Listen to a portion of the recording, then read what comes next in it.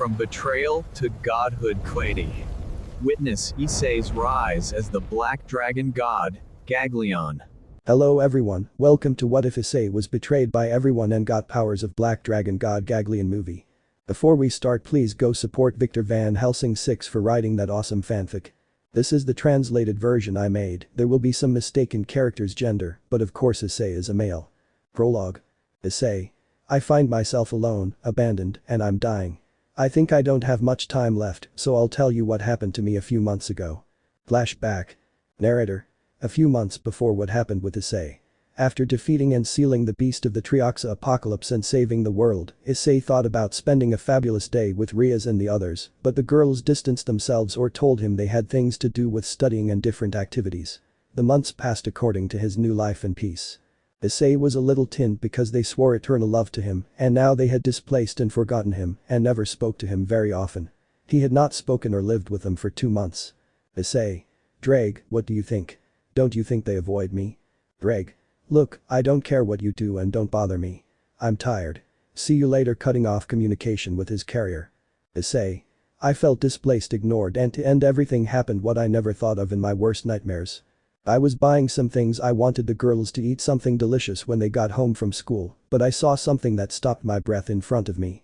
Rias and the others were with a boy who was handsome in my opinion, and taller than me with yellow hair, honey-colored eyes and white skin, smiling at them and entering a luxury hotel. I waited, and after 2 hours they left. He kissed them and went to his side, and they looked at each other with a face of satisfaction.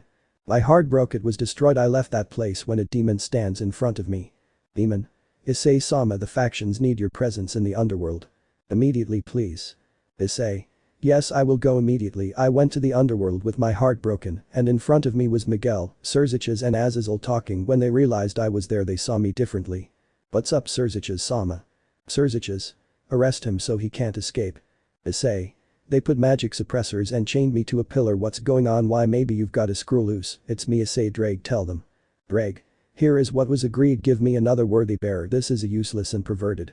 Azazel. Here is Drake, showing the young man in front of Issei.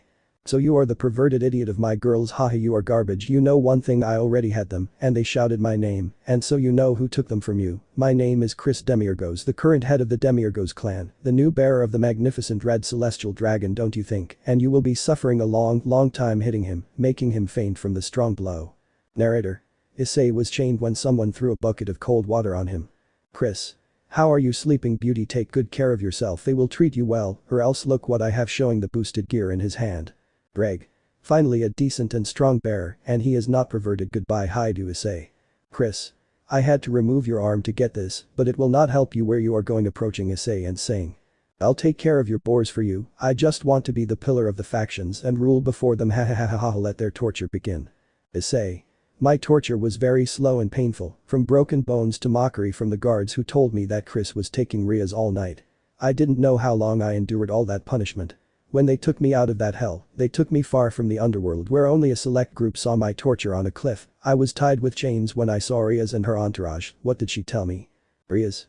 Well, you were useless to me, Issei. I used you, and it also disgusted me to see you how you got excited with my body. We put up with it for a while, but since we met our current boyfriend, he's been wonderful, and we're all happy.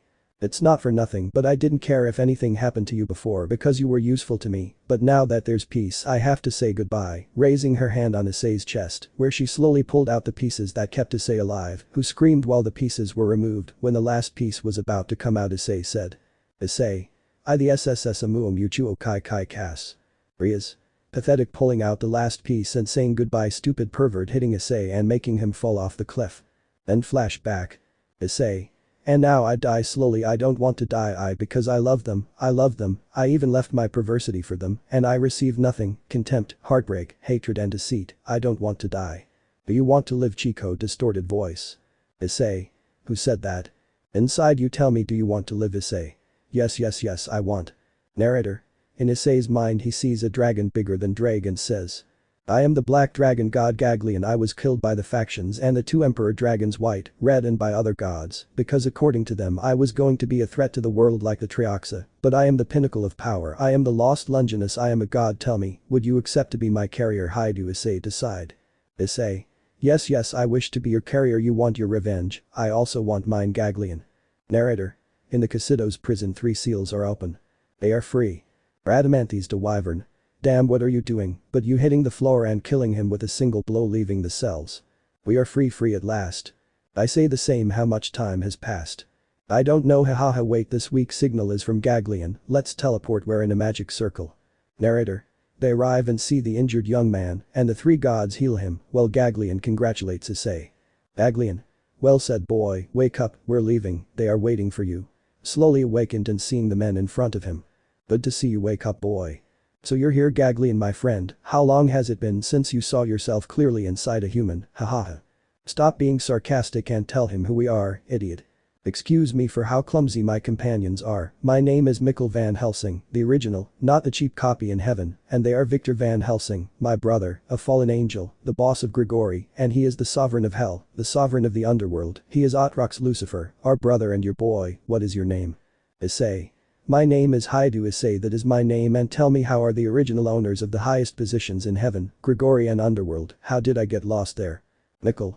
Look, Issei, we were locked up in a prison called Casidos. It is the 8th prison for gods where only a god can free you. Victor. Yes, kid, look at the prison. They are sure that they freeze you so you don't move, and thanks to the fact that we are like gods we were able to endure that. Otrox. Look, this prison will be the most full of gods who refused Acer. The factions need our help to get out, but we received your distress signal, so we came to help a lot, because if we had taken a little longer, you would have died a long time ago. And tell me, boy, who did you fight with the Trihexa, hahaha? Issei. Yes, but he didn't leave me like that. He was something else, weaker and more deceitful. Images of everything that woman went through, the happy and difficult moments, and that he got nothing, even his friend the Red Dragon Emperor betrayed him, came to his mind. No, he doesn't deserve a single tear of mine. I will never cry for a woman like that, ever. Mikkel. In the name of heaven, I promise that I will help you get revenge. Victor. We are going to kick their asses at Jajajay. Also on behalf of Gregory, I apologize, Issei-kun. Otrox. I apologize on behalf of the underworld, Issei. Do not worry, when they are defeated, I will give you those boars on a silver platter, rest assured, and your training to improve Gagleon's power starts now. Narrator. Elsewhere, the Casido's prison was on high alert because 3 of its most dangerous gods escaped. Guard. What the hell is going on? According to reports, those Zeldas were under the custody of a judge of the underworld, Radamantes of Wyvern, but what Radamantes was embedded in the floor dead. How is it possible? I have to warn the others of this is a real problem. Narrator. Back to our protagonist. Issei. Then I will have a great training. How good? Mikkel. Let's start. Haidu Issei. Narrator. For 2 months Issei learned a lot from the 3 gods, who soon gathered a vast and large army where they joined the new faction, the faction of the gods, and thus a god would be created, a very cruel and ruthless god with whom one will not negotiate or remain on good terms. We're ready, Mikkel-sama. Mikkel. Okay, attack, I'm giving you an open letter. Kill them all. Don't leave a single one alive. Yes, thanks for saving us, Mikkel-san. In chorus. Mikkel. Just bring him back alive. I want an explanation. It's an order. Narrator. The gods entered heaven with great power, Anubis hitting and tearing out souls, Tor destroying the entrance with his hammer, Zeus arriving at the room where Michael was electrocuting those who were in the way. A large number of angels stood in front of Michael, but he did not count on Medusa, who pretzeled everyone except Michael. Michael. Who are you? Mikkel. We are the faction of the gods, Michael. You cannot be here, traitor, and how did you get freed? Mikkel. I will only take what is rightfully mine, angel, absorbing Michael's power, and so we will divide the factions with your face taking the form of Michael. Michael. What did you do to me, cursed? Mikkel. Nothing, just take what was taken from me by you in the past, but I will not kill you, he will do it. Narrator. From the shadows comes a tall man with red eyes and wearing a very recognizable armor. Issei. Hello, trash. Miguel.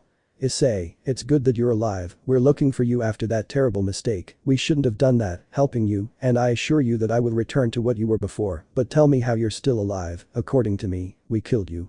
Gagleon. Thanks to my son of God coming out of the gauntlet, the figure of the black god dragon Gagleon, don't you recognize me, false angel? Miguel. I can't believe you have the power of that monster. Issei, take it away, it's too dangerous, it can corrupt you. Issei.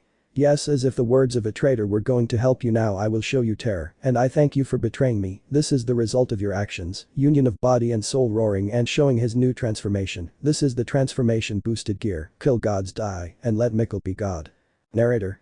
Cutting off Michael's head and throwing it into the void. Issei. One less, many are missing, but with this you dominate the heavens, Mikkel-san. Mikkel. And all thanks to you, Issei. What are you doing? Issei. transform me into an angel please. Mikkel. You will be half demon, half angel, and half dragon, you are the first and only in history Issei.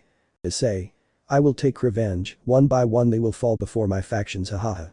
Showing his wings and demon and fallen angel wings together. Narrator far from there a red-haired woman has a nightmare where Issei has several women who kiss him and push him away, but before walking away he says. Issei. I don't need them, they will make me happy. Rias. No Issei breathing rapidly Issei where are you? I will look for you and ask for forgiveness. I don't know where you are, but I will not give up. It's been 2 months since I made a bad decision. I need to see you and ask for forgiveness. Gremory entourage. Rias-sama, you had it too, right? Rias. Yes girls, I had it too looking at the sky wondering where he was. Issei. Pathetic, don't you think Gagleon? Gagleon. Yes, I see that her beloved does not live with her. And of course I don't see anything good in you stopping by your old house. Issei. Better that way I will kill him without worries, don't you think Gagleon, but soon they will know about us Gagleon, and we will achieve what you long for ha. Well friends, what did you think of the first chapter? The story is going to be short. I hope you like it. Take care. Sincerely, your friend Victor Van Helsing, the original fallen angel. Ha. A new enemy. Narrator. After Michael's death the True unlocked the memories of the inhabitants of heaven after that Issei changed his name and physical appearance to not be recognized by the factions. Issei. My name is Yunkel Ackerman, I am the bearer of the Black God Dragon. Mikkel. Tell me Yunkel, you don't like your previous name, you're not going to use it. Yunkel. I don't like to remember that Mikkel-sama now I'm going to destroy what destroyed me. Mikkel. But before that we'll go to little things to free the gods. Yunkel. See Mikkel-sama listos. Narrator. Issei entered with the gods and destroying the entrance the guards saw how a person destroyed everything, the guards retreated before the figure that does not stop in killing everything that gets in front of him, the gods who looked at him with doubt. Issei. My name is Yunkel Ackerman, and I am the bearer of the dragon god Black, I free you from this cursed prison. Narrator. The gods saw a new hero named Yunkel Ackerman. They saw the boy and smiled. Quetzalcoatl. Okay, boy, we're ready. Go ahead. Issei. But first, I'll destroy this damn prison. Narrator. While in the underworld a group of women separate once again to desperately search for Issei thinking he is alive after what they did to him, they remembered how the man they thought was the right one treated them. Flashback. Gremory clan. Who are they Chris and what are those women doing in our bed? Chris. Girls are just lovers who believed that I would stay with you, I don't have many things to do, see you today, so you know that stupid always wanted you hahaha saying goodbye and leaving in a magic circle. Rias. We despise Issei, and he always loved us and always defended us, what did we do? We cheated on him with a man who is not worth it, let's go, we have to find him even if it's too late, we will do it.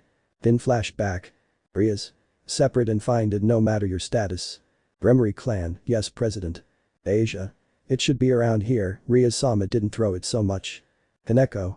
If we look for it well, she did with sadness and concern in her voice. Akeno. Issei where are you flying to the surroundings of the cliff where they saw him last time Akeno turns around looking at a dried pool of blood girls you look. Narrator. The women saw something that would mark them for the rest of their long lives. On the floor, they saw the enormous blood stain and footprints. Rias. No Issei crying heartbreakingly. Kaneko. Girls, calm down, look, someone took him, he might still be alive, come on, let's not give up. Gremory entourage. If you Rias-sama let's not lose hope. Rias. If he can be alive wiping away tears I know he's alive and we'll get him back, I swear girls. Narrator. Elsewhere the enormous prison of things was crumbling to pieces the gods were free and being commanded by a very different Sekiryuutei. EGB. You are free gods follow me and we will defeat the false factions. Gods. Yees. Narrator. Meanwhile, a tall man stood out from a crowd of women who were supporting and pampering him when the gauntlet appeared on his hand. Greg. Comrade we have a very powerful enemy that is awakened, it is Gagleon the Black God Dragon, he is very powerful, be careful, he could kill you. Chris. So you are not the most powerful stupid and excuse me girls, but this doll has to go disappearing in a magic circle now Red Lizard tell me how is that Gagleon stronger than you, that he is perhaps a god. Greg. Hey, I'm warning you, someone insult me, spoiled brat. Chris. I'll talk to you however I want and who that dragon is, those idiots from the factions have to know this going in a magic circle to the underworld. Greg. I didn't think that changing you would hurt me so much Issei, this one treats me badly, sorry hi to Issei, I would like you to forgive me, and if I see you in another life I will ask for your forgiveness, forever friend. Narrator. The factions were shocked because the Casido's prison was destroyed by someone who they couldn't even see in their crazy dreams, because according to those who survived, they claimed to see the Sekiryuutei in black, and to find out more, they held a meeting between the Azazel, Xerxes and Miguel factions. Xerxes? Tell me, do you know anything about the fake celestial dragon? Azazel?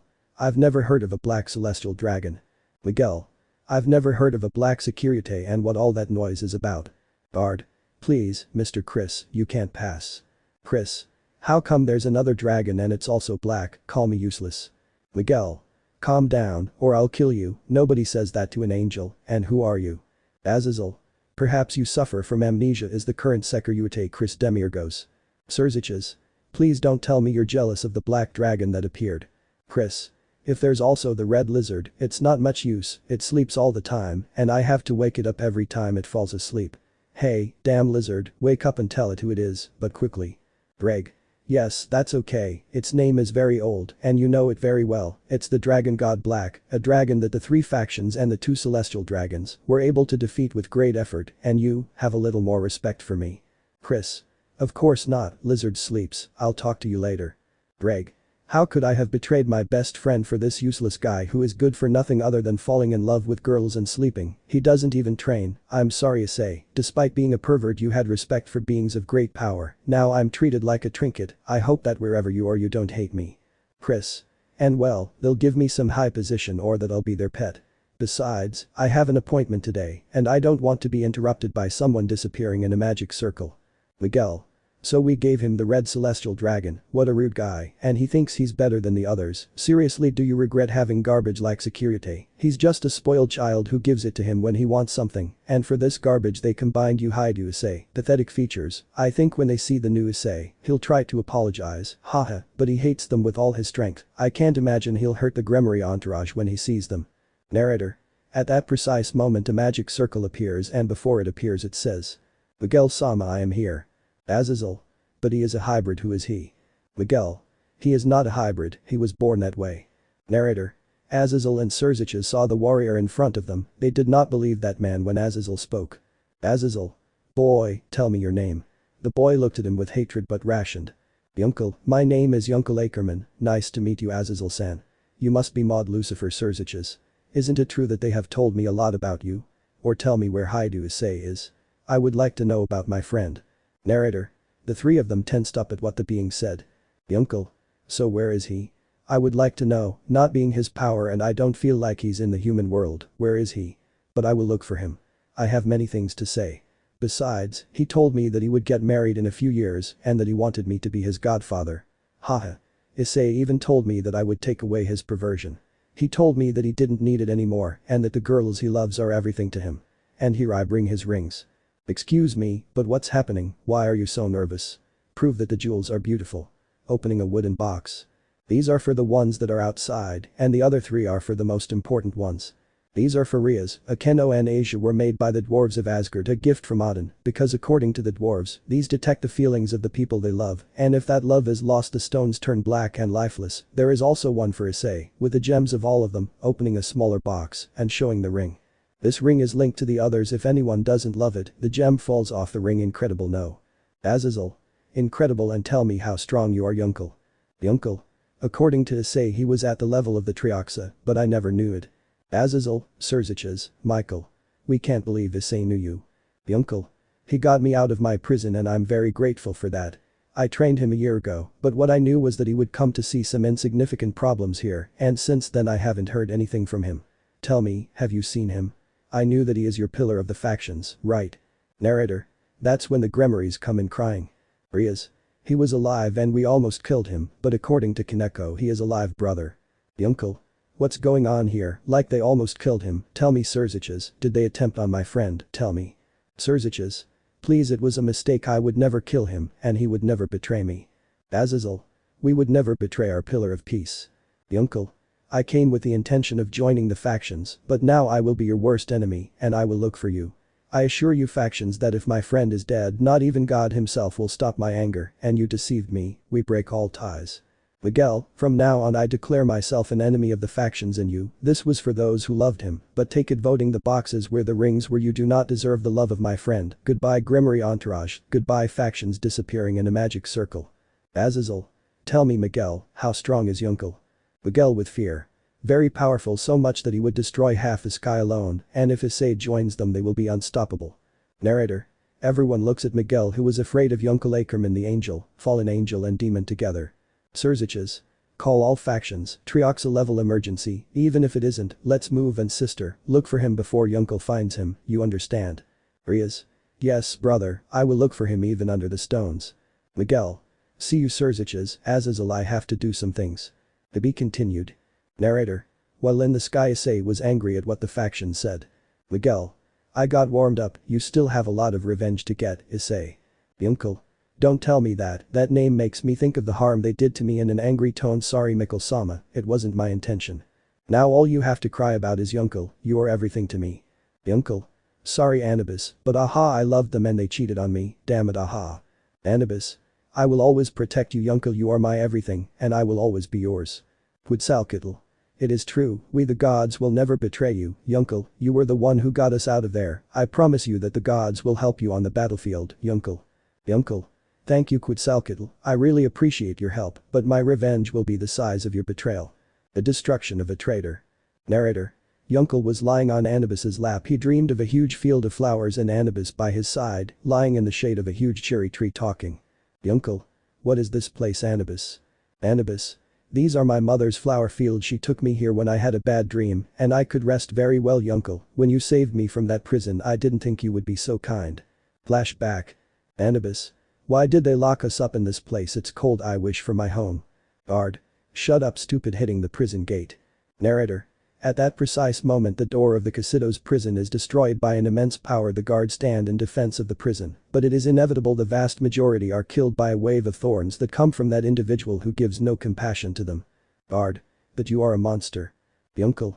I am death, I am despair, I am the one who will bring peace to the world, I am the one who will destroy them, I am Yunkel the dragon god black. Narrator. After that speech everyone would be scared to death because two red orbs can be distinguished within that curtain of dust Blance breaker black god Dorgan Eskil male. Narrator. I don't know if that's the word. Yunkel. Tell me who I have to kill while the spines on his back moved randomly while his eyes shone red, the black armor with blood red tints that came off him I'm tired of the damn demons, hellish spikes narrator. The spikes pierced the bodies and others split them in half, while the prison doors were destroyed before Yunkel's spikes, who showed no compassion for the demons in front of him. Yunkel. You are free gods, follow me, and I swear that those who did this to you will pay, but first, everyone behind me. Narrator. The gods knew nothing when two cannons appeared on Yunkel's shoulders saying. Yunkel. Black disintegrating cannons hell on earth while the two cannons charged with a red and black power, the Casido's prison, would cease to exist at that precise moment. Fire the two cannons were fired and a great wave of power overwhelmed the gods because he was very powerful so much that the Casido's prison melted and no traces of it remained. Falling some pieces of the immense prison it ended in a damn time I swear to the gods that this prison will never be restored. While Yunkel breathed rapidly and fell from exhaustion, but at that moment a girl catches him in the act the gods did not see a young man, but their savior while a god sees him. Boy my name is Quetzalcoatl you are showing to have a pure and noble heart, but at the same time filled with hatred, resentment, heartbreak and betrayal of someone very close to you tell me what you want and we will grant it to you. Yunkel. I want nothing more than for you to help me to overthrow the false factions please. Quetzalcoatl. Everyone here will help you in your war against those false factions. Yunkel. Tell me who is helping me I am so tired that I cannot distinguish anyone I tried hard to free them. My name is Anubis the daughter of Anubis. Yunkel. Anubis is very beautiful your name. Gagleon. Boy you still do not control all my power because you did. Yunkel. Gagleon look they will help us now they must have hope that we will win this battle against the false factions, do you understand friend not brother. Gagleon. You are the best Yunkel I could not ask for a better bearer ha ha ha ha. Narrator. Yunkel stands up with the help of Anubis and says. Yunkel. Gods I want you to listen to me the false factions put you here I got you out of this damn prison and I want you to help me a few days ago the false leader of the heaven faction fell silent but the factions of the fallen angels and hell did not I want you to accompany me to heaven there I will show you my plan to destroy the false factions. Gods. Yes. End of flashback. Anubis. Your power is ready and you have rested enough Yunkel. Yunkel. Thank you Anubis it is time to recover Gregory. waking up when Tlaloc enters. Tlaloc. We are ready uncle. Uncle. Thanks Tlaloc and tell me the others are ready. Amaterasu. Of course uncle we are ready whenever you want not Anubis. Anubis. Yes, Amaterasu. Narrator. Well in Grigori Azazel tries by all means to communicate with Surziches to help him in this war against the faction of the gods. Axel. Tell me why we cannot communicate with Surziches tell me. Angel.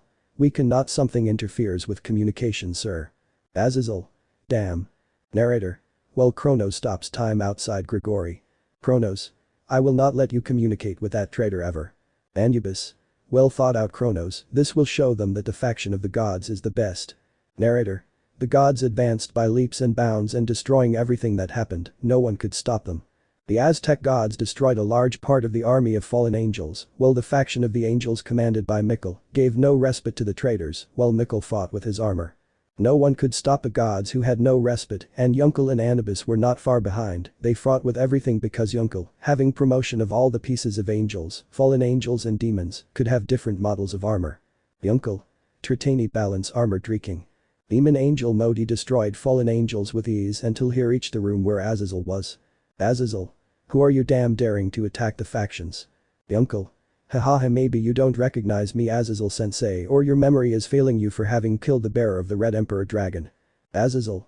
Impossible but you know, I can't believe Issei it's you that well we are under attack, we have to stop the advance you understood it's good that you're here. Uncle. I didn't come to help I came to kill you Azazel right Gagleon. Gagleon. Damn crow my partner will tear you to pieces. Azazel. Impossible Gagleon, but we killed you a long time ago how is it possible that you. Victor. So long time no see you damn trash. Azazel. Damn I knew you escaped, but who freed you? Victor. I will only take what was taken from me by you, and with you I begin disappeared from Azazel's sight and hitting his chest and absorbing the power that was stolen from Victor. Azazel. What did you do to me? Penagu. Damn what you do to Azazel Sama. Victor. Nothing memory restoration. Penagu. Aha what happened Victor Sama what's going on here? Victor. Nothing just destroying a revolution and we have spies Azazel wanted to steal my powers and Yunkel has given me his support we are going to defeat the traitors Penagu. Penagu. Yes Victor Sama. Yunkel. Victor Sama I have unfinished business with detransforming and saying. Yunkel. Balink Breaker Angel Demon Evolution. There is no escape from this transformation Azazel. Azazel. Impossible you have half demon and half angel as it is a blasphemy to God. Azazel. Remember I no longer have a god creating two cannons one demonic and the other angelic Angeldemon cannon subatomic destruction. Narrator. The two cannons pointed at Azazel who could not move before such an attack that hit the place while the cannon fired. Uncle. Fire the two cannons fired at the same time destroying Azazel in the process. Narrator.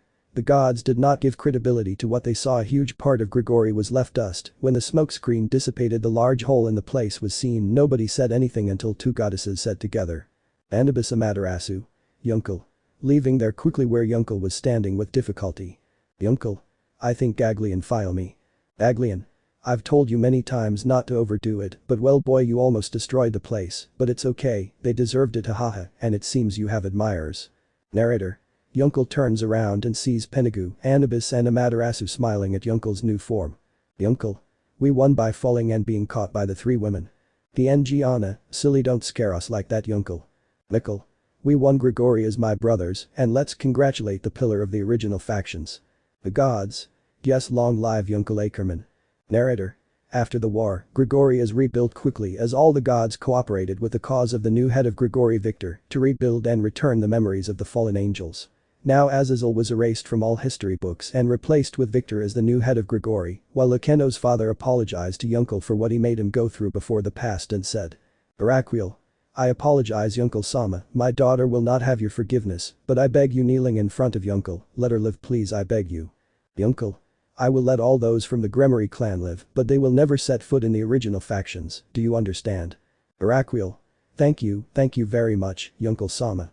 Yunkel. Get out of my sight. Narrator. Elsewhere, Akuho Mansion Haidu, the Gremory girls couldn't sleep well in the bed that belonged to Issei. Something bothered them. In their dreams, they saw Issei killing everyone, but something about him didn't fit because black armor covered him. It was the Juggernaut drivers activated destroying hell without stopping it while Issei's voice came out of the armor saying. Issei. Traitors, I will kill you all there will be no demons left in this world, nor any faction, you have nowhere to escape, die damn draconic cannons, goodbye Gremories. Narrator. The women woke up with shock because it seemed very real. Rias, Kaneko, Asia, Irina, Ravel, Xenovia, Rossweisse and Akeno cried because they thought that if that became reality, they would die of sadness or worse, they would die at the hands of their loved one in Gregory, a goddess of the souls. Morpheus. That will teach them not to deceive a pure heart, damn they will never have it because their wounds are healing with her or them. Narrator. While watching Issei sleep in Anubis's arms and the other two watching her with jealousy, sleep well Yunkel, I will watch over your sleep, you will never have nightmares while I am here. Destruction of the pillar, the gods appear. Narrator. The next day Yunkel left Gregory with one idea in mind, to kill Chris and destroy the Red Emperor Dragon. He transported himself in a magic circle to Kuo, where a man was in love with some girls smiling at them while Yunkel's blood boiled for everything he made him go through. Yunkel, damn he walks around without them bothering him, but my revenge will be the greatest against him, smiling evilly.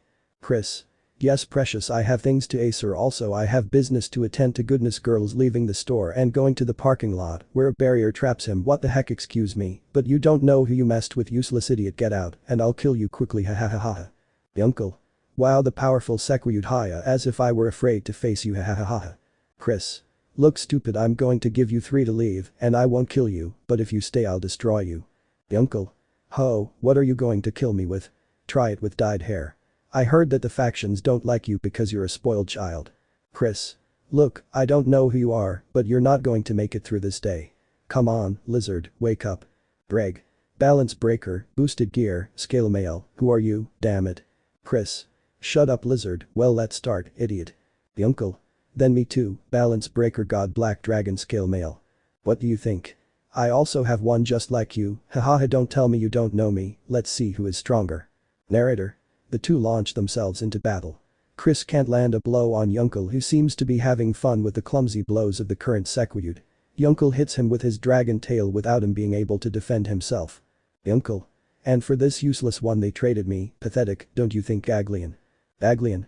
Yes, pathetic, and for this useless one they traded you the Gremory group, hahaha pathetic. Chris. Stop making fun of me, a high-class demon, wait, they traded me, did you survive, hahaha, so I won't hold back, I'll kill you and dance on your grave, hahaha, laughing like crazy. Yunkel.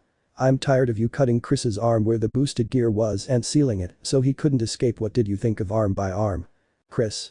Damn a high-class demon is not touched trying to connect a blow, but could not because Yunkel slammed him into the floor. Yunkel. You are nothing without the boosted gear, you are another tantrum-throwing demon who likes to be pampered, destroying his left leg in the middle of a stomp. What happens, can't you move? Chris.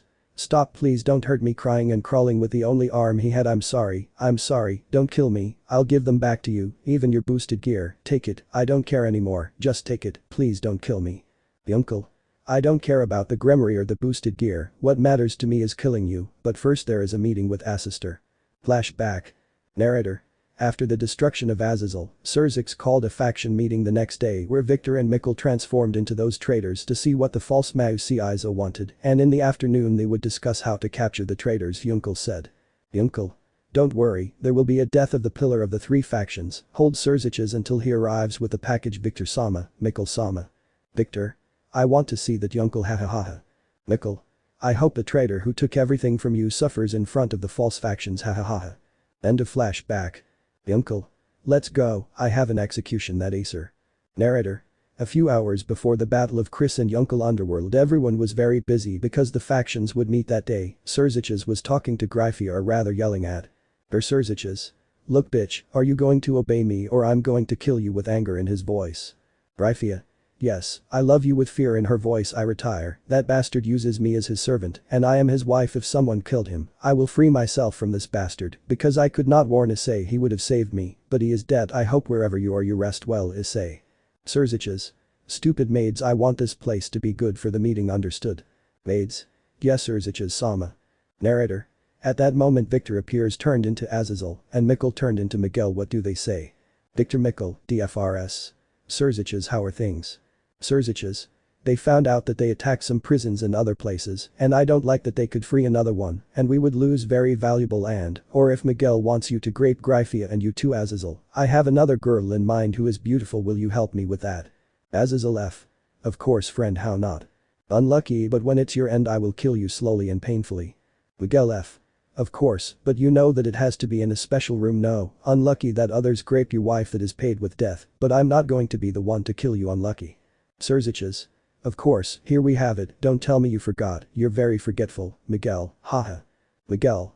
Seriously, how good, or did I forget that detail, hahaha. Narrator. The guests arrived and among them were the Gremory girls, elegantly dressed for the afternoon meeting, but they looked tired and couldn't sleep well. Rias. Girls, the idiot and womanizer Chris is not seen. Entourage. No Rias-sama and you better know how to get down. Rias. Right, it's better if he doesn't come, he hated him and we changed him for Issei, my dear Issei. Surziches. Welcome to the meeting, but he was stopped by a magic circle that appears in the room. Who are you guards? The uncle. I told you that when he finds the culprit, he would kill him, right? Surziches. Impossible, that's it. Chris. Help me, take this crazy guy away, he's going to kill me. Narrator. Everyone present was stunned by the entrance of the Sekiryuutei, almost destroyed by the man who had him in his hands because he crashed him against the floor and said. The uncle. This bastard tortured and removed my friend's arm and as such will do the same to him. Only to those who killed him take care because I will end his existence. Grabbing Chris's only arm and detaching it from him. Chris. Someone do something, he is crazy. Hey I keep it, kill him already. Oh, he was hit again on the floor and knocked out several teeth. Already no more. I told you Rihu him. K-Taro NNNN was NNNN them. The uncle. Look and shake your head if it's them, you understood, garbage, they are them. That's how it was until he gave with the Gremory. I'll ask you once more, are they? Chris. Yes, they were the one with the red hair and her entourage, minus the men, they were locked up so they wouldn't tell you, I swear, but don't kill me. The uncle. Who told you I would kill you? Chris smiled, but that expression was erased by what he said later. I will not disintegrate you molecule by molecule, you will like your torture, my friend, and I will return the favor. Or if Gremory, this is yours, it is the only thing you will have from him. Throwing Chris's right arm where the boosted gear was locked. Put it on if you want, it's your decision. Miguel F. Miss Gremory, I will put it on so you have it. The only thing I can do for you. Rias, thank you Miguel-sama. The uncle. Without further ado, die trash black disintegrating cannons fire, both cannons pointed at Chris, disintegrating the earth phase god. Stupid pervert, well I'm leaving, bye, but before Gremory do the impossible to destroy them, I will never forgive them. Damn, leaving the place in a magic circle. Surziches. That was Yunkel Ackerman, we are lost, he has the power similar to Trihexa, he must have found Issei's corpse, and now he can join our enemies. At that moment a sandstorm is seen, and from it emerges Anubis saying. Anubis. Damn, you locked us in that damn hole, now we will do everything possible to kill you. Surziches, Azazel, and you Michael, the gods, not the faction of the gods, will eliminate you from this world, damn, as they did to that boy, but I swear we will destroy you, none will be left standing. Narrator. Disappearing into a sand dune, the factions trembled as a renegade god entered very close to them, and that day it was said that the factions went to war with the gods. Well friends, this is the next chapter, the next is Repentance and a Wounded Heart. Sincerely, your friend Victor Van Helsing, take care. The Revenge and Liberation of the Goddesses. Narrator. After the death of Chris, the original factions attacked different places, the prison of the supernatural world. The first was Asgard, where they had a war because the faction of the gods attacks to recover a demi-goddess. Anubis. Long time no see, traitor Odin, you promised to help us and instead you betrayed us, and now I will free Fenrir. Odin. And how would you do it, you don't have much strength. Anubis. Anubis. Do you really think I didn't come with a trump card? Ha ha ha ha, look and contemplate the pillar of the original factions. Contemplate the union of all the pieces in one person. We present to you the dragon god Black. The uncle. I have come to break the chains of a woman who has her locked up. Odin, prepared for your defeat. Odin. I am ready for you to fall here cursed. Narrator. The two gave no mercy, the power they gave off alerted the other factions in the underworld. Surziches and his sister were preparing for war, but at that precise moment, Hades arrives and destroys their army. Hades. Come on Maud, Lucifer fights me, raising the army into the air. Surziches. No Hades, that damn guy came out of Tartarus. Hades. Haha, your enemy got me out of there. Flashback. Nerifer. In the Tartarus prison, Hades was in a huge prison when a loud bang is heard in the distance. The soldiers of the immense prison gather against a terrible enemy. Soldier. Who are you, damn? The uncle. I am the pillar of the original factions. Black disintegrating cannons die. The enormous amount of energy destroyed everything, thus preventing the soldiers from defending themselves from the immense power of that subject who did not bow a quarter before such endless exercise when he said union balance breaker god.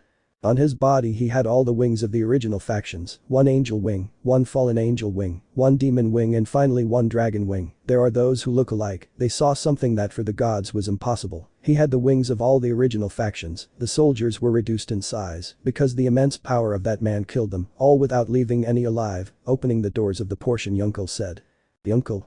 They are free gods bowing before them, the goddesses saw him as a god, while the men looked with respect at the man in front of them. Please help me in the war one have against the false factions, I beg you. Gods. We will help you but tell us your name. Yunkel. My name is Yunkel Ackerman, the bearer of the dragon black god Gagleon. Hades. Then I will follow you, I have unfinished business with the damn mod Lucifer, I will kill him, that damn deception to the gods, along with Michael and Azazel, they must die. Yunkel. Don't worry about Azazel and Michael, they are already dead, I killed them. Hades. Bow down, a warrior of Hades named you, you can call on my exercises to help you, you are like the son I always wanted ha ha ha ha. Uncle. Thanks Hades-sama, then I thank the war. Gods. Yes. End of flashback. In the prison of Asgard the Valkyries fought, but they all fell before the enormous power of Yunkel, who did not stop destroying the armor of the Valkyries, who tried to stop him without being able to do anything to the imposing warrior who says. Gagleon. Lance breaker god Dorgan Black. Yunkel. Let's start Asgard come here I am. Narrator. The Valkyries could not touch Yunkel because the spikes pierced them easily, even if they could do something to stop the advance to where the original Fenrir was chained and crying when some people that Yunkel did not want to meet stand in front of him. They were the Gremory girls angry at this attempt to destroy the factions. Rias. You Yunkel Ackerman stop those gods our renegades join the factions and maybe they will forgive you and another thing where is Issei tell us. Yunkel. Ahahaja do you think a damn bat will give me orders? You killed him, his feelings died with him, now he is not the same, and I have tried by all means to stop his pain but not Gremory's, I will kill you, God's needles behind him appears the pile of thorns that they can barely dodge boys from Gremory's entourage go away, this does not incubate you, it is a fight between the traitors and me, do not come closer or I will kill you, they need a punishment for their actions. Do not enter this battle. Narrator. Yunkel attacks Rossweisse by hitting her stomach and repeatedly saying while hitting her. Yunkel. He trusted you, he gave you all his love, his life, and this is how he repays you, tell me Rossweisse finishing with his right hand and incising her on the ground, still conscious, at that moment Kaneko tries to hit him, but instead receives a butt that embeds her in the wall where Yunkel hits her mercilessly in the stomach, saying with what senpai will I protect you. Don't make me laugh trash you don't have what it takes to defend your love, destroying the wall where Kaneko wished she couldn't move under such punishment from a dragon god like Yunkel, while she cried what Yunkel told her. Akeno. Take God's damn thunder. Yunkel. Balance breaker demon angel. After he said that the lightning fell on Yunkel Akeno was happy, but her smile was erased when she saw the new balance breaker demon angel.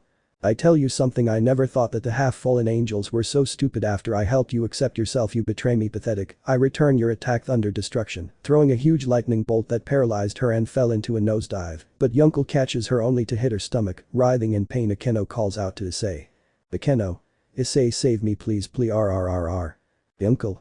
Pathetic of a traitor like you grabbing Akeno by the hair and giving her to his size, Risa asks God for him to come tell him that the decision you made was stupid ha ha ha ha ha he will never believe you grabbing her cheeks while crying and saying. Akeno.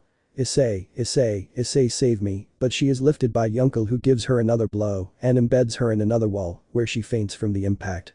Yunkel. Pathetic to talk to the one who betrays her so that she saves her ha ha ha ha ha idiot now who continues traitors. Arena Ravel. We will defeat you and you will tell us where Issei-sama is. Inkel. A reborn angel and one from the Phoenix clan will have fun with you the two girls attack but are slammed against the wall while Yunkel massacres them with blows to the stomach saying that they were not going to beat me and get everything about my friend ha ha ha ha hitting his stomach for the last time. Pathetic they love him so much and can't even handle the easiest they are nothing or, but if I still have 3 to massacre before reaching my goal, I hope you are ready for a beating Asia Xenovia. You don't have to do this, but because we gave so much hate. Uncle. Ha ha ha ha ha I didn't think some stupid people would tell me that ha ha ha ha ha your idiot nuns disappearing the 2 women looked everywhere until the 2 women are lifted by the neck and Yunkel says.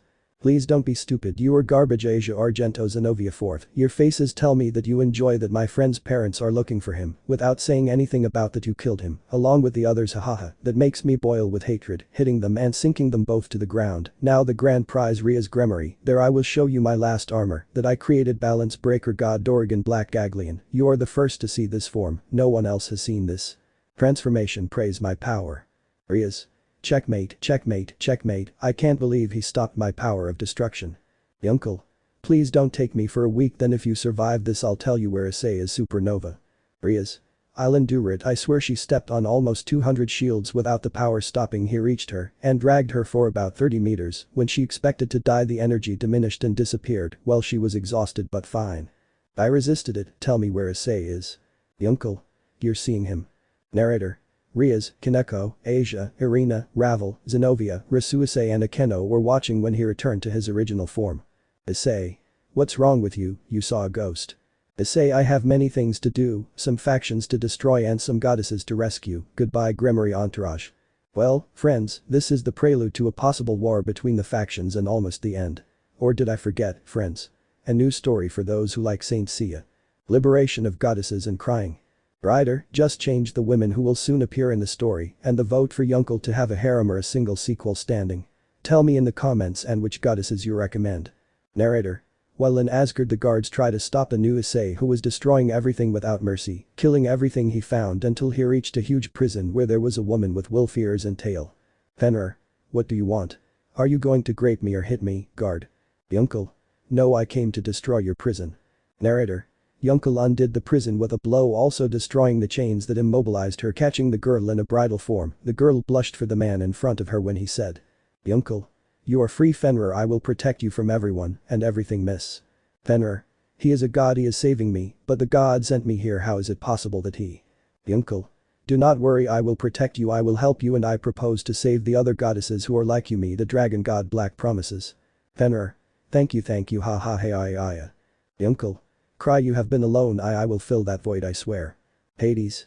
Let's go boy, they outnumber us. Yunkel. Yes, Hades saw a teleport appearing, a strange magic circuit at the feet of Yunkel and Hades while the soldiers surrounded them, but it was late because they disappeared without first saying. Hades Rias Gremory. Narrator. While some defeated women crawled with the help of Gasper and Yudo, who did not believe that it was Issei. Casper. Senpai is not like that, he is not, they changed him, right Yudo? Yudo. I don't know Casper, I saw it as if it were the stop. His horror flashed hatred towards our president. Something very strange happened and I'm going to know. Narrator. At that precise moment Rias and the others wake up. Rias. I felt that something was snatched from my heart. Issei, where is he? Tell me Gasper. Gasper. Well, he went in that direction, showing the entrance to Fenrir's cell, but I don't know. Get up Rias. Sama, you and the others need to rest, don't move. Rias. I have to talk to the little fool Issei, I need him. Issei. Fainting again from the shock of losing Issei. Narrator. In her subconscious she sees Issei with several women happy, but when she approaches to talk to him they stop her and hit her. Well, he sees how they beat her to death. After asking Issei for help he feels sorry and picks her up and says. Issei. Rias Gremory die. Rias. No, Haya. Surziches. Wake up sister, wake up, it's just a nightmare. Rias. Brother, he doesn't love me anymore. Haya. Surziches. Calm down, soon Miguel will prepare the boosted gear for you and you will be able to fight alongside him. Now tell me who Yunkel is. Every time I ask them they cry, tell me once and for all. Rias. Yunkel Ackerman is Issei's brother, the one we supposedly killed and hurt him a lot. He is very powerful, I have never seen someone so strong since Trihexa. Surziches. Impossible, Trihexa is sealed, he will never get out. Narrator. At that moment, one of Surzich's guards comes in panicking. Guard. Surziches, we have a very big problem, Triax's seal was destroyed. Narrator. Everyone in the room is stunned by that information that never crossed their heads. Surziches. Impossible. Issei Seo to that monster, how? Do not tell me that Yunkel was behind the dragon of the apocalypse, then we are lost. Without the power of the Sekiryuutei we will never win. Trembling and clenching his fists and teeth, we are lost if the beast is free. Issei could be the cause of this. No, impossible. What did we do? We destroyed our pillar of peace for an idiot, thinking it would be easier, but his revenge will be great and very destructive, nothing will ever stop him. Narrator. In another place a woman in a pyramid is saved by Yunkel, while he transports her to heaven, along with others he saved in other places. Yunkel.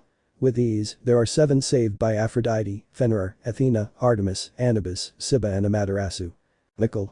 Incredible Yunkel, and that you are going to the Bermuda Triangle. There is a goddess of the sea, the sister of Hades and Zeus. Zeus. Please Yunkel, save my sister, I beg you, bring my sister to save me please. Yunkel.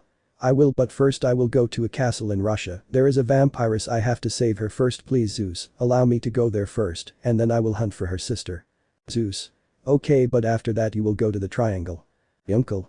Thank you very much, I will leave immediately. The uncle narrates. These months before it has been an incessant war between the false factions and the original factions. Since I knew Anubis, she has been my confidant, my shoulder to cry on after putting me in several prisons. The last was in Egypt, where I freed a cat goddess trapped in one of the walls of the prison, as if it were a trophy that made me destroy the prison. I'll tell you what happened. The uncle. We are ready. Hades, Zeus, Anubis. We are ready. Narrator. Inside the enormous prison, the different goddesses were being beaten by Amun-Ra when a loud bang is heard that alerts the entire prison. Amun-Ra. What the hell is going on? The uncle. I, the one who survived death, the one who died and revived, I who was fused with a dragon, I am the destruction, I am the salvation of the innocent, I am the one who will destroy this place. My name is Uncle Ackerman, I am the bearer of the dragon god Black, and this place will be his tomb. The uncle. Balance breaker, kills gods. I have to hurry, this transformation lasts 1 minute, if I don't kill him the enemy will kill me. Narrator. Yunkel fought with all his strength and won a few seconds, fighting to the death his rival, who collapsed in front of Yunkel with a large hole in his chest, lifeless. After that he freed all the gods there without any major problems. Yunkel narrates. There joined me Osiris, Isis, Sheket and Bastet, of which Bastet follows me wherever I go. But not everything ended there, because after that incursion, I had to enter another prison of Olympus, where a goddess was tortured by her jailers. Narrator. Somewhere near Olympus the god of war Ares attacked a goddess. Ares.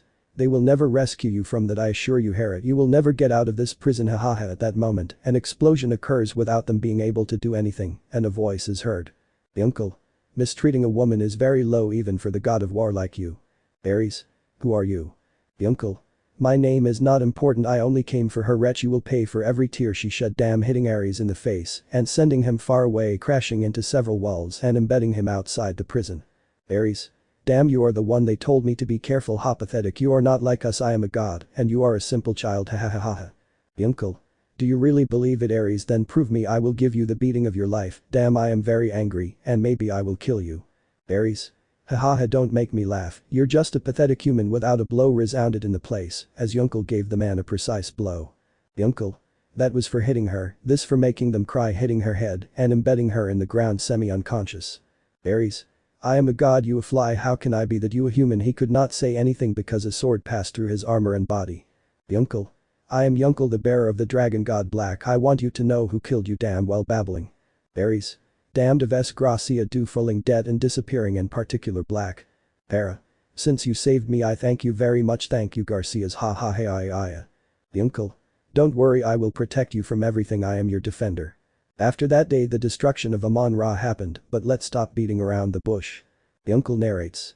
Now we go for that vampire who is locked in that castle. Well, I see the enormous castle in front of me, I am determined to save the last 2 women and destroy the false factions. Narrator. Yunkel was about to destroy the door when it opens, and a man with long black hair, a thin and not so muscular build, is shown with a black trench coat, black pants and dress shoes. Mr. Yunkel Ackerman, the Vampire King, is waiting for you. The uncle. Thank you, coming in. Narrator. Inside the mansion you can hear wails and several expositions until a huge door is shown that says Chastity. Yunkel opens the door and sees the queen of the vampires hanging by her hands with several blows all over her body. Yunkel flies with his wings and undoes all the chains and says. Yunkel. Are you okay, miss? Looking at the man in front of him with hatred. What did they do to you? Answer, damn. Ahahaha, nothing more than what a boar like her deserves, she's still a virgin, hahaha, so you're the damn one who destroyed the prison, Casitos here, how stupid you are, a child in diapers, I'm older than you. Gagleon. But look what we have here, the 4th vampire. I'll tell you one thing, she has more pants than your blood bag. Do you not recognize me, Blat? Blat. You are no braggart, he can't be Gagleon. Gagleon. Wow, almost no one recognizes me, but you do, I already remembered, I destroyed the vampire city 2000 years ago, you know it for a reason, you were there, hahaha, I'm glad to know that I would destroy you. Blat. Wait, we can make an alliance and defeat the 2 angels. Gagleon. You mean Michael and Azazel? They are dead, and the originals replaced them, hahaha, you are behind on news, Blat. Blat. Please don't kill me, I will tell you how to enter another prison, the one in the sea. Gagleon. I'm sorry, but we already know how to get in, besides my carrier is angry and I don't think he will let you live. Goodbye, Blat, it was not a pleasure to see you again. The uncle. You damaged her so much, I will kill you, balance breaker, demon angel. Black and white disintegrator cannons die, the 2 cannons gather energy. Well, the vampire did not move because of how terrified he was, while Yunkel says die, garbage fire. Narrator: the immense mass of energy advanced without intention of stopping, destroying Blatt, who disintegrates without a trace. After that, Yunkel goes to attend to the queen of the vampires and says, "Yunkel, are you okay? I will heal you, do not worry. What do I have to do? Tell me. Give me your blood, please." Narrator: Yunkel opens, cuts the veins, and she takes his blood. Mina: "This blood tastes of hate, melancholy, heartbreak and sadness, but deep down, I see that she still wants something, but observing in her memories a woman with red hair and a killer body, but at that precise moment she shatters like glass, and a deep and powerful voice is heard. Then a gigantic dragon appears in front of her." Gagleon: "So you saw his memories, Teeps. If you like, heal his heart wounds. Also, you know that he has a pure, sincere heart, and I would appreciate it if you didn't hurt him anymore. But why did you want to see his heart? Tell me, woman." Mina: "He helped me, protected me and saw me as a normal person, not as a queen that he has to treat with delicacy. He treated me kindly, despite being nothing like him. Tell me how he was before." Gagleon: "I don't know, he's new to me. He has a broken heart, but strong, so much so that even when he was on the verge of death, he denied his fate, and that God did not want him to the point of letting himself die. But his revenge was greater, so much so that he woke me up from my dream, but he never gave up. But before that, he said that they did not want his love, and he told me that if he saw them, he would kill them, but he never kept that promise, and he even forgave them. But before that, he took out his hatred and frustration, but he managed to calm down and emerge victorious from that hatred and live in peace. But when he reacts, girl, he calls you. Yunkel. Are you okay, Mina? You were shocked, and please stop biting me, it hurts. Mina: I'm sorry, Yunkel. Yunkel. How did you know my name is Yunkel? Mina: Gagleon told me. Yunkel: I never knew vampires had telepathy. Gagleon: No. Idiot, she saw your life and your blood, and don't tell me anything. She knows how she does it, and that you don't have another woman to save. Yunkel: It's true, Mina, we have to go. Mina: But my people can't be left alone. Yunkel: Don't worry, I left someone in charge. Come on, I'll leave you in heaven, they will take care of you. Mina: No, they left me with him, they are bad. Gagleon: Don't worry, they are the originals, not the cheap copies of before. Come on, I know you'll be okay. Mina: Really, you promise me? Yunkel: Yes, I promise I will always protect you, Mina Teeps. Mina: Thank you. Yunkel fainted on the spot. Gagleon: Her mind couldn't stand so many emotions. She will be fine. Friend now fulfill Zeus's promise. Yunkel: If Gagleon teleport, a magic circle appears and disappears from the place. Narrator: While in heaven, the goddesses discuss who will accompany Yunkel to the Bermuda Triangle where Poseidon is locked up. Isis: Nephthys. Yunsan will take us. Anubis: Don't even think about it, I'll go with him. Amaterasu: Don't even think about it, I'm the most experienced. Narrator: Each one was giving her comments and arguments for going when a magic circle appears and they stop fighting.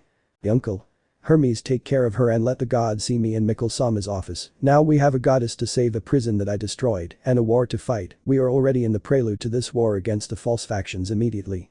Mikkel: Yunkel, tell me your report. Yunkel: Everything went according to plan, Mikkel-sama. The false factions do not have enough supplies to win a war. One also spoke with Yuzaka, and she told me that she will join us. We will be ready for war after saving Zeus-sama's sister. Without further ado, I leave gods. Quetzalcoatl: I hope it goes well for you. Take one of our warriors. Yunkel: No, with the balance breaker is more than enough. I do not want our allies to get hurt, and I am the warrior who will go to war. Our ranks must be ready for what is coming. Gods, if you excuse me, I must destroy a prison, a goddess to save, and a war to end.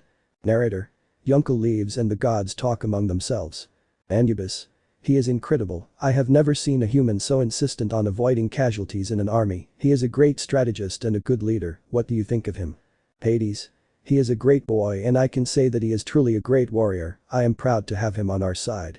Kronos: He is a pure soul and has the heart of a lion. He is a great warrior. Koilxauhqui: He is noble and a great man. Hermes: He is a great friend and brother. Horus: He has what it takes to be a leader.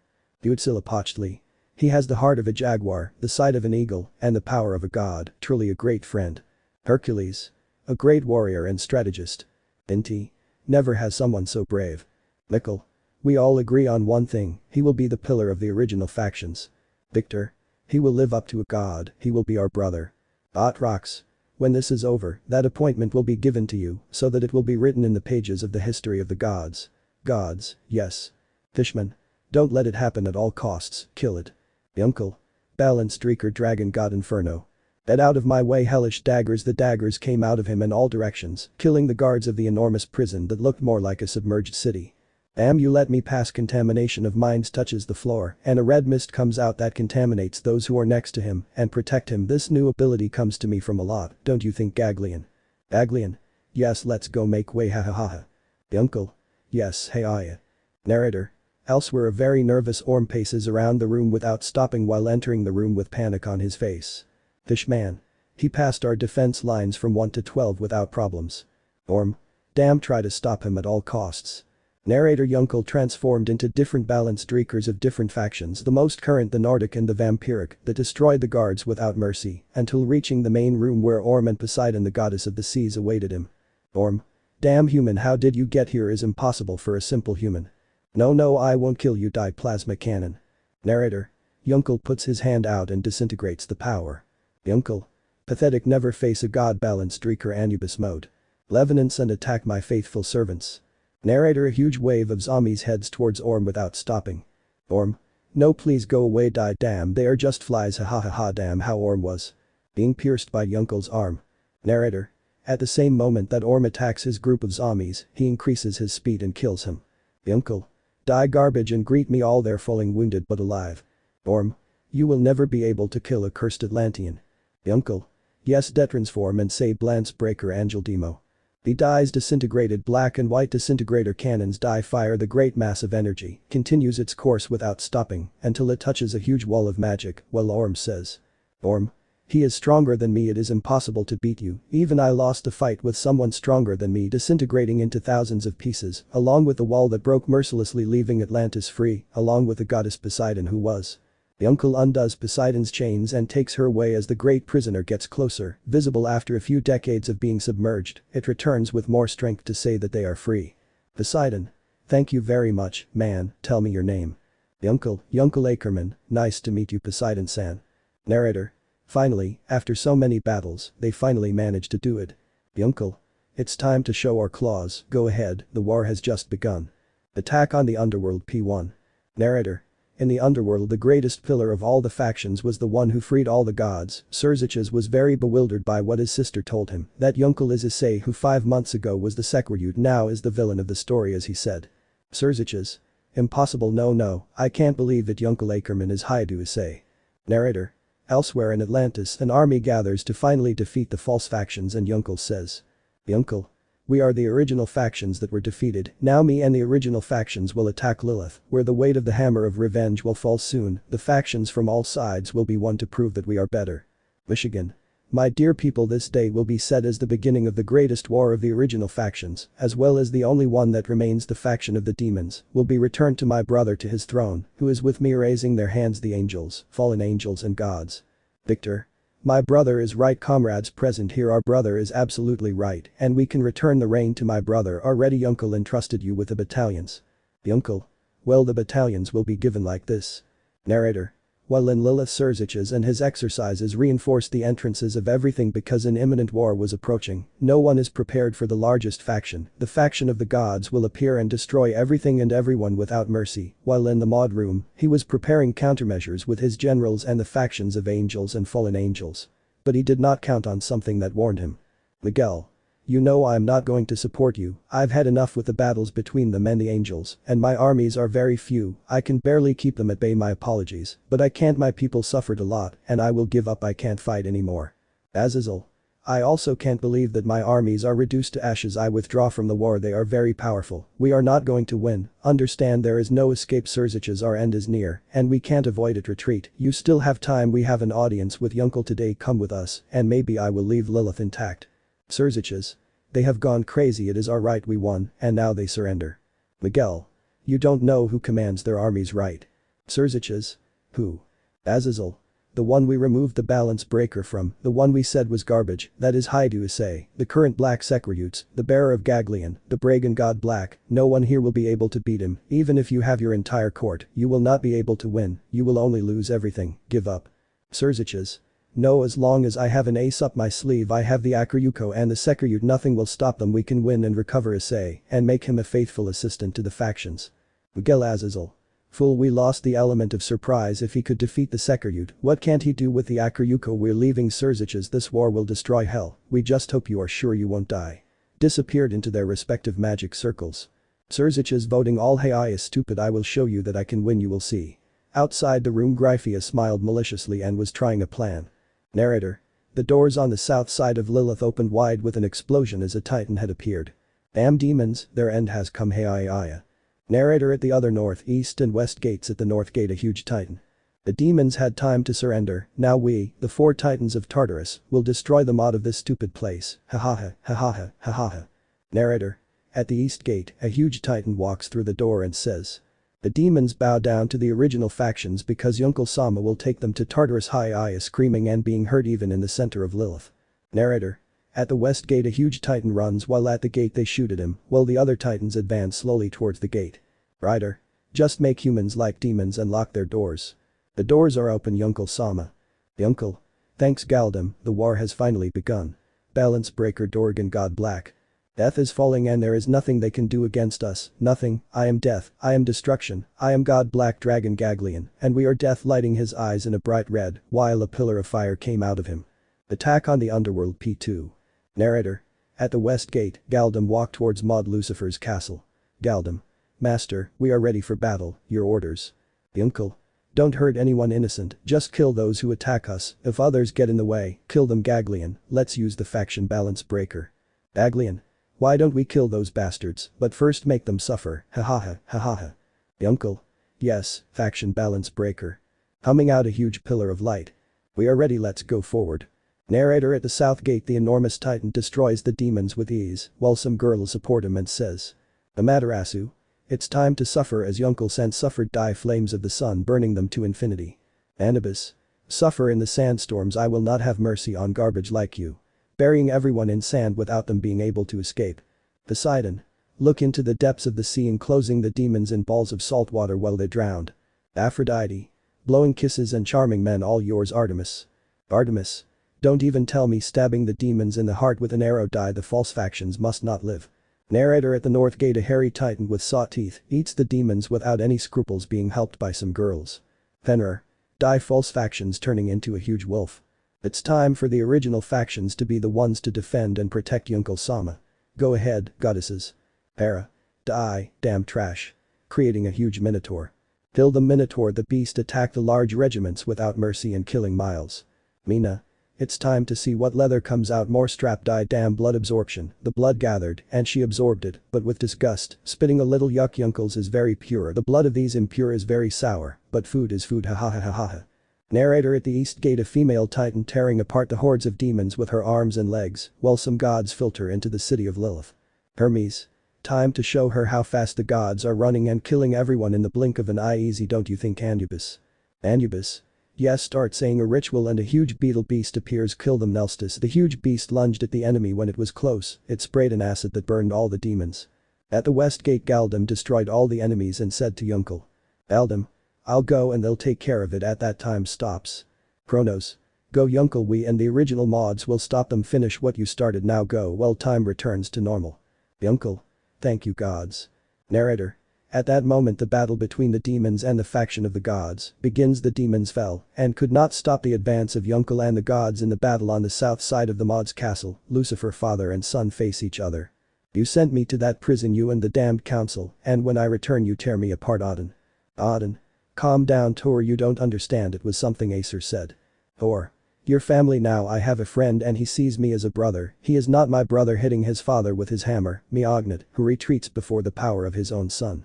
He doesn't see me as a hindrance, he sees me as if I were his brother, but at that moment Odin stops the hammer.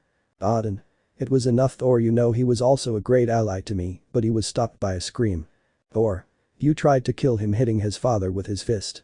He is 1,000 times better than a father who abandons his children without any scruples. I will make you see your luck, monster, but he was stopped again by Odin. Odin. Calm down already, hitting Thor and throwing Thor's hammer to the ground. You are my son, react and return to Asgard. They need you, I need you. Thor. Then all these years not a damn visit, tell me, wait for me to get me out of there, but that never happened. Now that its end is circa, they want to get us back, fools. Neither he nor I are going to forgive anyone. Odin with hatred in his voice. Odin. Wait son, your sentence was reduced and you were about to leave, but that day was the escape and they await your return. Thor. When I return it will be with your head on my belt. Odin. Odin. That I have done, I have brought the worst of misfortunes, and he is my son. Narrator. Odin and Thor had a bare-knuckle fight, making large shock waves in three gods. It was a fierce fight, but Odin managed to leave Thor in a bad position by trying to crash him into a building full of people. Thor. Wait, there are people inside. Will I become a bullet? Will I go through the building and it will collapse? Do you want to become a damn genocidal maniac? Will you use me as a weapon? Stop throwing Thor against the building. As he passed each floor of the building at that moment he thought. Thor. He is worse than Surzich's, people don't. Narrator at that moment Mikkel arrives and says. Mikkel. Restoration closing his fist returning everything to normal. You're crazy Odin, I must say you're a damn this will be your grave trying to kill people, so that the guilt corrodes your son yes, you are worse than Pence that damn Surzich's was a wretch, but you go through a lot take this. Slowly joining his hands and beginning to attract Odin when he joined his hands, a vortex was created and Mikkel said. Mikkel. Crystal prison enclosing Odin forever in that black crystal that fell to the floor while Odin's heartbreaking scream could be heard as he couldn't get out of his prison. Finally everything is over are you okay screams to hear inside the building. Thor. Yes and thanks for not killing him. Mikkel. You're welcome, let's go, we have a lot that Acer Yunkel is going to fight with them and that damn cheap mod. Thor. Yes and tell me how you learned Acer that. Mikkel. Angelic secret but after the treaties with everyone techniques and other things will be exchanged so let's go if you want to know how I did it. Thor. I'll have a hard day, but the Bayfrost awaits us, let's go after this I celebrated with beer nectar of the gods haha. Mikkel. I follow you. Narrator in another place the demons have the goddesses cornered but fortunately for them Galdem walked slowly but surely when he runs the girls jump well Galdem kills all the demons and returns to tell them something. Galdem. My mission is to support the future mothers of Yunkel Sama's children, that is my duty as a titan, let's continue, but at that moment a burst of powers appears and knocks Galdem unconscious because his face armor was destroyed, leaving the armored giant unconscious. Goddesses. Galdem.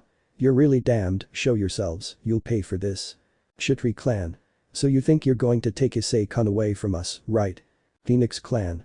Hahaha that giant will not wake up for now it's just us and you, maybe if you kneel down and ask Issei to surrender, I assure you that the prison where you will be will have all the luxuries you say he. Goddesses and demi-goddesses. We will have to fight alone, curse they outnumber us without saying that the two look very bad and their entourages too. Brighter and the Phoenix eliminate Ravel she is in the Gremory group. Narrator at that precise moment a woman with black leather straps with two swords appears showing two limbs like a dragon her color is purple and her feet have the appearance of claws and says. Excuse the delay Yunkel's purification lasted longer than expected but I'm here girls and you know when I saw you for the first time you were afraid of me Razor, Sona at that time that boy freed me from my mental prison but now I come determined to defend that man that you hurt so much hitting the ground that shuddered from the blow. Razor. What the hell are you I feel like I've seen you before but where? Sona. I don't know Razor I feel like we fought with that woman, but I don't remember where and I've never seen her like I don't know what you are, tell us your name, damn it because I'm trembling, did I meet her before? If you know me, Kshatriya and Phoenix, I am the Trihexa, the beast of 666, I have come to destroy the false factions. Razor. No I can't believe that Issei will free you because you are a threat to the world trembling with fear for what was said by that woman with white skin, black eyes and violet and black armor. Sona. You lie you can't be the Trihexa it's impossible that my Issei will free you no trembling uncontrollably and falling to the floor, traumatized by the fear of seeing the Trihexa in front of them. Trihexa. So you came sister how long have I not seen you off at Ouroboros looking at the little girl in front of her. Office. Wow how long Trihexa sen you also come for Issei. Trihexa. I do not come for Issei, but for Yunkel Ackerman that is his name the rebirth of a god a warrior with a temper of steel I fell in love with that man and I will never let you lay a hand on him goddess of infinity, not even the god of dreams will you see him again, return to your gap stupid girl. Office. I never knew he was in danger and if it weren't for Great Red I wouldn't know where he was and tell me why I don't notice evil in you perhaps. Trihexa. If he purified me with his Gagleon dragon flames he was always a brother not like you he always forgot and mistreated that's why he followed me with hatred and evil but when he promised me freedom and redemption I accepted it was the best thing that happened to me so let's fight office but in the gap there we will not cause harm to the people and entities of this world let's go you and me whoever wins decides what you say. Office. If I win, include me in the harem and if I lose, I will retreat to the dimensional gap without a murmur, what do you say, Trihexa-san? Trihexa. Deal made. Narrator. While Sekiryuutei fights with Hercules in a battle to the death where the two colossi hit their bodies hard without giving up. Sekiryuutei. Why does a god like you attack Lilith and kill its inhabitants? Tell me, Hercules. Hercules. Look around, there are no innocent people. They were evacuated a few hours ago. There are no innocent people, Bale. It's just you and me, your clan and the other demons fight uselessly, and I offer you something to be accepted. Yuncle Sama will help you, I'm sure. Sekiryuutei, join us, and let's win the war. You know better than anyone this war is for the clans to be equal, and no one is superior to everyone. Tell me, believe my words or we go back to fighting. Tell me. Sekiryuutei. In equal everyone, I have already made my decision, I support you, it doesn't matter being on the side that everyone hates, I will do it for the promise of equality I wanted. Hercules. Welcome brother, then let's start. Hey. Narrator. Where the Trihexa and office where a portal appeared for each one entering and disappearing. Goddesses and demigoddesses. Come on clan Shitri and Kanpohinix, we are waiting for you ahead. Hi. Narrator. In Maud's castle, Lucifer Grafia fights to free herself from her confinement, called Surziches. Surziches. Damn bitch, you don't know who you messed with, checkmate, destroying a huge wall.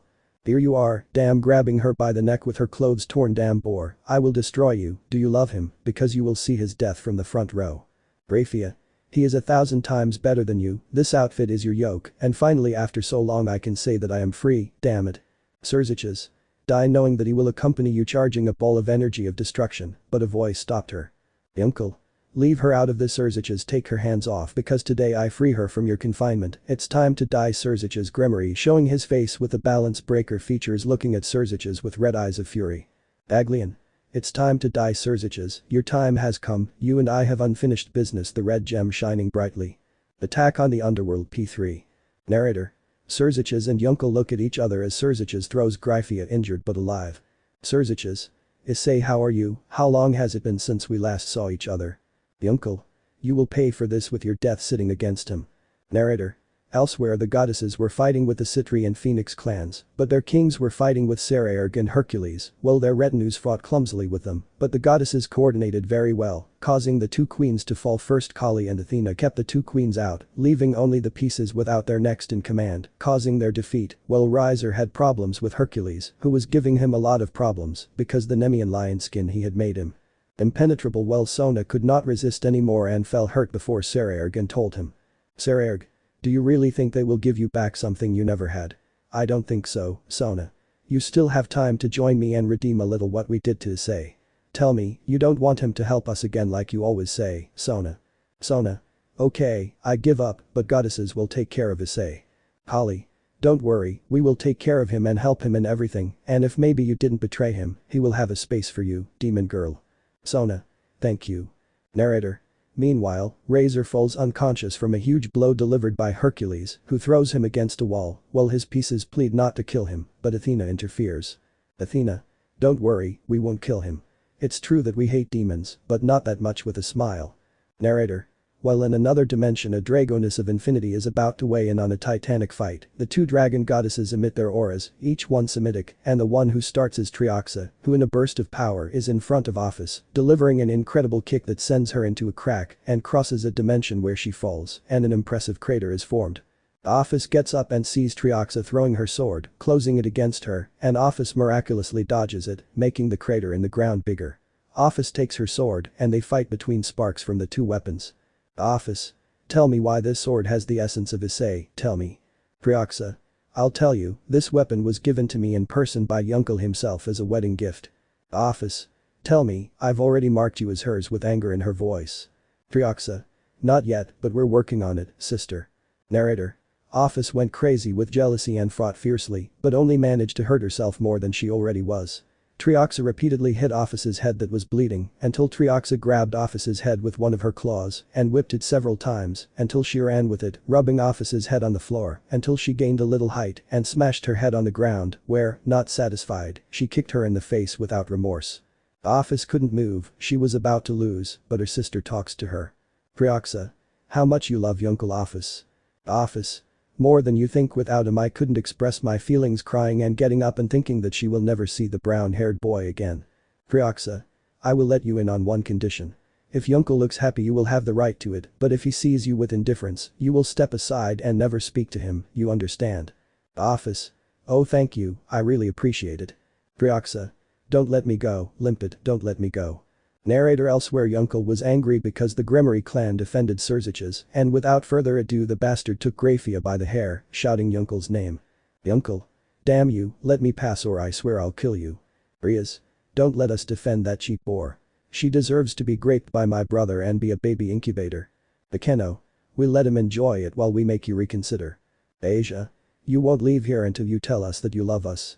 Xenovia. If we have to hurt you seriously, we will do it so that you stay with us. This time we will not fall so easily. Arena. It's time you understood they are deceiving you. Kaneko. Issei senpai, you need our love. Rabble. Please understand, Issei, we love you. Asusei.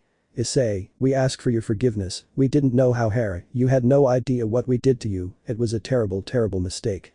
Uncle. Shut up, damn it, let me through. I need to save Grafia. Gremory entourage. No, you don't have to love us, we're not going to lose you. Narrator. Well, Grafia's scream is heard in one of the hallways. Uncle. Grafia, hold on, I'm coming for you. Gremory entourage. We won't let you. Narrator. They all went against Yunkel trying to hold him back, but he said something that terrified them. Yunkel. Balance breaker Titan mode. Narrator. A lightning bolt knocked them back because the heat was overwhelming, so much so that when they all tried to see what happened, an incredible figure rose up, terrifying them all, an incredible 15-meter tall Titan with incredible muscles, but what made him more terrifying was his face, incredible teeth, and his jaw was like a saw that would destroy everything. The great roar occurred in the place, while the Gremorys could not see what Asia was doing with her eyes as red as blood and as steam. Humming out of her mouth like a beast about to tear its defenseless prey apart. The Gremory tried by all means to stop him, but his power was irremediable, his strength was impossible to stop him. Kaneko tried to stop him with blows, but it was not enough, her blows did nothing, rather they could not do anything to him, he was a beast that destroyed everything without mercy, not even shield stopped his strength. So they tried to stop him along with everyone else and tried to make a shield, but it ended up being destroyed and engulfing them all, and leaving them fainted by the impact. Yunkel detransformed, and Asia ran to the place where Surziches was. The very damned man had Grafia tied up by the arms and feet, preventing her from moving, while Surziches groped her, and she tried by all means to free herself from that punishment. Surziches. What do you think? Yunkel grabbing her clothes and exposing her nakedness. Beautiful. Don't you think I'm going to grape her in front of you, so she remembers who her master is? Yunkel. Surziches. Making a ball of pure energy and throwing it at Surziches, but at that moment something familiar to Yunkel was heard. Divide, divide, divide, divide, divide, divide, making the energy evaporate a few centimeters from Surziches. Yunkel. Okay Lucifer, don't interfere, this is a battle between that Siskin demon and me. Ollie. You won't have to pass me to be able to go to him. Yunkel. Damn, I understand, they stole the power of the originals a long time ago and sealed the memories of the citizens. Understand, Yasaka and the other gods knew about this, and to avoid their extinction, they preferred to remain silent to save their faction.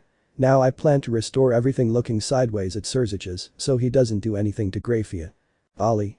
You're lying, I heard from a good source that you betrayed us and want to destroy everything, including the human world. Yunkel.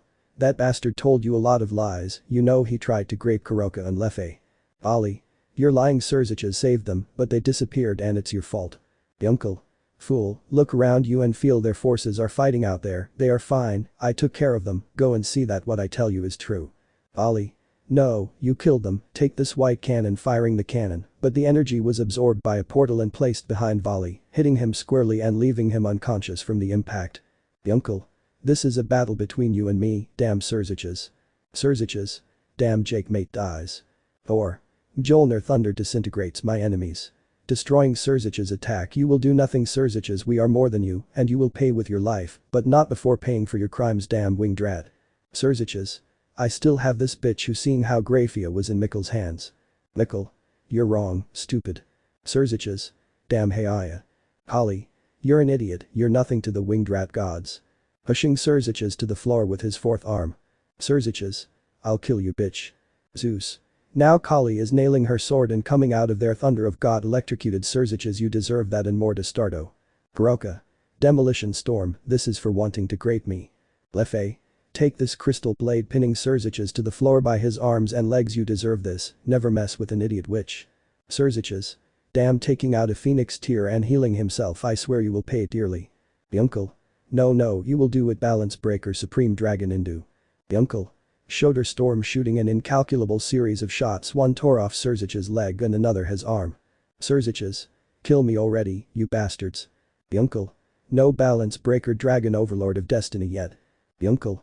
He dies, swords from the sky stabbing him and dismembering what was left of him. This is your end. Surziches dies, cutting his head in half, disintegrating into thousands of particles. Everything has dug, Otrox, so I'm done with yours. Otrox. Return to normal, my citizens. There's nothing to fear. It's all over. Mikkel. Total restoration, everything was at peace. Narrator. After the great battle, Lilith returned to normal. The elders were locked in the Persian crystals, and the demons were governed by the Yunkel bases that supported all those who vindicated themselves in the battle, while the Gremers were locked up until the trial. Yunkel was happy his life was returning, but he knew that this peace would be permanent, along with his new fiancés. Rias. Where are we? You and your companions will be here until the Gremory trial. In the corner of the room a figure with scarlet red eyes appeared. Break. Issei, is it you? Yes it is you. Tell me partner, they wanted with us in the Gremory. Yunkel. Ha ha ha ha, you are stupid if you think that I am your partner and I am your master, and you will not be able to do anything to stop the Gremory trial. Stay here because here you belong. Goodbye Gremory clan. Rias. No way to say Issei hitting the part and screaming no, what have I done? No, please Issei save me. Hey I'm sorry, don't leave me, no. Yunkel. Hey I curse Gagleon. What am I going to do? I still can't love her. Gagleon. Don't make her suffer, treat her. The way she treated you and then mercy. Yunkel is your revenge, you fulfilled mine, and I will make you fulfill yours. Yunkel. I must be strong Gagleon, thanks. Gremory trial, torture and decision. Narrator. In the room of the original factions were Mikkel, Victor and Otrox focused arguing. Mikkel. The trial of the Gremory will be in a few days. Tell me Otrox, how's the torture, psychology, Asia, the Gremory group? Otrox.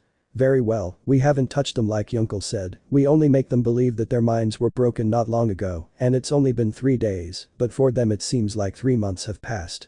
Tell me how many more days will pass before the trial. According to what I understand, Yunkel will have fun with them slowly and painfully, according to what he knows. Narrator. Yunkel was slowly awakening as he set out to psychologically punish the Gremory group by slowly making them believe that he was a monster and was sent by him to torture their minds like they did to him. Flashback 3 days earlier for the Gremory. He would narrate. I don't know how long Issei tortures us every day. My mind is now obedient to him. He has electrocuted me, broken some bones, hit me. It is my punishment for how I treated him. He has not touched me. He says that soon my world will be about being his servant, his boar in days where his wives are pregnant. He will use me as his semen vessel is what he says. Narrator. The door opens and 10 shadows are seen, among them Yunkel, who says, take care, I don't want anything to happen to the babies. Shadows. Yes my love and thank you for the rings, they are very beautiful. Yunkel, have fun with that boar, see you later. Rias. You like it when people call me a boar, Issei. Yunkel. Of course you told me worse things when you were with Chris, right? Or you retract everything you told me and laugh. Rias. Of course I love you, don't you understand Issei? At that moment she received a slap that brought her back to cruel reality. Yunkel. For you I am Yunkel-sama, understood boar, that will be your name from now on. I have had enough of you, I am leaving, I have other boars to torment. Ha ha ha ha ha ha, closing the door. Rias. I made a stupid decision, he was everything, and I said things to him that I now regret. Issei, forgive me. Haya perdu mami haya. Yunkel narrates. I've been watching her all this time as I mentally abuse her life fell, her strength was leaving her and her obedience was increasing, but in reality I haven't touched them even a hair, they are still in my heart and I can't hurt them, not like they did with me. I'm sitting in front of each one and each one dreams differently. Rias is the one who suffers the most of all, along with Akeno and Asia. They are the ones who regret the most, to the point of almost saying that their bodies are mine and that whenever I want I can be so rough and violent with them. I plunged each one of them into their own fears and destruction that they themselves made. Kaneko was the easiest to subdue despite her way of being. She fell silent on the first day, crawling in her illusions. Asking me not to leave her and even saying that her body is mine whenever she wants. Issei, she was the one who opposed me and was always punished from electric shocks to blows, but I think she really did it to get more of my attention and not leave slowly. She was falling in her desperation to have me that she did not hesitate to say that I was her semen container and that she would be happy if I did it. Rabble, she along with Kaneko were the ones that after saying that she would leave them with the monsters said without hesitation that she would be faithful and that no matter what she would treat me as her hex slave, but that I would not leave her after a beating. She crawled as she could and kissed my feet like a submissive slave to her master. Since that day, she has been faithful and submissive to my orders. Irenia, my best friend and now my favorite slave, because she was submissive and easily fell from the grace of heaven by having her black wings that did not last long, because in her dreams she tore them off so that she could never fly again. Slowly her body And mind were lost, and now she follows orders like a cute little lamb. Xenovia, she is the one I dedicated the most work and days to because I tortured her from broken bones, beatings and a few thousand volts after that, and a humiliation in front of a large audience making her get on all fours, and as credit she cleaned the leftovers from the plate and eating on the floor after being exposed and naked in the end, she fell before me, as if I were her savior, she told me master. Asia the little nun was easy to stay with because I told her what was I really thinking when I saved her. Maybe I should have let him die that time. I reminded her how many times I saved her, how many times I told her I loved her, but it wasn't enough and he cheated on me with another man. She begged for my forgiveness, but I never gave it to her. Now she tries by all means to make me notice her, even exposing her naked body before me, but I never pay attention to her, I only remind her who betrayed who. Akeno was the last one and the one I enjoyed torturing the most because she said she wasn't a monster, but I made her reconsider how much of a monster I can be. Akeno. Please Issei, don't do it anymore. Issei approached with two stripped cables and put them in the puddle of water where Akeno was electrocuted. The girl. Issei. What do you think, my lady? Don't you like your caresses, or did you forget what you told me that it disgusted you to see me? Ha ha ha. Now I say that getting excited with a man who they said was nothing more than a pervert. Now the roles are reversed, don't you think, Akeno? But I have more caresses to give you. Akeno. Mind taking out a surgical instrument. You know what this is? It's a scalpel, and with this, I will show you how much damage my heart suffered seeing that idiot take them. Ha ha ha ha ha. Akeno. No, I won't be submissive, but no more Issei. Hey Aya. End of flashback. The uncle narrates. These 3 days have been a damned ordeal. Gagleon told me not to let my facade fall and to continue with the torture until today, when the trial will take place. Mikkel. Let this trial against the Gremorys begin. Bring them. Narrator. The girls continued to think that they were wearing rags and chains, bruises and blows from all these months. According to them, the gods looked at them with disgust, while the bridesmaids in front of them as a jury. Mikkel. The 3 leaders of the original factions are gathered for the sentence via Rias Gremory and her entourage, exonerating Kiba Gasper, who had nothing to do with this almost attempted murder. Without further ado, begin. Gagleon.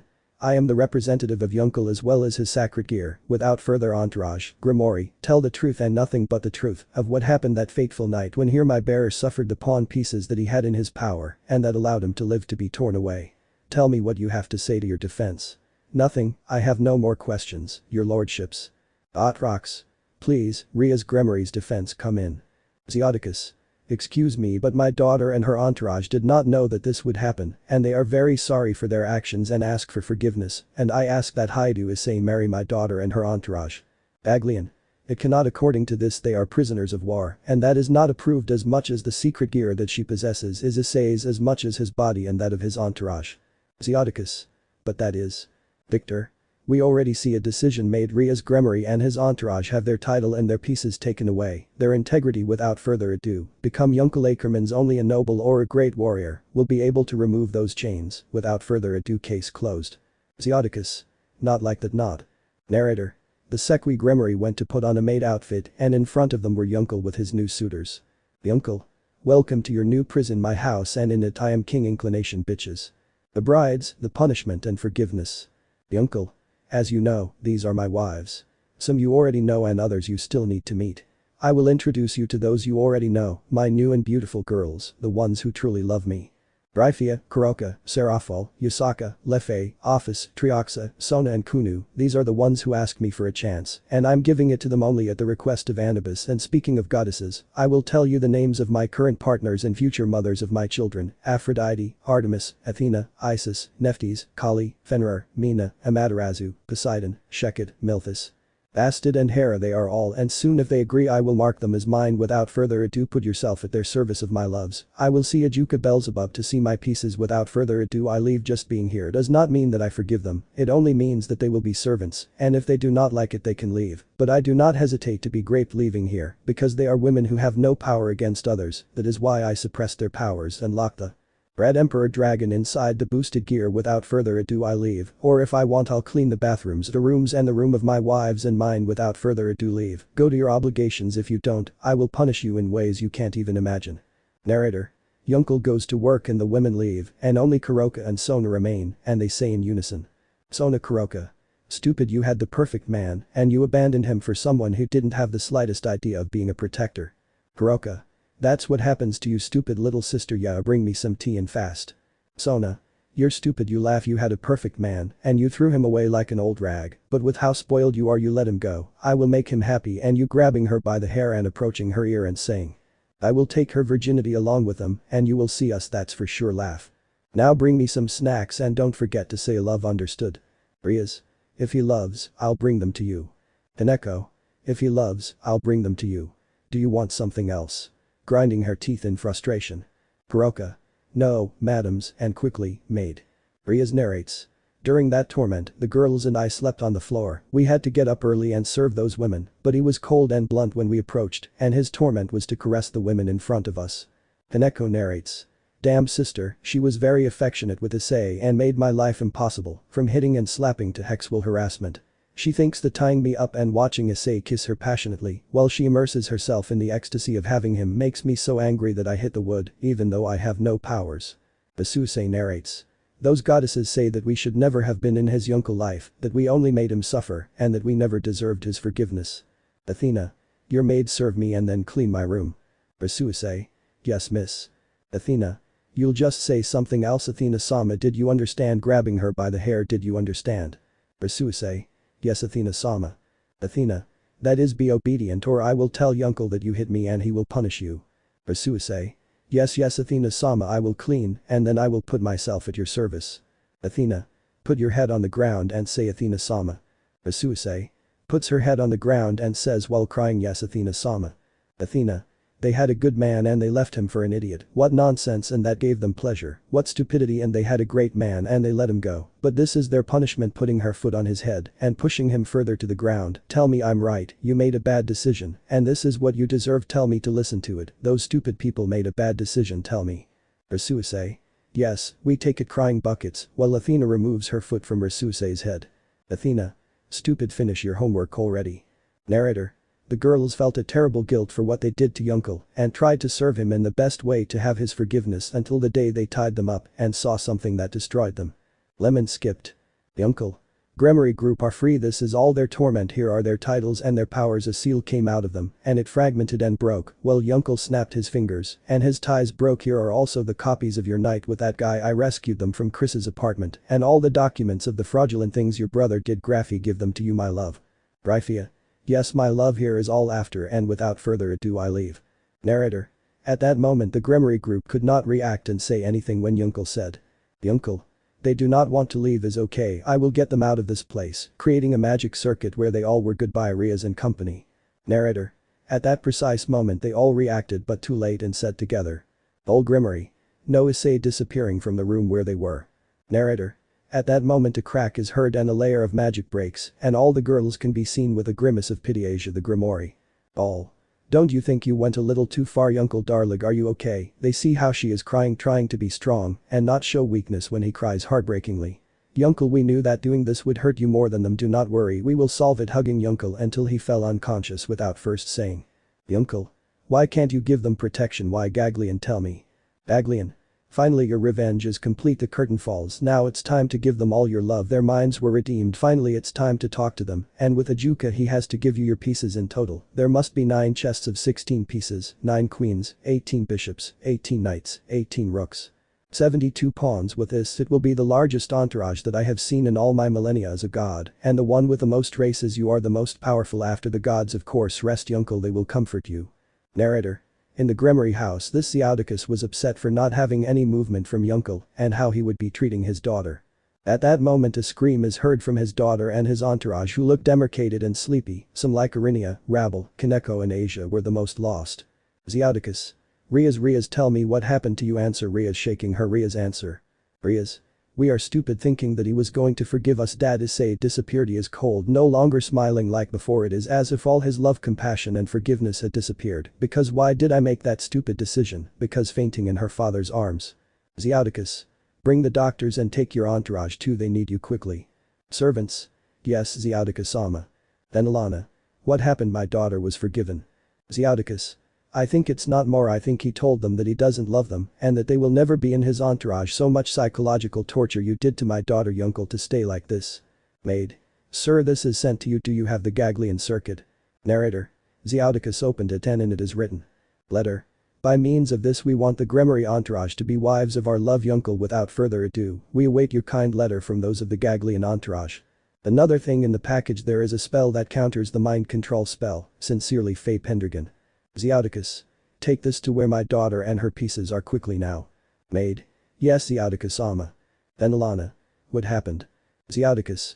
That wretch, but I understand if my wife did the same thing I would also do that Yunkel. Anubis. You're ready, boy. Mikkel. Are you ready to take the next step Yunkel? Rox. Are you sure? I don't think it's a good decision Yunkel, but we're just spectators friend. Zeus. I remember, but I will accept your decision Yunkel. Or. Me too, after this I'll buy you a few drinks for Baljala hahaha. Yunkel. I'm determined nothing will stop me Gagleon. I hope you finally achieve your happiness Yunkel. Yunkel. If it's within the palm of my hand. The destruction of the spell, my pieces and new entourage. Narrator. In the great room of the Gremory hospital, a group of 8 women wake up, and for them everything they went through was a dream, a great and terrible dream in their minds. They think if that was a dream or was it true, until those memories of Yunkel come to them in a chair in front of them crying, trying to resist not crying, and while he cries some words appear in their conversations. Yunkel. You are everything to me, excuse me for everything, I love you, I do not want to make you suffer anymore, you are free from my torment. Narrator. Each one cries because deep in that cold gaze was her greatest love, suffering for all the things she did in her mind. Of each one of them, the bad memories were replaced by the times when he tried to be strong and not hug them. He showed them how he tried to save them, but Gagleon prevented him. Gagleon. Don't do it Yunkel, they have to suffer for everything they did to you, end it, and they will see that they really love you, otherwise they will do the same thing again, have faith in my friend. Yunkel. I can't, they suffer and I can't help them, please, Gagleon, stop. It's too much punishment. I don't know if I can stand seeing them like that. Please, no more. Gagleon. You have to resist. You were a demon and now you have to be their executioner. Hold on, buddy. I know it hurts. Just hold on. Narrator. All the bad memories were replaced by Yunkel's suffering when doing those punishments and illusions. At that moment they wake up. And Zeoticus sleeping next to his daughter's bed, waking up and saying. Zeoticus. Daughter, how good that you're finally waking up. You're okay. If Yunkel sends this. Narrator. In a small box, her father hands her a letter. Without thinking, she opens it and finds a red ruby like her hair. On the sides, some small blue sapphires similar to her eyes. Inside the letter it says. Yunkel. If you are reading this, I hope you accept this as the value of my love for you. If you don't want it, make your father jealous and come back, I won't get angry, and I will try to never look for you, but if you accept it, I will wait for you at my parents' house, they also await your arrival, if not I will understand, with love Yunkel. Rias. Looking at the jewel, she put it on and said, I accept Yunkel, I will be there. Maids, bring me a dress, I'm going out. Maids. Yes, Rias-sama. Narrator. They all received the same letter, and each one saw her ring, they smiled at the great detail of her love. Hineko received a ring in the shape of a white cat and 2 diamonds like her eyes. Akeno receives a ring with an amber gem that has 2 wings, one of an angel and the other of a demon. Irinia has a ring with a diamond in the center and 2 angel wings on the sides. Issei has a lilac ring on the sides, has 2 small emeralds as her eyes. Xenovia has a deep blue ring with 2 swords, with a combination of diamond and emerald crossing and an X in the middle of the gem. Ravel has a combination of 2 red and orange colors that covers the phoenix in her ring. The last is Asia, and she receives a cross ring protected with a spell, so that it does not affect her as a demon. This is inlaid with diamond and emerald, making the ring beautiful and dangerous for any demon who wants to touch her. Writer. I did not find any ring like that, so I described them. Narrator. They all dress differently and say goodbye to Zeoticus and go in a magic circle to the Hyadu residence that returned to being an ordinary house, but in front of her was a thoughtful Yunkel with quite outlandish clothes. Seeing them, he is impressed because each one wears a dress the color of their rings, each one smiles at him. Yunkel. I thought I would never see them again. Narrator. After taking them to different places and giving them a romantic evening, each one felt happy to see him again as he was before, and he said. Yunkel. I know that you may not like being with the new members of my harem, but try to get along with them and not see them as rivals. Something else, I'll boosted gear, or should I say Damari. Narrator. All of them are surprised by what Yunkel said, but the gem comes out of Ria's hand and says. Damari. I am here Yunkel. Yunkel. Tell me why lie to me, Red Emperor Dragon. Damari. I didn't think you would take me into account, and I never thought you would forgive me for what I did to you. I'm sorry Yunkel. Yunkel. Talk to me directly, Damari. Balance breaker factions. By the means granted to me by a god, I free you from the breaker jewel. Narrator. The jewel breaks into thousands of pieces.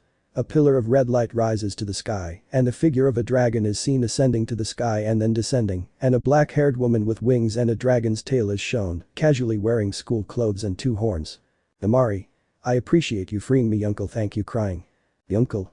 It's time for this, taking it out of his pocket and gives him a small chest. When he is there you can see a red dragon, and in his eyes are emeralds. This is a sign that I love you, come on, we don't have to be late to collect my pieces, because you will be part of my happiness. Narrator. A magic circuit is seen on the ground and everyone disappears in Roxas' castle. A very select group of gods await Yunkel along with his fiancées. The enormous magic circuit appears and is shown to the Gremory and Yunkel group in the middle of all the women. They gathered with the goddesses and respected each other while Ajuka stands up and gives 9 chests to Yunkel M. Ajuka. It's incredible how many pieces you have, Mr. Yunkel. This is from each faction that he joined. Without further ado, with this he will be able to begin his retinue, the largest and different species and goddesses. Uncle. I can finally say I'm happy, my entourage, my love, and my new beginning. Back to school and a problem. Narrator. After almost 6 months without being in the human world, Yunkel returns home while his mother and father hug him and tell him where he was, and returning to school was a martyrdom again. Thanks to Sona, Yunkel was given a deadline to catch up. That day was important, the first day his classmates would see him with a new image. At that moment his alarm clock rings and Yunkel turns it off, but realizes that today is a school day and says. Uncle. Hi, how I would prefer to fight with an army than this other, but that is from a human. If not I will continue as I am, haha, but what can I do? Narrator. Goes down to the kitchen and prepares a ham sandwich with spicy sauce, a glass of milk, and a cookie. Comes out slowly. Everything was calm until a scream from some girls alerts him. 5 men were harassing 2 girls and they were saying. Man 1. Look at the melons you have here. Man 2. The other one is a little flat, but they are both very good. Man 3 and 4. Yes, very appetizing, haha. And 5. Don't play dumb, you come with us, you will like this, haha haha. And if they don't go, what are you doing here? Men. Who is this stupid? Is an idiot messing with a group? Look fool, get lost if you don't want to get beaten up. This guy doesn't know who we are, let's show you who's in charge, haha haha. I'm just warning you, I'll be no good to you. Men. Fool, we'll make you swallow those words, hog. Narrator. The first one received a kick in the neck and crashed into a wall. Yunkel jumped and with a blow knocked the man to the pavement. He turned around and deflected a blow that landed on another man and he fell against the trash can in front of him. The other one managed to evade a blow but didn't see a blow that lifted him up, while with his other leg he kicked the other guy in the head. Everyone who was there lying down were left with their eyes rolled back in their heads. A sign that he knocked them out or fainted from the pain while he adjusted his dress uniform without a wrinkle or stain, and then he threw his briefcase in the air, turning around and saying. Uncle. They're just scum. Narrator. Walking slowly towards the door and everyone started talking about the new student while he only talked about his recent intern. Uncle. It will be a stir if I say who I am, Gagleon, tell me what you think. Gagleon. That a mob of perverted girls is following you behind you. Narrator. Uncle turned around quickly, but there was no one. Uncle. Wretched Gagleon. Gagleon. You believed it, right? Hahaha, I like that. Come on, boy, have a little humor. Hahaha. Narrator. In Yunkel's classroom, 2 young men are complaining because their friend was out and never spoke to them once when a young man enters. Writer. Just put the school uniform on him and that's it. Narrator. The women's eyes appeared to hearts in their eyes, and the men were angry because a new prince had arrived at school when he sat near Murayama. Murayama. Hey, excuse me, that place belongs to a perverted young man, but no, better sit down there, better, I don't want to have him near you again. You are that boy who saved me, thanks. Hadis. Oh yes, thanks for a while ago, without you we wouldn't know where we were. Narrator. Everyone thought he was in some fighter sports club. Kiryu. This young man is very strong, god not this, I have to have him in my power, haha. Uncle. Ha, hello Murayama, Kiryu and Kadis, how have it been 6 months without seeing each other? He. Murayama, Kiryu, Kadis. Ha he you, because you know us, we have never waited, we will see each other again, you are. Uncle. Yes, I am Issei, I just got a little more athletic and trained OC, about the hair change, it was time for a change, don't believe it, hahaha. Everyone. It's not true, you are. Teacher. Already catch up young people, classes begin, well let's start with a list, that's how the names went by when I got to Issei's hi to Issei, or if he's not there. Uncle. Present teacher. Teacher. That you are hi to Issei, I can't believe it. Uncle. Well, the perverted beast studying, besides I'm a little outlined and I have to recover, I'm going to give my all to finish what was left behind, start teacher, I have to catch up. Teacher. If it's okay, will you open your history book on page 158, we're going to see the Second World War. Narrator. During class Yunkel seemed to even know important facts that were only explained in detailed books of that war when the class ended and the rumor that Issei the perverted beast returned, but everyone thought it would be the same when everyone left. Asia arrived with breakfast for her beloved. Asia. Issei-san, here is your breakfast. Yunkel. I've already told you to call me to forget it and thank you or tell me why everyone sees him like that. Asia. I think because you are Issei but you look very different from how you were before. Hey useless, give me your money. Woman's voice. Yes, take it, but don't hit me. Uncle. Hey, you give him his money quickly. Look stupid, move tear, I'll hit you. Uncle. My name is Uncle Ackerman and if you don't give him his money you will regret it, I swear. Idiot, take this, but he was hit by Uncle in the face. Damn my face, I will tear you apart. Uncle. Try if you can, idiot. Narrator. Uncle dodged the other young man's blows, but with mastery he gives him blows that Uncle scores and with a kick he leaves him beaten. Uncle. Are you giving up, stupid? If not more please. Uncle. Then you will return all the money you took from him you extended. Yes, I will. Uncle. The next time you try to do something stupid or try to hit a girl, I'm going to kill you, do you understand? The young man saw terror for the first time as Uncle showed all his transformations behind him and the young man shit his pants from fear of seeing him. Understood. Yes, I will, just let me go. Narrator. They all saw Uncle with golden wings and a halo above his head and said. Uncle. Don't worry, are you okay? Wait, Kiryu. Kiryu? Yes, a month ago he took my money and told me not to tell anyone. Uncle. Don't worry, I'll defend you from anything, Uncle Ackerman will defend you, smiling while Kiryu blushed. Kiryu. Wait, you said Uncle Ackerman. Uncle.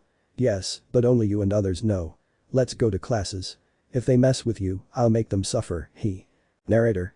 Kiryu didn't know how to answer because her partner, previously called the perverted beast, returned, but now he is a calm, nice, and kind young man.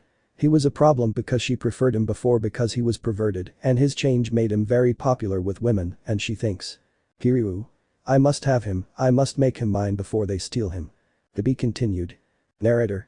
In another dimension, some women continue playing chess and say. 1. Where will we put Uncle? 2. I don't know, maybe he'll fit in well here. 1. No, don't even think about it, you decided where Naruto and Jin would stay, it's my turn. Come on, young people, let's eat, let's go. 1. Damn, the food, let's go. 2. Yes, I know, let's leave a little bored. The fight of goddesses and a problem. The uncle narrates. This day has been a problem since they didn't get Kiryu off me and the girls asking me if I'm Issei after that martyrdom. I went with my loved ones, but I find them fighting hard among themselves, hitting each other with a bucket to know who will have my children first, but when I was going to talk, they hit me with the power of destruction and send me flying, and I say. The uncle. Enough is enough, what's happening to you are crazy, sending powers right and left and fighting, you can't make peace and tell me who is first, ha ha ha already. Arena. They say that because they are saved first they have to have your children first, and that is not fair, we have more rights. Writer. I will summarize the names of the groups. Angel Group, Fallen Angel, Demon and others. Do. Group of Goddesses. G Goddesses. That would be all. Athena. They betrayed you before, the goddesses have the priority. Do. Don't put anything, damn envious ones, we have the opportunity to have him, he's ours, damn. G Goddesses. Don't think that we will give it to you without a fight, come on, we are waiting for you, don't think that they intimidate us, come on, we will have him. The battle was titanic between the group of goddesses and the factions, which gave an impressive battle. Punches, kicks and powers were destructive, destroying everything in their path when a power of destruction hits Uncle again and says. Uncle. Ha, that hurt, hey I'm tired, balanced streaker factions, the overwhelming power destabilized the whole place. If you don't agree, I'll go to France myself and find a woman who really agrees with me. All. If Uncle Sama doesn't do it, we agree, we will. We agree, we swear. Uncle. Ha, that's why I love you with your defects and virtues, you are always like that, and I like that a lot about you, never change, I like that about you, just don't fight again, or else I'm going to go to France, understood? All. Yes, Uncle Sama. Narrator. Uncle detransformed and returned to his duties, cooking for his beautiful fiancées. Opus. What a cook, Uncle-san. Uncle. It's. Your favorite potato and cow cheese croquette, steamed vegetables, and as a main course guacamole with pico de gallo, I chopped tomato, onion, cilantro and a little serrano chili, one of the meals that Quetzalcoatl gave me, very good by the way. Asia. It smells so good, what did you make to eat, my love? Uncle. Croquettes, steamed vegetables, guacamole and a pico de gallo, I assure you that everyone will like it. Trihexa. That's what I think it is, ha how I like that food is the specialty of my dear husband, ha girls Yunkel made us our favorite meal. Goddesses. Really ha how I like that food, I swear Gremory it is very rich and delicious. Narrator.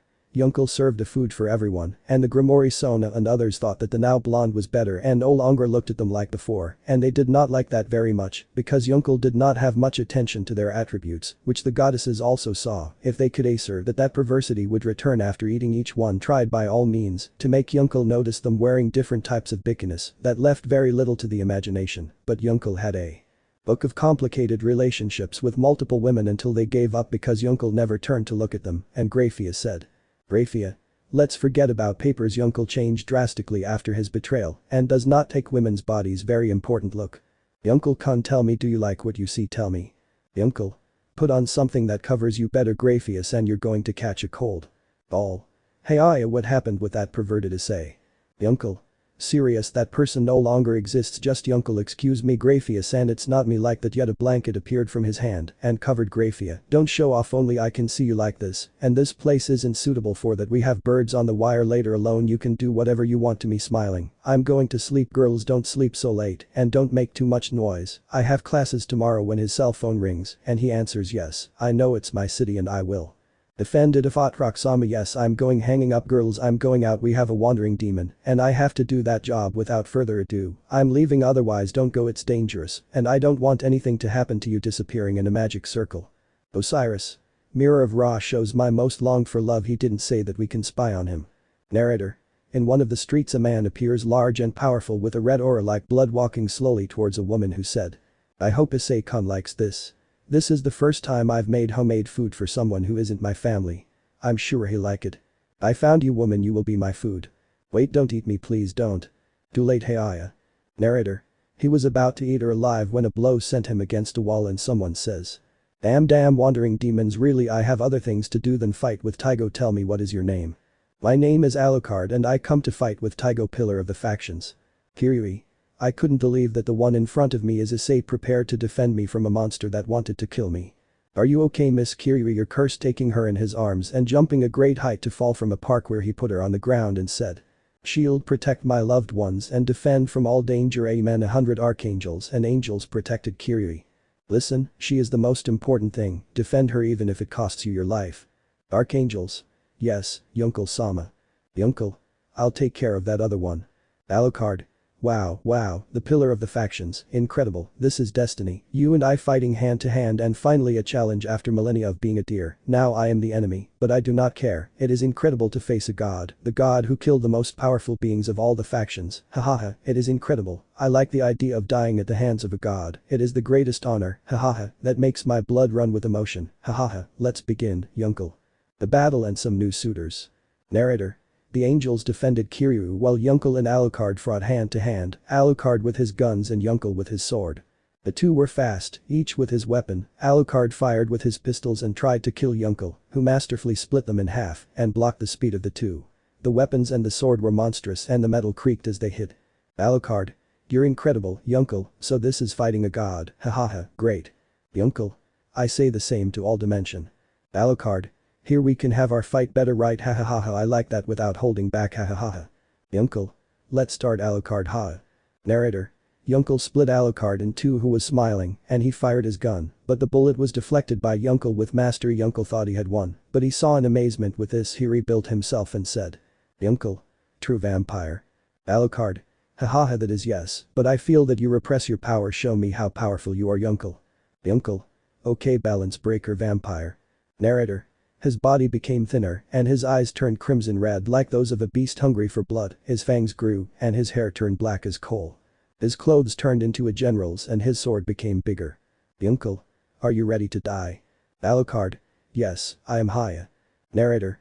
The bullets and the sword echoed until the two split and the blows and kicks began. The two vampires seemed to give no quarter. Alucard and Yunkel did not give in until the two became serious. Alucard. Enough of games, Yunkel. Yunkel. Well, let's go without games. Narrator. Both had monster strength and powers that could destroy an entire city. The speed and attacks were monstrous. Yunkel created thousands of stakes, but these did not harm Alucard, who attacked from the shadows with his sword. At that moment, Alucard said. Alucard. Give me the souls that were once human, give them to me for the battle. Narrator. From him came a sea of blood and from this sea thousands of people who attacked Yunkel and he was absorbed by the pile of dead people, but at that moment a powerful angel came out from among the unliving and Yunkel said. Yunkel. Balance breaker angel, how many humans have you killed, wretch? Alucard. All those souls are the ones I have consumed in these 700 years, ha ha ha ha. Yunkel. Then do not contend with me, damn. Narrator. The two made the ground rumble, and the fight was in Yunkel's favor, although Alucard did not make it easy for him, because thousands of undead attacked him, but Yunkel said. Yunkel. Halo of God, rest in peace souls who suffer. Narrator. At that moment the halo destroyed all the bodies and left the souls free, but did not take all of them from Alucard. Alucard. Damn, how are you trying to snatch the souls that do not deserve heaven? Yunkel. Enough Alucard, it is time to die, take these angelic integrator cannons. Alucard. Finally, after hundreds of years, I will be free, my dear. I will see you on the other side. You will be victory. At that moment he goes to a woman and Yunkel's cannons are ready. Yunkel. Fire monster dies. Narrator. The cannons fire and fragment him until he disappears and a residual mind is heard saying. Alucard. Thank you Yunkel, I am finally free, take care of yourself and live what I did not live. Yunkel. Take care friend. Narrator. At that moment Yunkel returns and the archangels return to heaven.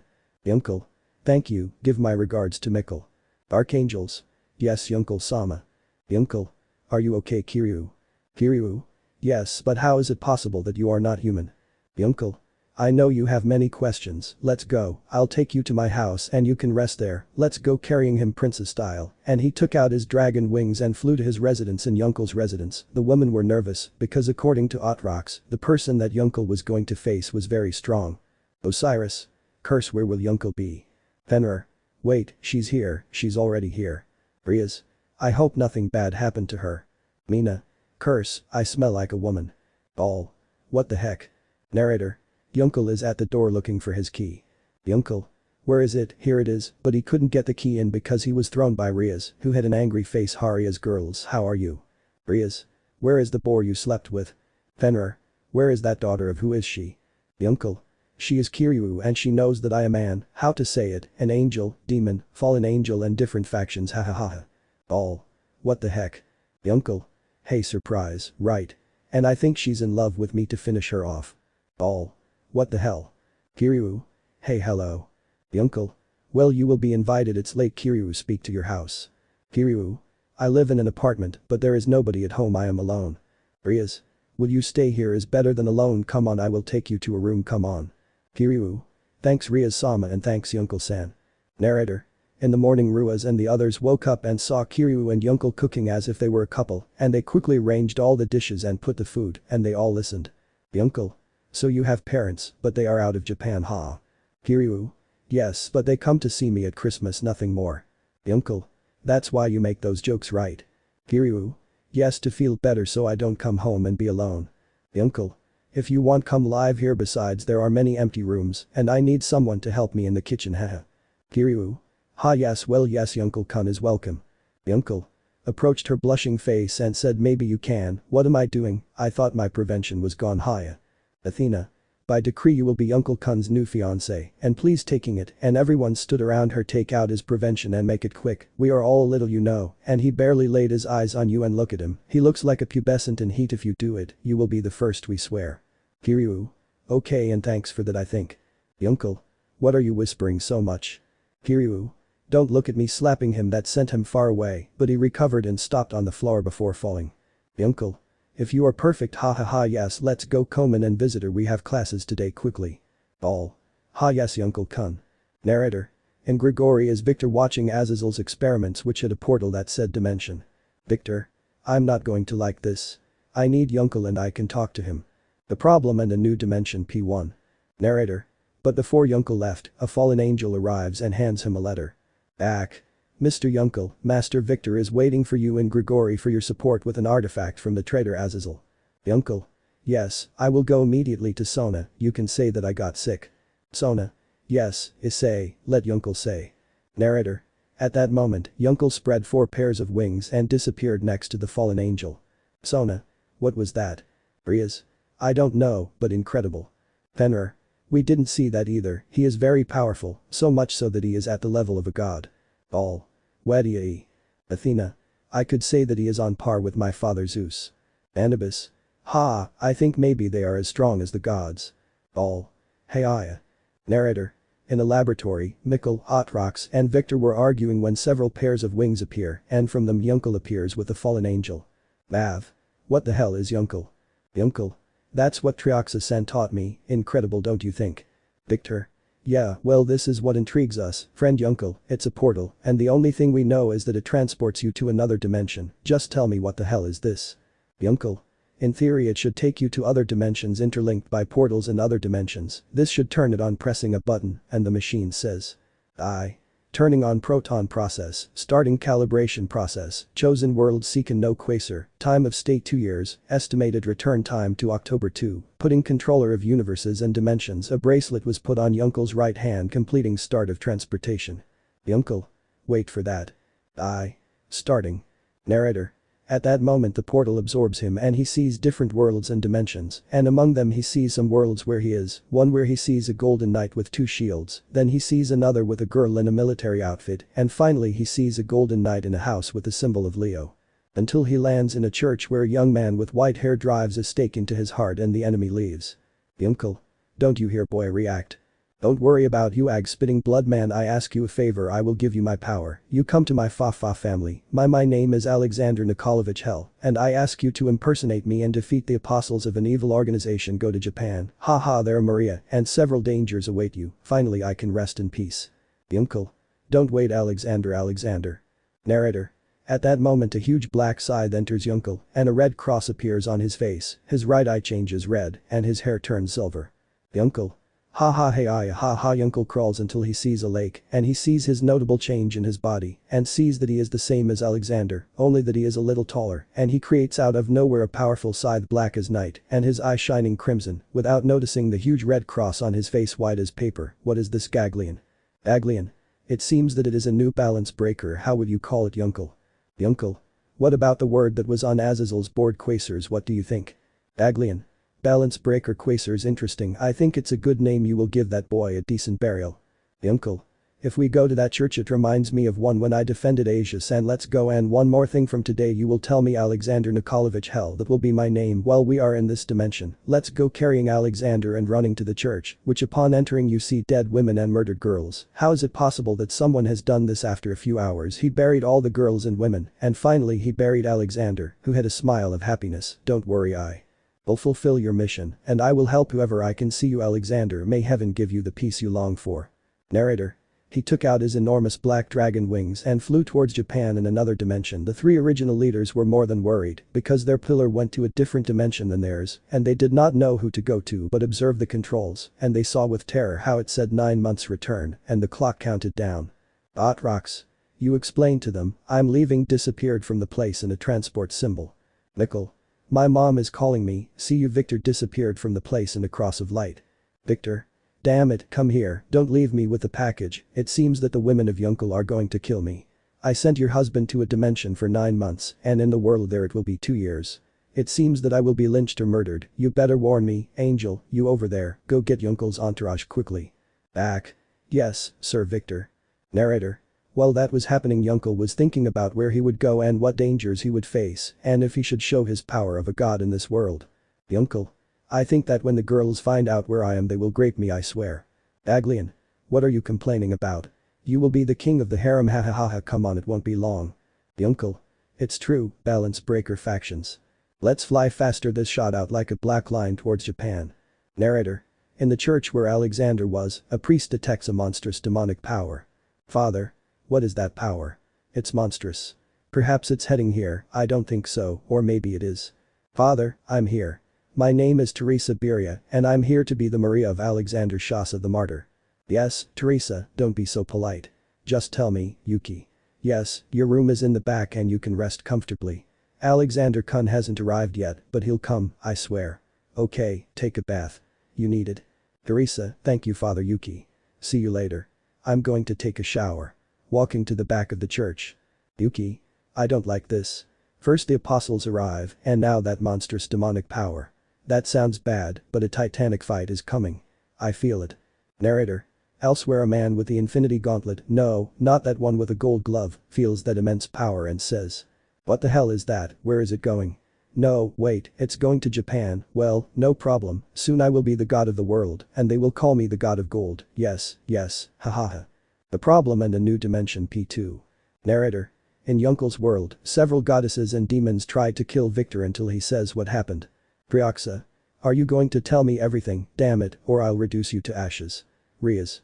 Are you going to tell me where Yunkel is or I'll tear you apart? Victor. Ha, it's a short period of time, he will return, I swear, look, you will only have to wait 8 months, 30 days, and 20 hours for him to return. I know it's quite a long time, but wait, maybe in that world he will do well. Narrator. Near Japan, in another dimension, Yunkel arrived dry from the place where he should arrive. He walks through the large school until inside a place he hears a woman screaming. Yunkel quickly enters and sees a bunch of women hanging while they are naked. With great speed, with his enormous wings he frees them and covers them while he sees a woman with a mask and hood and says. Yunkel? Who are you woman? How did you get here damn it how do you have wings well I don't care. Putting a knife to the young woman's neck don't move or I'll kill her. Yunkel? Which one is this? Narrator. At that moment the woman turns around and the girl disappeared and while Yunkel covers all the women and carefully puts them on the floor. Yunkel? I don't care who you are, but trying to hurt defenseless women, I will never forgive you for that. Balance breaker QWASER. From between the black and shiny tunic Yunkel came out with a cross on his face, and his eye in blood red behind him, came out a gigantic scythe black as night and shining red, as if it was being forged, and he looked at her she took a few steps back, as if that man were death brandishing his powerful scythe. Who are you? At that moment the young man disappeared and reappeared in front of her and said in her ear. Yunkel. Death. Narrator.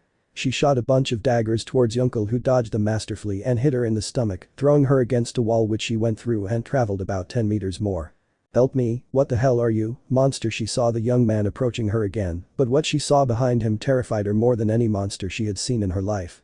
No, don't be afraid don't come closer don't you have crawling, since she could barely move after that hit no, please don't kill me, I'll tell you everything the apostles their plans what they want, but don't come near me, I'll tell you everything just don't kill me please no crying, while looking at Yunkel with fear and panic. Yunkel? You know first I will do what you did to them and then you will tell me everything. No, a hand plunged her into darkness and only heartbreaking screams were heard and when she managed to come back the woman looked like she had seen hell that's all that I know Yunkel Sama. Yunkel? Good girl soon you will receive your reward now sleep I have plans for you balance breaker Anubis. All dimension here you will wait creating a bed where he put it when I need the information you have I will give you a prize understood Ayan Minas. She squatted down and put her head on the ground and then lifted it and said. Brighter forget the strainer just your face. Ayan. Yes love Yunkel. Yunkel. Tell me Alexander just that my little puppet. Narrator. Ayan crawled and put her lips on Alexander's leg and said. Ayan. Yes Alexander Sama I eagerly hope to be your toy again I will sleep until you need me she lay down and closed her eyes and Alexander closed the portal. Alexander. This will be fun don't you think Gagleon? Gagleon. Yes it will be Yunkel hahaha this world may give you very good pieces. Alexander. Pieces how did it not occur to me before taking out of his personal dimension the 9 chests which shown each one had a shiny piece. So I have a good one I can have my entourage here from others from another incredible dimension ha mosquito tastes like chili ha. Gagleon.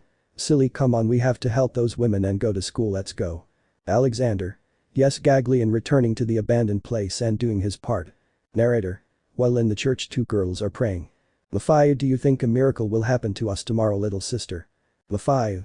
I don't know Tomo, but I hope that I feel that we will meet someone who will help us. Tomo. Yes let's go home. To be continued. Narrator. In another place there were 2 men talking. Tell me gold when we will attack the 3 carriers of Maria. Friend Sodium have a little more patience soon all our dreams will come true we will have girls from all over the world collected to be our sinistress of Soma and we will raise them to give us what we need for the future. Sodium. It's okay I will support you. Gold. Also Alexander the Iron is no longer among the living soon the world will be at our feet brother ha. The problem a new dimension P3. Narrator. Yunkel arrived at a Catholic school in Japan and went to see the director where he told him his name and that he was an exchange student and that he was now at his school. Director. Okay, young Alexander, welcome to this respectable school and here is your schedule. I hope you live up to the standards of this great institute. Alexander. Don't worry, I'll be up to your expectations at this great institution. Narrator. He left the office and headed to his classroom, but saw a young woman who was being treated badly, and that made him angry. Who was responsible for this, tell me? Narrator. Everyone remained silent. She took out a bucket full of withered flowers and was going to take it out when a young man told her. I'll take it out for you. Continue with your activities. I'll see you in class, and this one, as it appeared, is gone. Thank you, there are still gentlemen in this world. Mafayu-san, who was that handsome boy? Mafayu. I don't know, but he helped me and I owe him a lot. Narrator. At that moment the bell rings at the entrance to class and the teacher enters. Teacher. Okay, young people, we have a new student. Young man, he took the step and the man's face made the women have a nosebleed when they saw him. Women. You look so sexy, you have a girlfriend, you are interested in girls without much breast, would you marry me? Teacher. Silence, young people, have a little more modesty. Now, introduce yourself, young man. My name is Alexander Nikolaevich. Hell, that's my name. I'm 16 years old. I like to read, and I like girls who are interesting. Women. Hi. Teacher. That's enough, young Alexander, go and sit next to Mafayu and take. Alexander. Yes, Professor Gagleon notes that is someone who has vampire power. Who will it be? Gagleon. I don't know, but it's close, sorry, look at those two, I know they could be good pieces, don't believe it, Yunkel. Yunkel. I feel it, one knight and the other a bishop would be good additions to my retinue, but I see that there are very good pieces in this room, maybe I'll take them all. Gagleon, that's my boy, hahaha boy, do you feel it? Yunkel. If an enemy is close it is not true, everyone down. A huge explosion occurred in the place, and a man was seen in his arm. He had a machine gun, and he saw two women in particular. Haha, I found them. Tomo-chan, Mafayu-chan, let me introduce myself. My name is Plomo, I am a Quasar, and I came to take you. The master Aura will be very pleased, my master will be very good to you. Huag with a blow, he slammed him against a wall and went through it. The uncle. How dare you try to harm or hurt these young women? I am you, as Alexander Nikolaevich Hell says, and I am your downfall, monster. Balance breaker Gagleon. Narrator. He stood up and looked with hatred as he barely recovered after that tremendous blow and saw the terror of seeing Alexander inside that black armor with eyes as red as the flames of hell. Alexander. You damn tried to harm my companions, and for that audacity you will die by my hand. Lead. Damn, how is it possible that you are an iron controller? How is it possible that you are so strong? Alexander. Yes, I am, but don't think I'm normal. Lead. Then you and your friends die, ha ha ha ha. Narrator. Lead fired an immeasurable rain of bullets with his machine gun and thought he had killed everyone, but a metallic sound overwhelmed him as the bullets fell to the ground, and Lead felt terror when he saw it again. A gigantic black and red dragon appeared behind Alexander. The uncle. How dare you try to harm my companions? That is an audacity that is paid for with death. Lead. It's not impossible, you should be dead. The uncle. Well, no. Narrator. With great speed he broke the lead weapon and hit him, piercing the building. He stopped and created a sledgehammer, but Yunkel's armor deflected it, and with great power he attacked with a rain of lead blows. He could barely stand. Yunkel's power was terrible. The blows broke bones and damaged lead organs that could not stop Yunkel's onslaught, and he said. Yunkel. Balance breaker Quasar. It's time, Gagleon. Gagleon. You don't even have to say it, Yunkel. Yunkel. Scythe closes. Parts of Gagleon's gauntlet came off and formed a double scythe with enormous pointed teeth. Take this, say hello to Hades in hell. Die. The enormous scythe cut him in half, and blue flames consumed him, but before that he said. Lead. You are not human, you are a monster, but the apostles will look for you and kill you. Those girls will be the master's gold, ha ha ha ha ha, burning until it turned into ashes. The uncle. It's all over. Narrator. Everyone present did not know what to think. The young man had finished off a dangerous enemy, but at that moment a woman in a nun's outfit looked at the boy, but to everyone's surprise, he returned to his original form, showing himself to Yunkel with Gagleon on his arm. The red flaming gem came out of his arm, and the wind made it wave like a flame fighting to survive. Teresa. Who are you, young? Yunkel. I am Yunkel Ackerman, I am the bearer of the dragon god Gagleon, the dragon of darkness, and you, who are you, woman? Teresa. I am Teresa Beria and I am a Maria, you must be my Quasar, right? Gagleon. Incredible, I like your way of thinking, hahaha. Teresa. Who is he? Gagleon. Hahaha, I'm a dragon god, my name is Gagleon, and I think it's better if we rebuild the school, don't you think, Yunkel? Yunkel. Yes, Gagleon. The armor covered him completely from each gem, had red flames adorning his body, and put his hands on his chest, and an incredible wave of power covered the place, and said restoration. Narrator. The pieces of the destroyed things returned to their original form and were rebuilt until the school returned to normal. Yunkel. That is the power of a god, and now I need your help to restore order and eliminate the so-called apostles. Will you help me, whether or not the women of this school? All. We are at your service, Uncle Sama. Uncle. It's time to start with the destruction of the apostles, and you, my dear trump card, will help me. Aeon in the pocket dimension. This Aeon is being consumed by her basest desires. Aeon. Yes, do whatever you want with me, Uncle Sama. Haya. Uncle. Then tell me who the apostles are, otherwise I'll stop. Aeon. No, don't do it. I'll tell you all the information, where they are, how many girls they recruit, and even their location, but don't stop. Uncle. Where are they? Aeon. On an island not far from here in Japan, they are looking for the 11 swords of Maria, 1 circle of death and 1 ray of Magdala. In this school there are 3 of the swords of Maria, their names are Mafayu, Tomo, Teresa. The others will come to Japan. Their names are Ekaterina, Hannah, Ranma, Aldora, Satellizar, Binyo and Alexandra, Alexander's sister. The other 2 are with the apostles. They are Tanya and Eri, they are 2 girls, that's all I know. Uncle. Okay, I'll make it up to you by giving you 2 of my shadows to give you your gifts. One is your massage and the other you can do whatever you want with my other shadow. It's your gift for being so good. She crawled to the original and said. Aeon. Thanks Uncle Sama. Sandra's, do what is happening to you with me, give me my punishment. They went towards her and she screamed with pleasure, closing the portal. Uncle. Tell me who you are, Tomo, Mafayu. Tomo Mafayu. Teresa. Us. Uncle. You Teresa also have in your arm the powerful sword of Mary. He knelt and said, let me be more than just a friend. I know we barely know each other, but I will be your husband. Be part of my entourage and be part of me, I beg you. I will not be able to defeat them without the 10 swords of Mary. Help me please. Teresa. But I don't have a sword of Mary in my body. Gagleon. You're wrong, you're an amazing sword. I'm sure you'll be unstoppable. Join my wielder and you'll have what you always wanted. A family. Tomo Mafayu. We accept as long as you give us all your love. Uncle. I accept, I swear on my heart that I will give you my eternal love, but I will tell you one thing, as a dragon I will have many partners, I ask you not to fight, please. All. Uncle hopes that your name was not Alexander. Uncle. I took that name from a young man who asked me to come here to help them, but my real name is Uncle Ackerman, the bearer of the black god dragon Gagleon, and I am the pillar of the original factions, and I come from another dimension. To be continued. Narrator.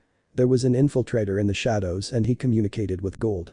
My lord, we have problems. A dragon god appeared and has the 3 swords of Maria. The name of our enemy is Uncle Ackerman and he is very dangerous. I withdraw. Gold. No, I don't want to know more about this man yet. Investigate his weaknesses and tell me while we look for the other carriers. Ha ha ha ha ha ha ha. All of them will be mine.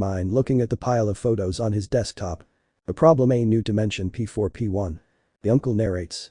2 months have passed and I have faced many enemies. Teresa, Tomo and Mafayu have become my pieces. Teresa Draconic Tower, Tomo Angelic Bishop and Mafayu Demonic Horse. Each one has a version of Maria's sword, which makes them incredible adversaries in this world. But not everything is honey on flakes. I discovered that the world is in constant wars with beings called Pandoras, gigantic monsters which combat women with very strange devices similar to sacred gears, but they only attack schools, and that separates the world. A war where Germany should be. I don't know what problem they have with the nations they are also constantly fighting. There are also kingdoms that expand and have wars with other nations, and they put girls as cannon fodder, and that is it. Now I am determined to fight, but Japan is not far behind, because there is a man who beat the most powerful heroine, having her as his entertainment, and he rules with an iron fist. I will free this world from the threats it has.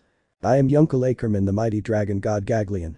In Japan, some part of the metropolis of the former heroines, a resistance was underground or what was left of it. Empty lady. Our efforts have been lost every time he has more under his yoke. What are we going to do? Endivora. Endivora. Our efforts were in vain, only a handful of women remain. Now that everyone is dead, Izuku, Iida and the others, not even Nana could handle that bastard. He has her as his personal toy. I can't imagine how much damage he's done to her. Pony. We only have to surrender. They outnumber us and outweigh us. How will we be able to defeat them? Momo. Also, those apostles are defeating everyone. I knew that Russia fell before the empire and that Queen Eldora's empire also fell, but I knew that they will help us and arrive tomorrow afternoon at the docks with the support of their kingdom. Fruppy. Girls, we have a hero who is fighting on the surface and he has 3 girls by his side. If we don't go, they will kill him. Ranma. I know it's dangerous, but we can do our part. We entered into battle and were almost captured, and with the addition of Toga and Alexandra, we are very few. Jiru. We are almost out of many resources and we are in very bad shape. Some like Achako, Mei, Mignet, Toru and Mina are hurt. Narrator. On the surface a loud noise is heard and everyone comes out and sees the villains defeated. In the middle they see a man with armor that breathes fire through red gems on his body. Come for me villains. Narrator.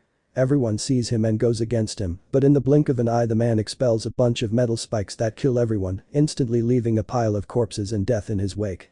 I am the dragon god Dragon Gagleon, and I came to kill a man all for one. Come for me wretch. I know you have the Expeller of Peace and her apprentice Izumi Midoriya return them. Foe. Wow, what a hero, right? Uncle. I'm the one who will kill you, you bastard. This time I'm not going to leave you alive, much less your henchmen. Damn you, Mafayu, Teresa, look for the citizens and have them evacuate quickly. Use your magic circles and put them in a safe place now. Tomo Mafayu Teresa. Yes Uncle Sama. Foe. Wow, it's been a while since I faced a worthy opponent. Look at them, they're not what they used to be. Narrator. 2 women, one young and the other an adult, were tied up and half naked on a wall. Don't do it, it will kill you. Go away, don't come, he's a monster. Foe. Silly, they could have been more than just wall decorations and children's containers, but what a hero. Uncle. How dare you, balance breaker factions. You will die by my hand, you wretch. Narrator. With great speed he hit Afo so hard that he crashed into a building and Yunkel said something surprising. Yunkel.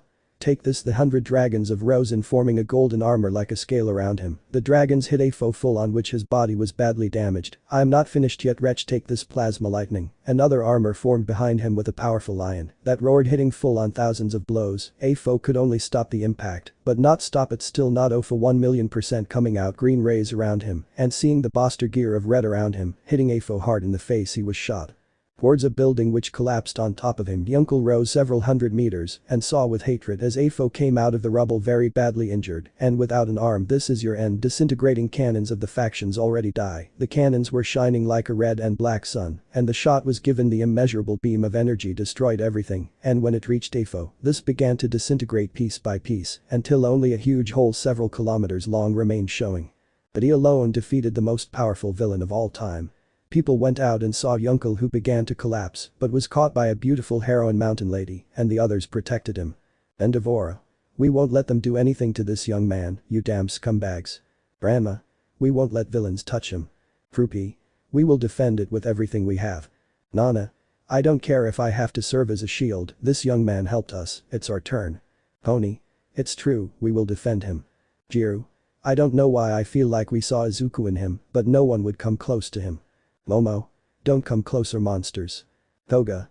I don't know, but I prefer this guy to monsters like you. Izumi. We will fight to the end. Alexandra. We will never let Faith defend you, you wretches creating a huge scythe in her hands, she was trembling with fear. Hayaya. Uncle.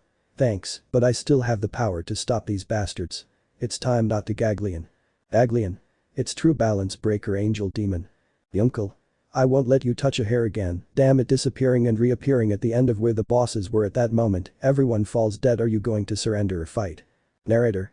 Everyone surrendered, but they were scared to death because if that man destroyed Afo and killed a group of more than 1,000 villains, what would he do with them? In a few months it was learned that a hero defeated the powerful villain, the city of heroes returned to its peak. The women he defended were in debt to him and now they would follow him to a war. The world needed a hero and he was the perfect one to get rid of the evil that plagued the world. He created a faction, the faction of heroes, a handful of women and men who would help him, but to be stronger, they needed a woman in the United States, one who was as strong as Yunkel, and that woman was Satellite Bridget, who was locked up in freezer prison in the United States for refusing to enter battle against the Pandoras and was now in a meeting with her current entourage. Yunkel. Girls, I'm not going to ask you for more than you can give me. This mission is almost suicidal and I don't want anyone to get hurt. Izumi.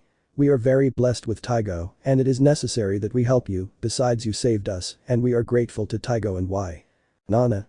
What my student means is that we are ready for war and to help you like you did with us and to get something more, isn't that right, girls? All. Blushes. Ha yes ha ha ha ha. Uncle.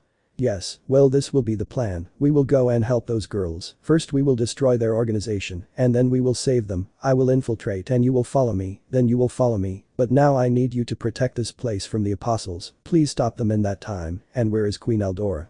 Mount Lady. We lost track of her and her ship the day you attacked. Uncle.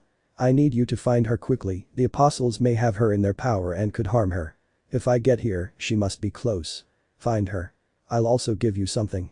Ayan came out of a dimension, completely loyal to Uncle Ayan, help them in everything, and it's time to reincarnate you as my pawn. Ayan. Yes, Uncle Sama. Uncle. By my power and my design I give you the pawn piece, so that you may serve me as my faithful servant Ayan. I give it to you, placing the piece on her chest and sinking into her chest. You are my demon doe, so help them, do not disappoint me Ayan. Ayan. I will not let you down Uncle Sama, what are we waiting for? We have to look for what Uncle Sama said no. All. See Ayan-san. Uncle. It's time to go to the United States and recover the Bridget satellite. Now I am what they call a hero, so you wanted this, damn Azazel, but now I will do it. To be continued. Narrator. Elsewhere, a woman is on a boat with two men, she is tied up and has been beaten several times. Damned, I know my kingdom is going to punish them. Don't worry, they have already fallen, besides, you are one of my swords of Mary, and you will be the mother of my children, but not yet. Narrator. A man comes in and sees the man tearing Aldora's dress. Old, we still don't have to keep it pure, later you can have it however you want, but now we have bigger problems. Old. Don't worry my dear friend Sodium, my friend Magnetism, and I won't do anything to you. Sodium. AFO was defeated by a hero, you told me they weren't going to win, but a certain Uncle Ackerman won, and you spy, where is that Edgar? Old. I have not had any information about that stupid vampire, and I do not have the weaknesses of that Uncle. According to what I know, she vanished just like Ayan. I don't know what's happening, but I will find out. Magnetism. Tell Chlorine to take Aldora to her new room, she will be transported to our island here in Japan without further ado, we have a rebellion to quell. A problem a new dimension P4P2. Narrator. Uncle said goodbye to the heroines and flew to the United States at great speed. On the way, he talked with Gagleon. Uncle. Gagleon, do you think I did the right thing in destroying that villain? Gagleon. It's a good decision, besides, that villain didn't have good intentions with those young women, my friend, they must be monsters to do that. Uncle, do you detect that voice? Uncle. If I detect it, look at Gagleon. Gagleon. What the heck is that? Don't tell me it's a Pandora. That thing is huge. At that moment, a voice is heard coming from the monster's core. That's it. I think I heard something, Uncle. Tell me you heard it too, friend. Uncle. Yes, I heard him say help me. Please help me. Uncle. Don't tell me that thing was a person, then we have to help it Gagleon. Gagleon. Yes friend, balance breaker black god Gagleon. Narrator. Some flaming wings were seen behind him and he went to where the Pandora was and said something that amazed Gagleon.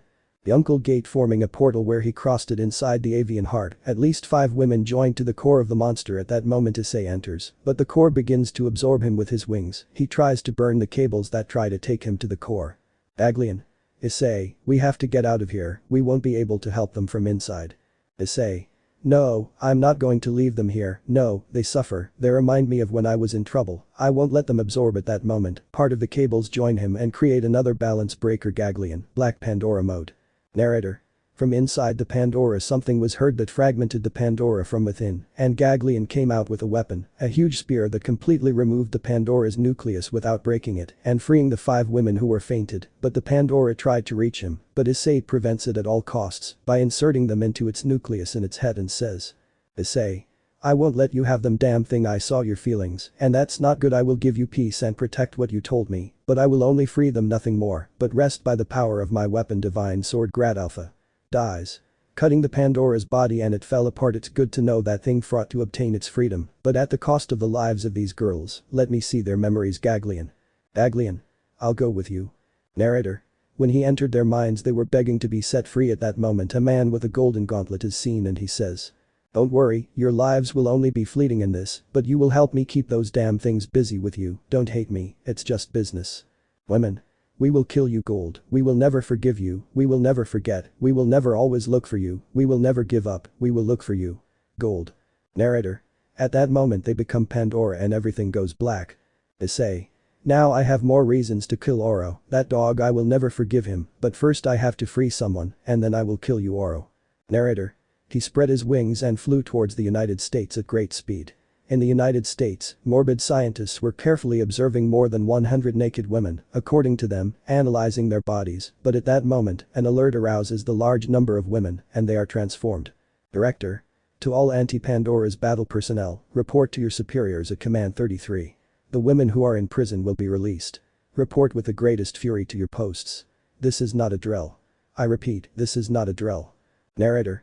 On the coast the tanks were shooting at Issei, who aimed to destroy the base, but with the minimum number of casualties possible. But when he saw the tanks, he fired a beam of pure energy from his hands, destroying the tanks with ease, while he landed and saw the helicopters in the distance. Narrator. In the command truck they were analyzing who was the enemy, and Commander Fury was in the truck. Soldier. Mr. Fury, the satellites say there are 6 people inside that thing, and they are alive. How is it possible? According to scientists, those things cannot return to their original form. Major, your orders, Commander. Your orders. Oh god, that thing is bigger than normal ones, Ms. Fury. A great energy is condensing in the core of that thing. Prepare for impact. Narrator. The fighter jets aimed but were swept away by an energy beam which destroyed them all with great ease. Soldier. Sir, our planes were swept away by the Pandora. Fury. How is it possible that thing isn't a Pandora, it's something else? Send the zombie group. Soldier. Zombie team get ready to enter battle. Have you heard the captain? Let's go zombie team. The girls stood in front of Issei, but he didn't attack and continued on without paying much attention to the women's team in front of him attack, but in the blink of an eye he disappeared. Where is that? Is it a man? I don't want to fight with you. Narrator. The women didn't know what to think because a Pandora was speaking to them. In an impossible how is it that you speak to us? Ah, there's no reason to fight, I have a mission, to eliminate your bosses from your school and free them, that's what I came to do. I'll tell you my name is Uncle Ackerman, and I'm the one who destroyed the villain from Japan, and I came to save you. Leave your weapons on the ground and I'll show you what they really do to you. But at that moment, a woman hits him and he goes through a wall. You're another one like that Gold guy, right? Tell me, monster. Uncle? Gold. No, and I don't have to lie, woman. Tell me your name if it's not too much to ask. My name is Julia Munberg, that's my cursed name. Uncle. My name is Uncle Ackerman and tell me, would you like to know where your companions are? Julia. Yes, I would like to know, damn it. Uncle. Inside the cores of Pandora's.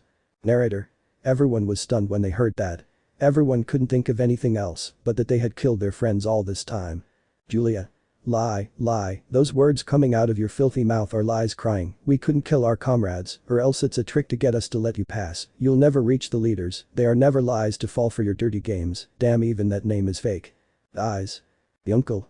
Then tell me why your friends who retired don't talk to you. Tell me according to what they are on an island resting from this cursed life that they are given. Tell me Julia, how is it possible that you, the most experienced, don't know anything about the cruel and inhuman experiments to which they are subjected? Tell me. Julia. No, that's impossible. They are enjoying their lives.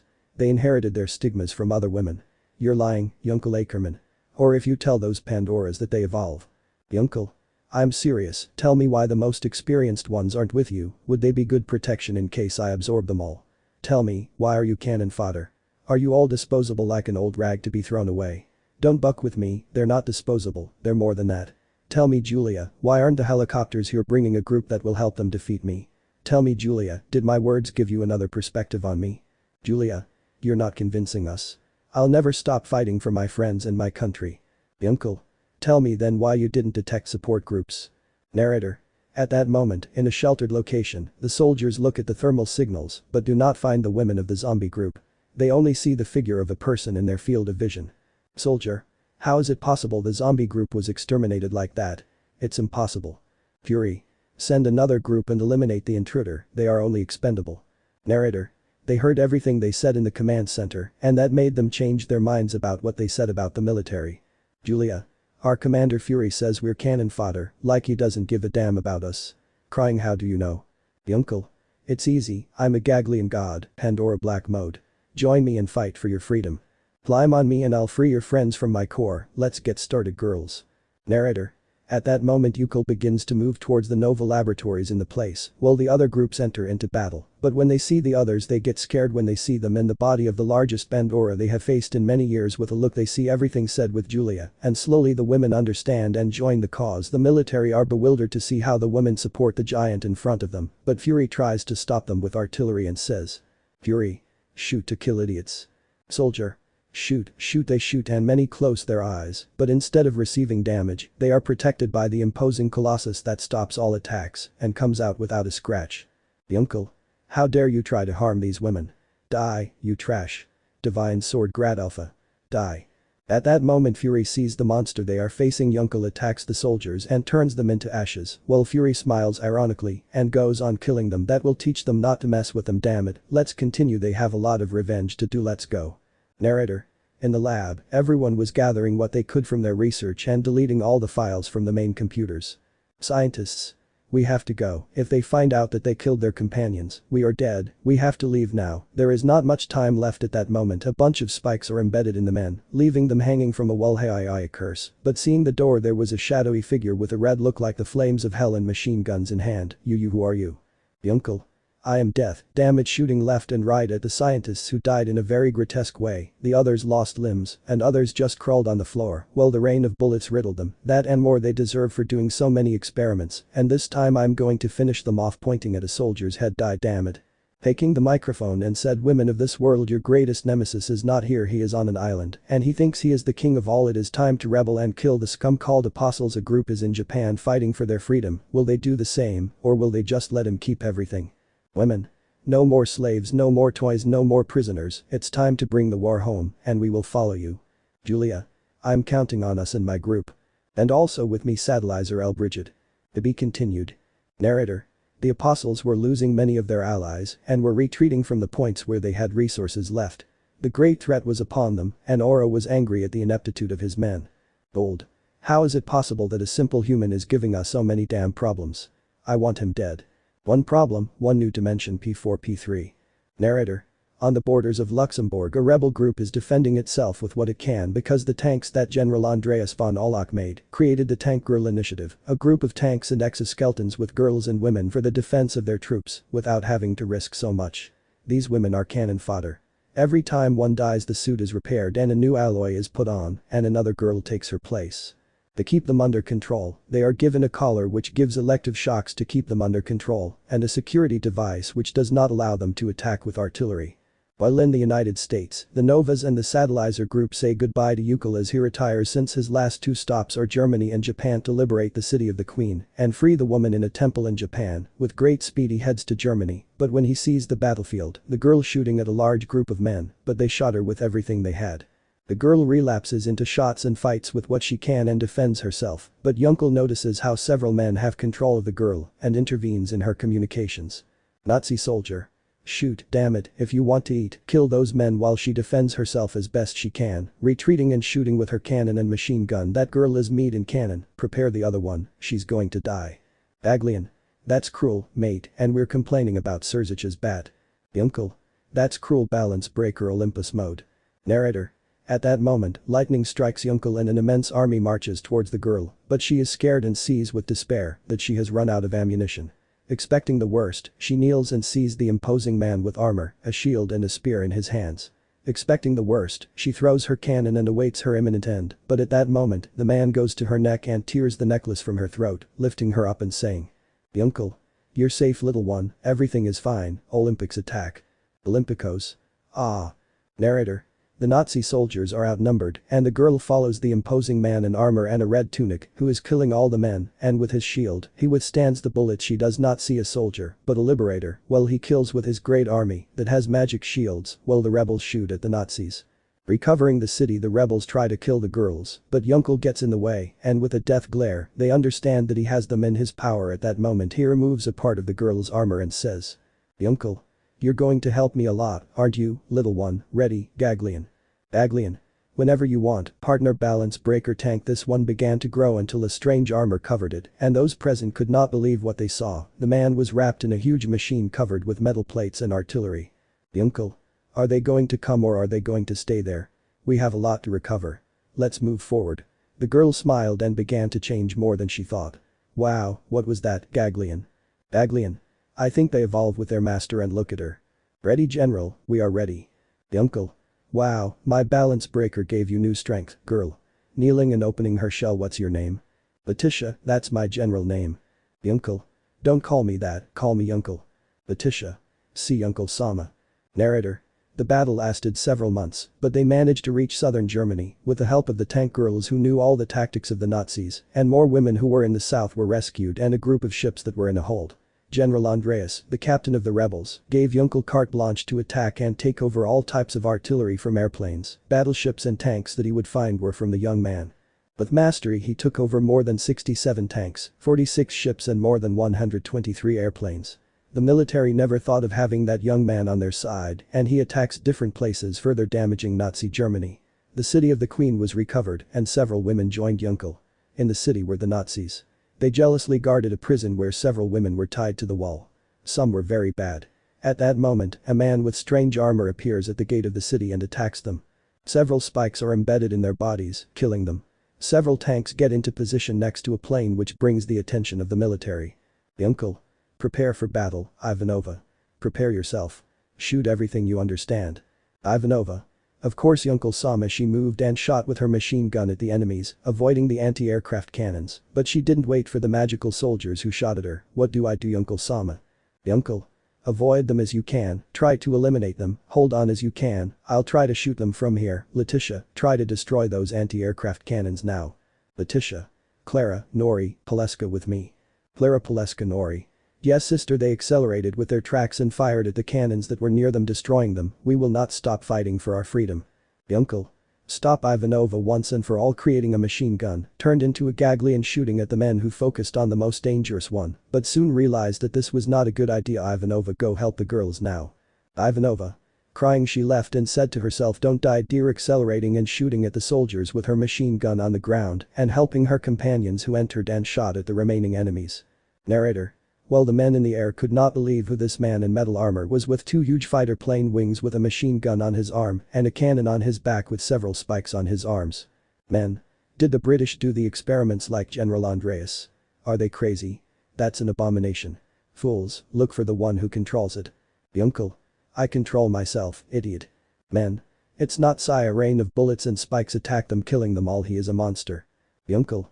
The girls turn around while he sees how several soldiers attack one of their companions to Nori, who defends her wounded companions being a high armor tank, but she was on her last legs Nori he went with speed and got between the soldiers and Nori, a grenade exploded and a smoke screen was seen. All. New. Nazis. Take the two, but he couldn't say anything because they didn't count on Yunkel to combine the three weapons into one forming a machine which could be at sea, on land and in the sky, a weapon which had the artillery of a tank, the strength of a battleship, and the speed of a supersonic plane. What the heck is that? Yunkel. Balance breaker Barbados. Nori. Yunkel Sama is alive. All. Which is what it became. Nazis. Shoot him, kill him. Narrator. With great speed he took one of the men and crashed him into the ground with such force that he killed him, but the men who were in the prison tried to harm him with machine guns, but it was impossible, he endured everything. 8 machine guns were created with his hands, missiles were formed on his wings, and turrets of a battleship emerged from behind him. Yunkel. Fire the men took cover, but it was in vain because the 50 caliber machine gun, the missiles and the turret shots immediately eliminated them all that will teach them not to mess with a god, girls are fine, but when I touch them they regenerated immediately, so this is the power of Barbados, well, let's go, we have to free everyone and go with the others to Izu, let's go. All. See Yukul Sama. Narrator. Inside the prison there were more than 1,000 girl prisoners who upon seeing the machine thought the worst, but at that moment thousands of spikes broke their chains, but 13 girls were carried and placed on beds, those are the guardians of Aldora, their knights who were beaten and diminished by the Nazis, but they still distrusted him, but seeing the converted girls that enraged them. Dog, you free us and look, you have girls at your disposal as if they were toys, you were nothing more than another one of those Nazis. Narrator. But the tank girls responded with a scream. INLPC. How dare you say that to our husband after he saved us from certain death? All. Like husband we didn't know. Yunkel. Don't worry about that, take this, bring this for yourselves, with this you will gain strength, and you will be able to return to battle, the world needs you, your queen needs you, and Izu is where you should go, I'm heading to Andreas's base, Hai has another girl, and I must rescue her, Ivanova take care of everything, I have pending matters with that dog. Wait, I have to apologize, we've been here too long, let me introduce myself and my friends, my name is Claudette, I'm Miss Aldora's second in command. I also apologize, just like Claudette I must say my name is Anaradel, that is my name, I am the commander of the Valkyries, and she is Miriam, my friend. Miriam. Nice to meet you sir. Yunkel. My name is Yunkel A. Kerman that is my name. Yunkel ha you look delicious, my name is Echidna, commander, with Risti. Risti. Your power says a lot about you.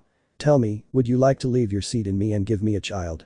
It seems that you are stronger than you appear. Ha, you are a pervert pulling her ear. Ha, excuse me my partner, I am Lina, a knight in service to Eldora-sama, and you are our savior. Excuse me my partners, it's just that we haven't seen any good looking men these years, and Nazis don't count. Excuse my companions, but I am an inquisitor and my name is Siggy. I am from the magical group along with Malona and Menace, a limo and a reborn Egyptian. Malona Menace. Hey, that's not fair. Malona. Don't pay attention to the nun sensually moving towards him and touching his metallic chest. Let's see what's behind that metallic shell. But when she tried to open it with magic, she couldn't. How infallible is the power of a slime like that? Menace. Leave me my melon, maybe you didn't use much power and it couldn't open. She approached and saw something that made her back off. You are a dragon, nothing more than that, you are a dragon god. All of them. Q-U-E-E-E-E-E-E-E-E-E-E-E. Let's see, let's tell me better, Menace like a god, that's impossible, only women can access to be goddesses up to one side. But when she saw her being, she was in a deserted valley with lava and she saw the imposing dragon almost 500 meters high, black and with red lines on its body. Gagleon. Now you're happy, woman, ha ha ha ha. I take back what I said, that dragon is very big and very powerful, be careful. Pantoasi Luna Luna. Luna Luna. Yes, Liliana, he is a god. And I'm complaining to the goddesses and now I have one in front of me. Be careful Shizuka, he's not like the useless goddesses, he can kill you in one hit, lose. Shizuka. Really you would, then take it with a grain of salt, you genius, because Vante is going backwards. You would. She knows that facing a man like this is death. The uncle. Well I have things to do girls, it was a pleasure to meet you. As I said Ivanova, you are in charge, see you later. Taking off quickly, leaving the girls to recover in Ivanova's hands. Narrator. In the mountains inaccessible to tanks and planes, General Andreas von Olach, who was very upset by the ineptitude of his men and not stopping the advance of the winged demon, calls his boss Oro and Izu to come and help him. Andreas. My lord, we have a problem. Your resources are almost extinct and a damned man has diminished my plans. In addition, he has my precious experiments in his power. I have lost many men and our base is barely holding on. I have your precious girl in my power. If you want her, come and get her. Help me get out of here. Old. You're a bucking Andreas, where's Tanya Degurichev? She's an important piece of my plan. Her power is indispensable to me. Besides, I'm also at war with the heroines and the novas. These bitches don't die.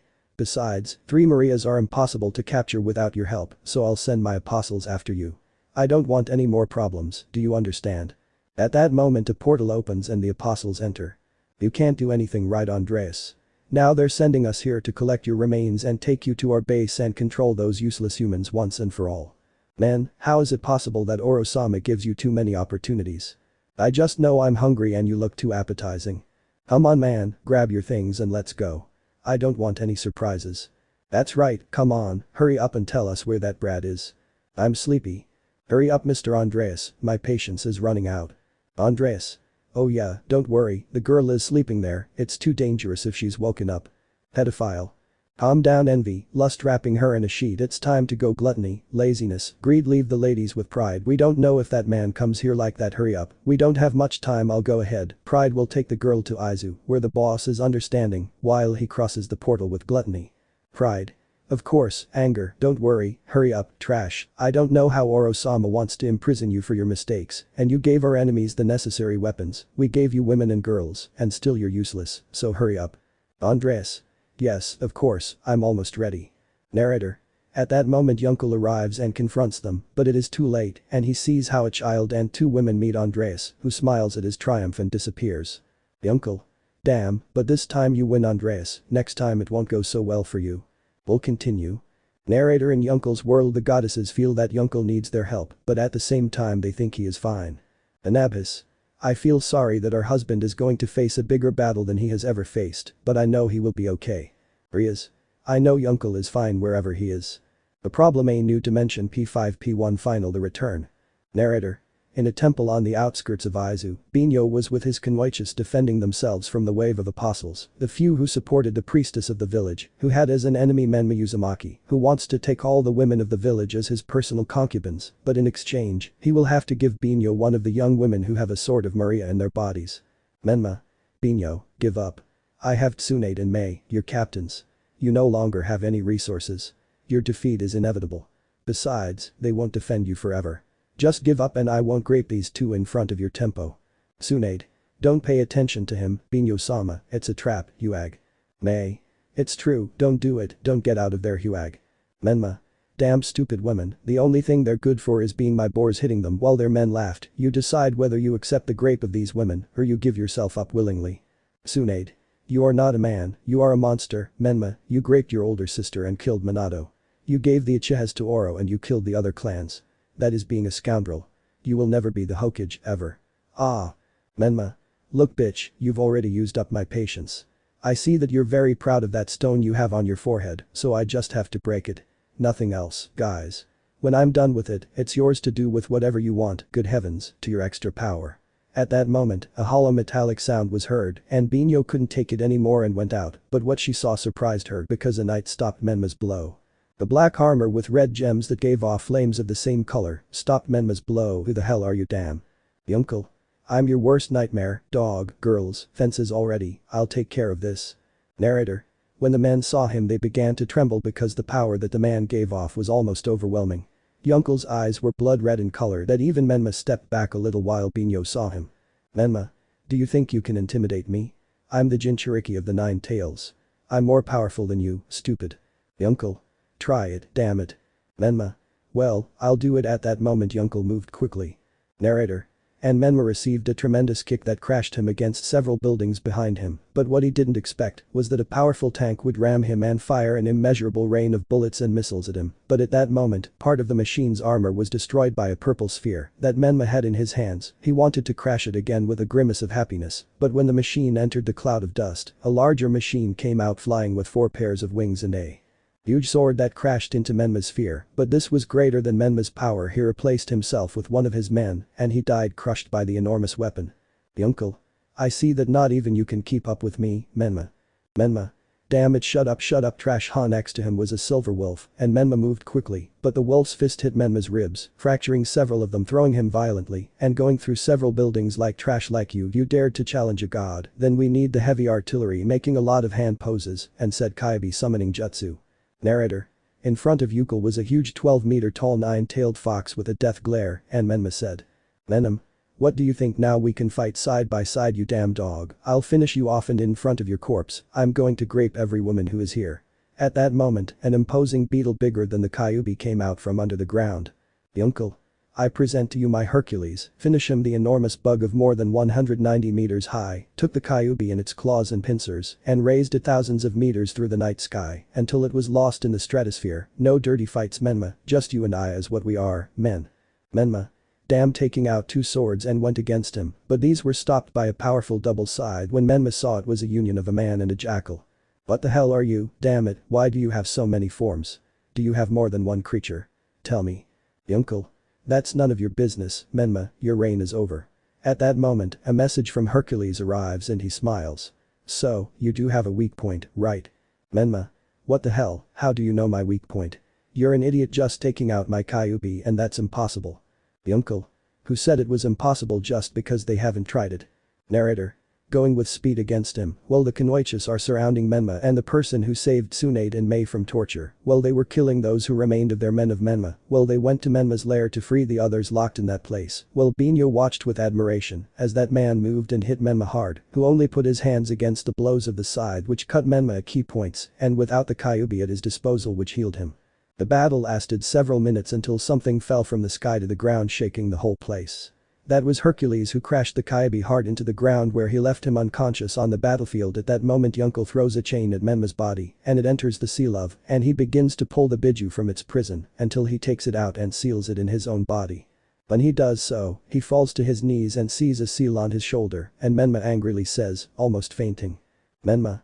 You can't be better than me, no, you're trash, you're nothing to me, you're damn trash, I'm going to kill you. Getting up with heaviness and walked against Yunkel, who looked at him with a satisfied smile. You're dead, trash. Yunkel. Of course he doesn't look back, you idiot. Look at the enemies you've made. Look at them. Narrator.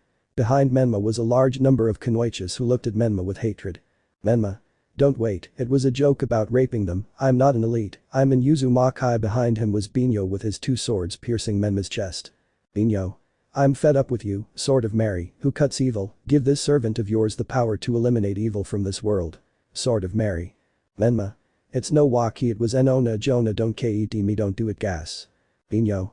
There are no excuses for you cutting him in half, die damn monster. It's all over. At that moment you see the Kyuubi returning to Yunkel's shoulder, and he sees Hercules, who moves to his master still converted with the balance breaker Anubis. I thank you, young man. Tell me why you came here if it's not too much trouble, or are you one of those traitors of the apostles? Yunkel. No, and I am not one of them. I am from a faction that helps defend women around the world, now that the planet is in decline. I, Yunkel Ackerman, have come to help them in whatever I can. Now where are we going? We have an itinerary. We must overthrow Oro as quickly as possible. Now I will help in whatever I can. Let's go, Miss Binyo. I brought reinforcements from all over the world. Look, in several Pandora helicopters. The women arrived, getting off the helicopters and unloading ammunition at the docks. The tanks towed the warships from the sea, and the others were transported by land, along with the heroines who were arriving from all over the world, although they were very few in the lair of the deceased men. My uncle healed the women, including Kushina, Anko, Naruko. Among many convoyages of the place. While Liliana's flying ship descends to the place, it is good to know that you are all here. This is the last battle before eliminating Oro. I know that many of you are here not for me, but for your freedom. I hope that what you are looking for is here. Now this is the plan. The Pandoras will go with the helicopters and the fighter jets, while the battleships and the aircraft carriers will go back to stop the enemy. Liliana, you and your team will be the sword. And the helicopters will be all the tanks. I want them to reign lead, and all the others will coordinate. Heroines will be my support within the walls of that place. In the papers that I found there is a circle that I think is to stop the bearers of the swords of Maria. The first need you to be in this place. I know it is uncomfortable, but keep that trust, and I know that we will win. It is time to go, but first I have to talk to you. The closest ones come on in the enormous room of the temple of Binyu. Yunkel gathered his best cards. I know it is a little crazy, but who among you are the ones who really love me? In the room were almost all that except Yunkel, among them the Pandoras, the heroines, the Knights of Aldora, the Machine Girls, the Conwaches, and the 11 Swords of Maria. All. Okay, I think so, all of them in chorus. What are you waiting for? Heroines. We are the first, so we love it. Getting into battle pose. Pandoras. Ah no, that's not it, he's ours. Taking out his weapons. Knights of Aldora. Don't even think about it, taking out their weapons. Machine Girls. So it won't happen, pointing at the others with her artillery. Conwaches. I don't know, but we'll also fight for him. He's a good prospect. All with a kunai in hand. 11 Swords of Maria. Don't even think about it, revealing his tattoos on his right arm. Narrator. Yunkel had a drop of sweat on his neck and saw everyone and remembered his girlfriends and fiancés, and he smiled and said. Yunkel. They are the same as them girls, please, we have to come to an agreement. At that moment he flew away from the attacks, Jutsu's shots and other blows from all of them, and that made him angry, and he said, damn it, calm down once and for all, balance breaker factions. All. That is power. All of them blushed and saw Yunkel as their only love. Yunkel.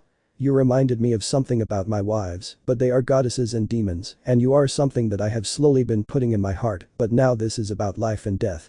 Within this place, there are many enemies. Take this. With this communication circle, we will communicate. Give it to your groups and I hope for your support. Detransforming, it's time to die, gold. We'll continue. Binyo.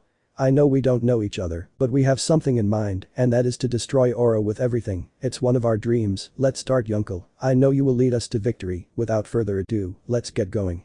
Yunkel. First I will give you these weapons and balance breakers and also seals that will allow you to invoke my power. I know that they will be very useful. This, without further ado, is time to eliminate our enemy and return to normality. It is a promise that the dragon god Gagleon must keep. The problem: a new dimension P5 P2 final, the return. Narrator.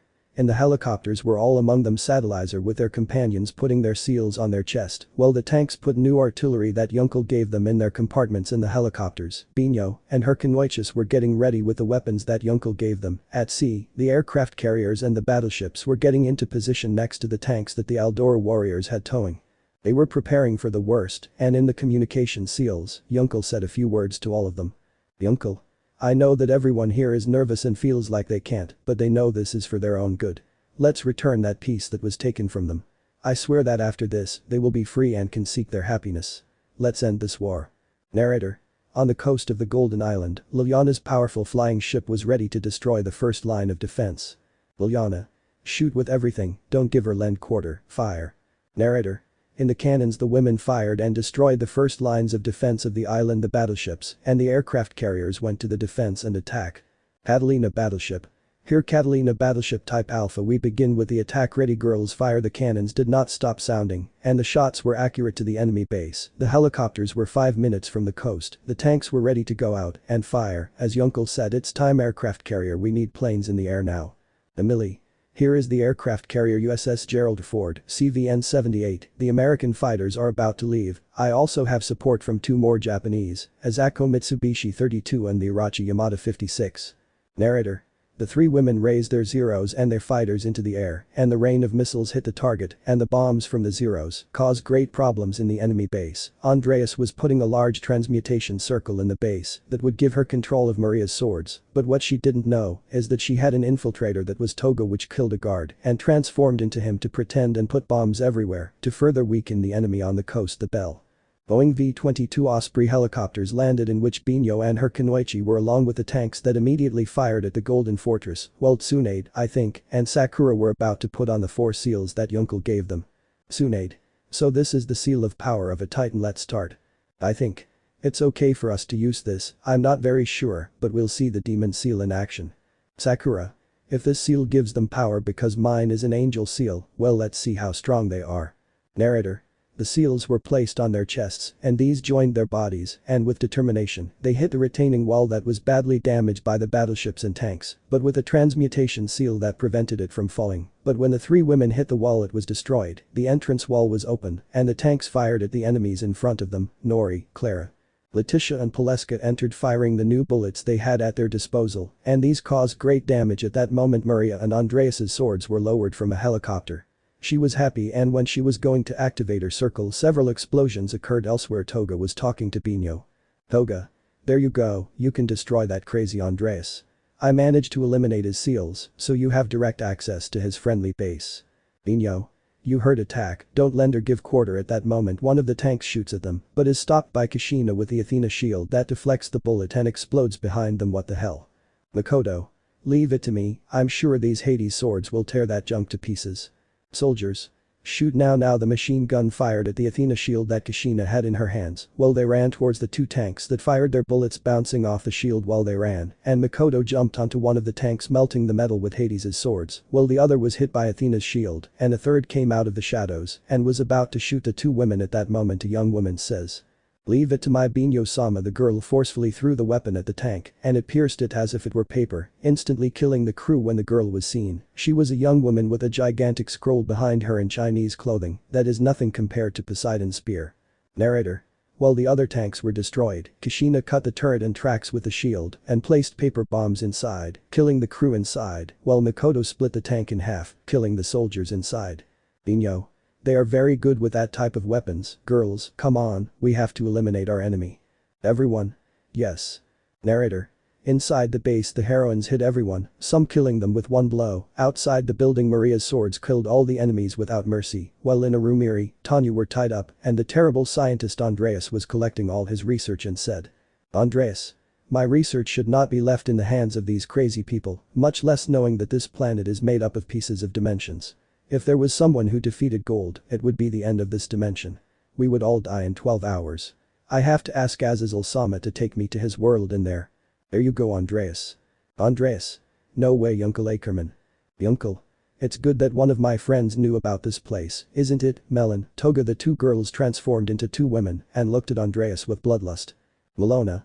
You seriously never realized that we weren't the girls? Toga. You are really stupid. Uncle. Give them whatever you want, but hand over that investigation to me intact, you understand? Melona. Toga. Yes, Uncle-sama, but you will give us something after this, right? Uncle.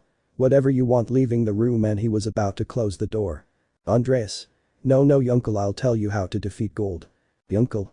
I know how, you don't have to tell me. Goodbye, Andreas Van Hunklod. Melona. Toga. Let's have fun. Ha ha ha ha ha ha ha ha. One taking out her knife and the other creating a sword with her slime. Andreas. No, Uncle, don't leave me here, Uncle. Hi. Uncle. One less, Hewitt, go ahead, take the girls in the helicopter and get them out of here now. Hewitt. Vante. If you're a Uncle. Narrator. Grabbing the 2 girls in front and leaving through a bridge where the Aldoranites were coming down. Vante, Hewitt boarded Liliana's ship, and they went out to pick up the others who were outside the facilities to bring them and defeat Oro and his apostles more easily.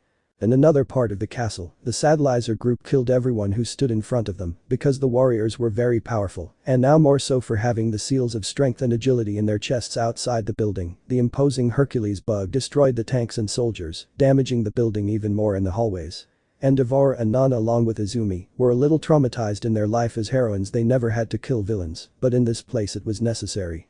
Endeavor incinerated the enemies, and Nana killed them in one blow along with her student, while behind them the same thing happened with Pony, Momo, Sayu, Jiru, Echako, May Midnight, Toru, Mina and Alexandra. They all had weapons like bows and arrows, scimitars, swords, knives and guns, but their quirks were what the girls used the most. They thought how they would see Uncle after that. At that moment, several soldiers were shooting down one of the corridors scared, and at that moment some spikes killed everyone, and Uncle appeared with his balance breaker Black God Dragon Gagleon and looked at them trembling. Uncle. I know this is traumatic, but it's them or us. I know you're educated not to kill, but now I need you to coordinate as the team you are.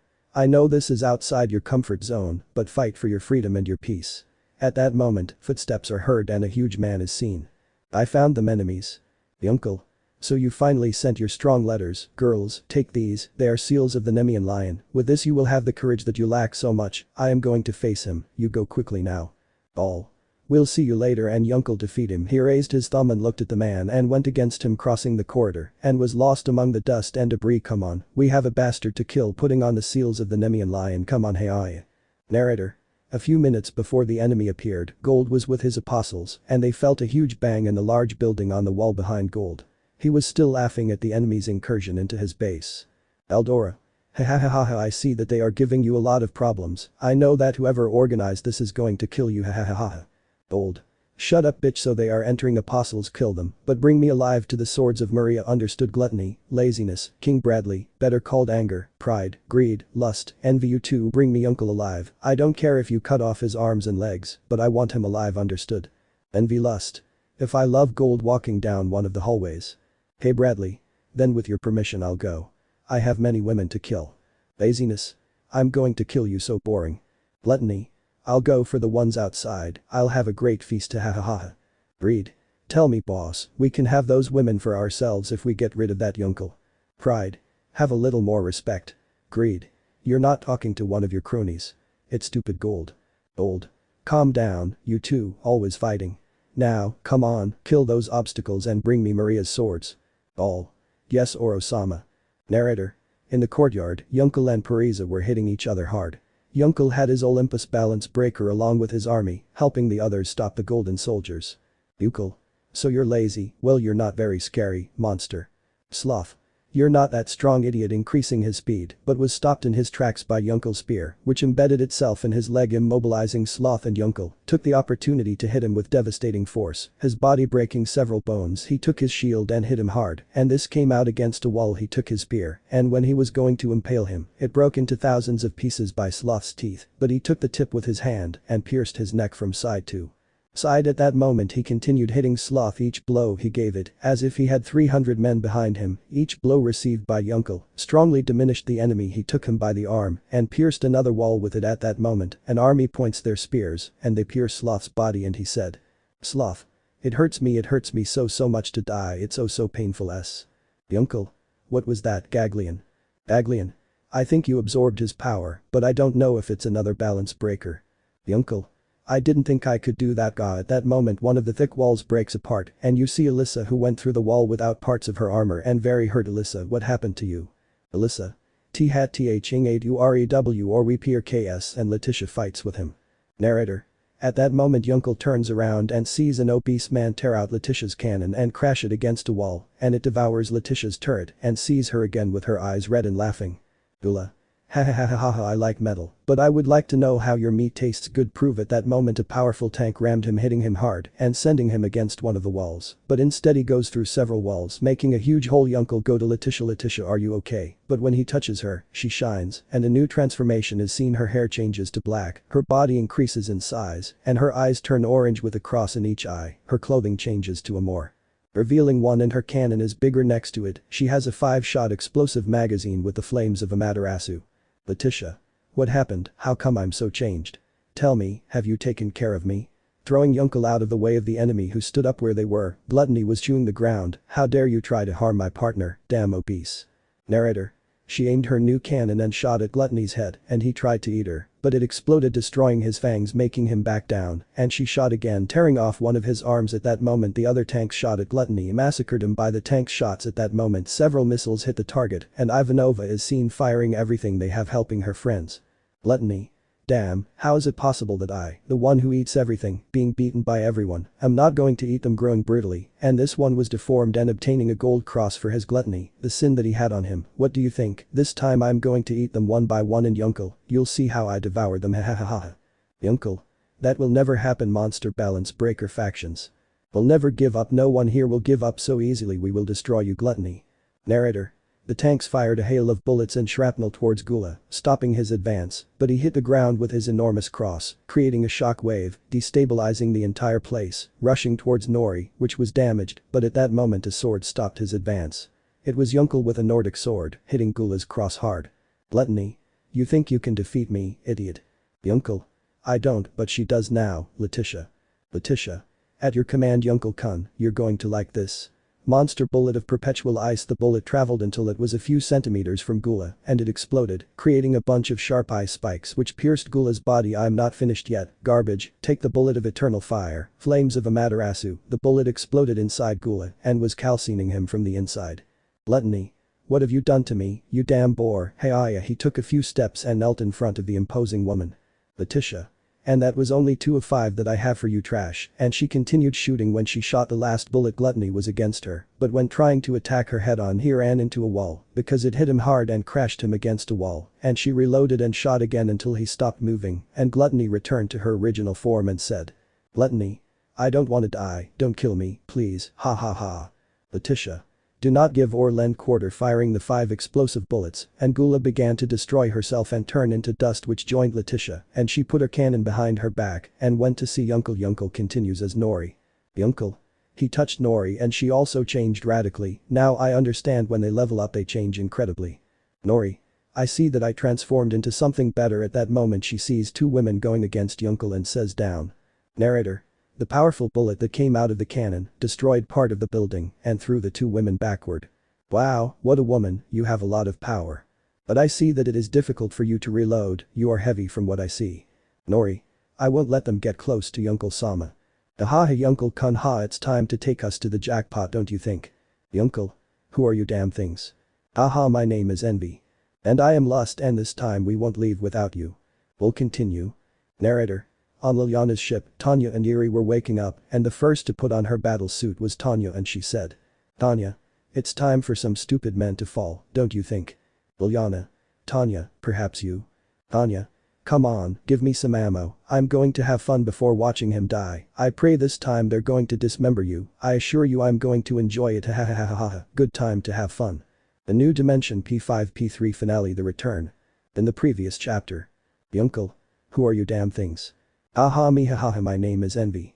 I am Lust, come with us, we won't hurt you, Yunkel, we only came for you. Current chapter. Nori. Don't even think about it. Aiming at Envy and Lust, Nori shot, but Envy moved quickly, avoiding the bullet, but when she looked behind her a huge hole was seen, and the 2 apostles felt terror when facing that girl. Damn, I failed. Yunkel. I'll take care of this.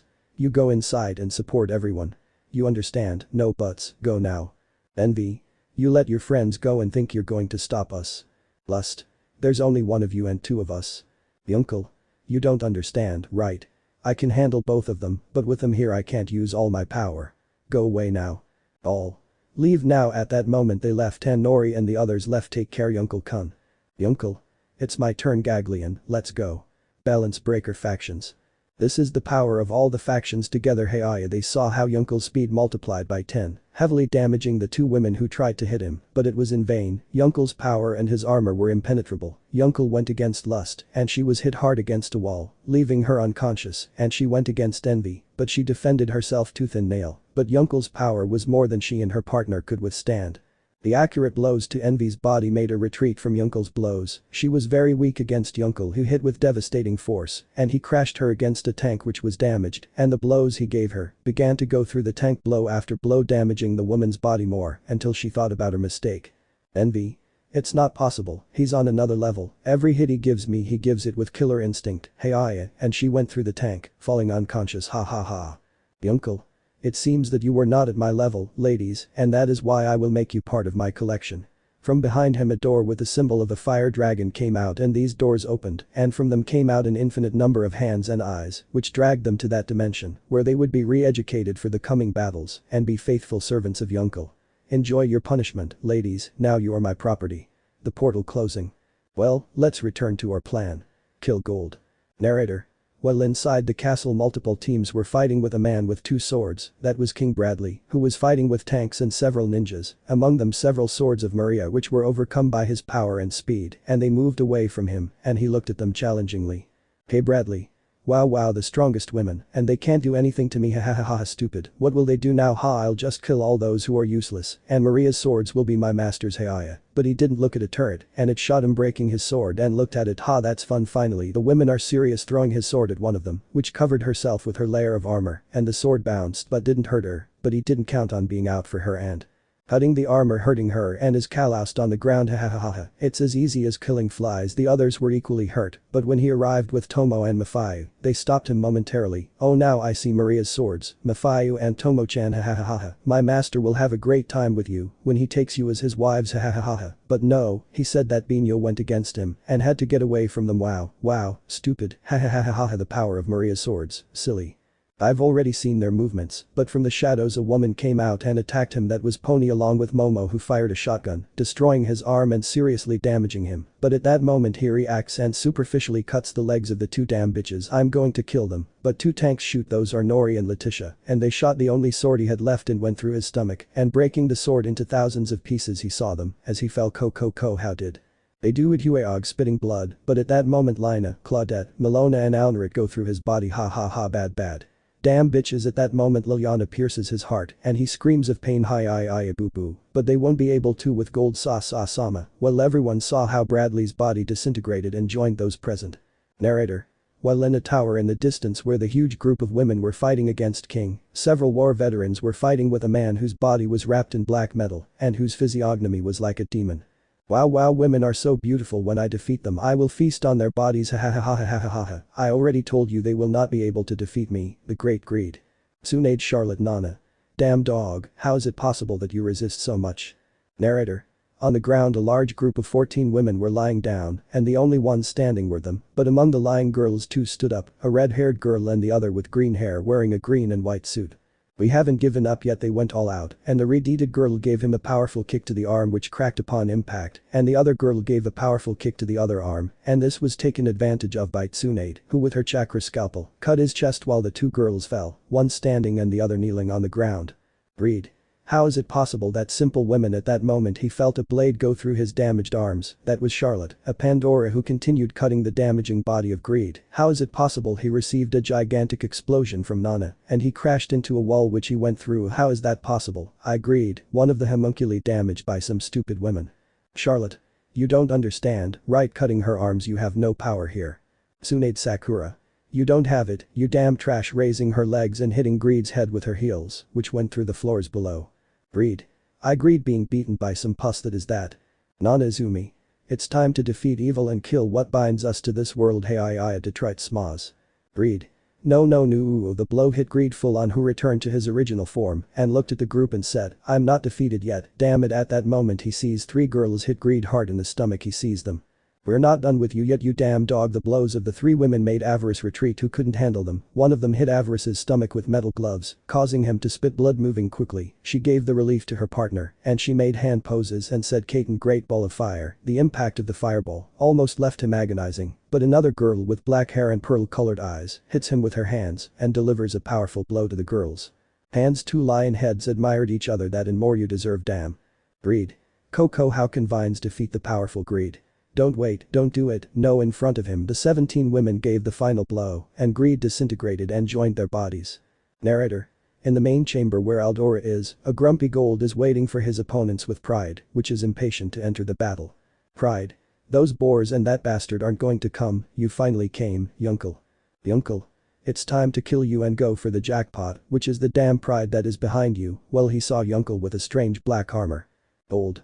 You caused me many problems, this time I will annihilate your pathetic existence, and for that getting up and looked at Pride, and he turned around and pierced Pride, and for that I need your power, it's time to go to a bigger level Yunkel, and your friends will not arrive in time to see how I kill you here, it's time for me to eliminate you and take over your dimension, and you know I'm going to enjoy it like you can't imagine. At that moment many women enter the place and look at gold, it's good. They know that there are spectators Yunkel, so they will see that I am more powerful than them, and you together ha ha ha ha ha ha ha. To be continued. Narrator. While in the original world of Yunkel, a group of women watched the machine clock that only 12 hours were left before Yunkel returned, but something happened, another activation was activated and put a strange name on her console that Isis saw and said. Isis. Hey girls, you have to see this, Jojo says that's what it is. All. Not there now that you did Isis. The return. The golden death. An unfortunate accident P1. In the previous chapter. Narrator. In the main chamber where Aldora is, a grumpy Gold is waiting for his opponents with Pride, which is impatient to enter the battle. Pride. Those boars and that bastard aren't going to come, you finally came, Yunkel. Yunkel. It's time to kill you and go for the jackpot, which is the damn Pride that is behind you. Well, he saw Yunkel with a strange black armor. Gold. You caused me many problems, this time I will annihilate your pathetic existence, and for that getting up and looked at Pride, and he turned around and pierced Pride, and for that I need your power, it's time to go to a bigger level Yunkel, and your friends will not arrive in time to see how I kill you here, it's time for me to eliminate you and take over your dimension, and you know I'm going to enjoy it like you can't imagine. At that moment many women enter the place and look at Gold, it's good.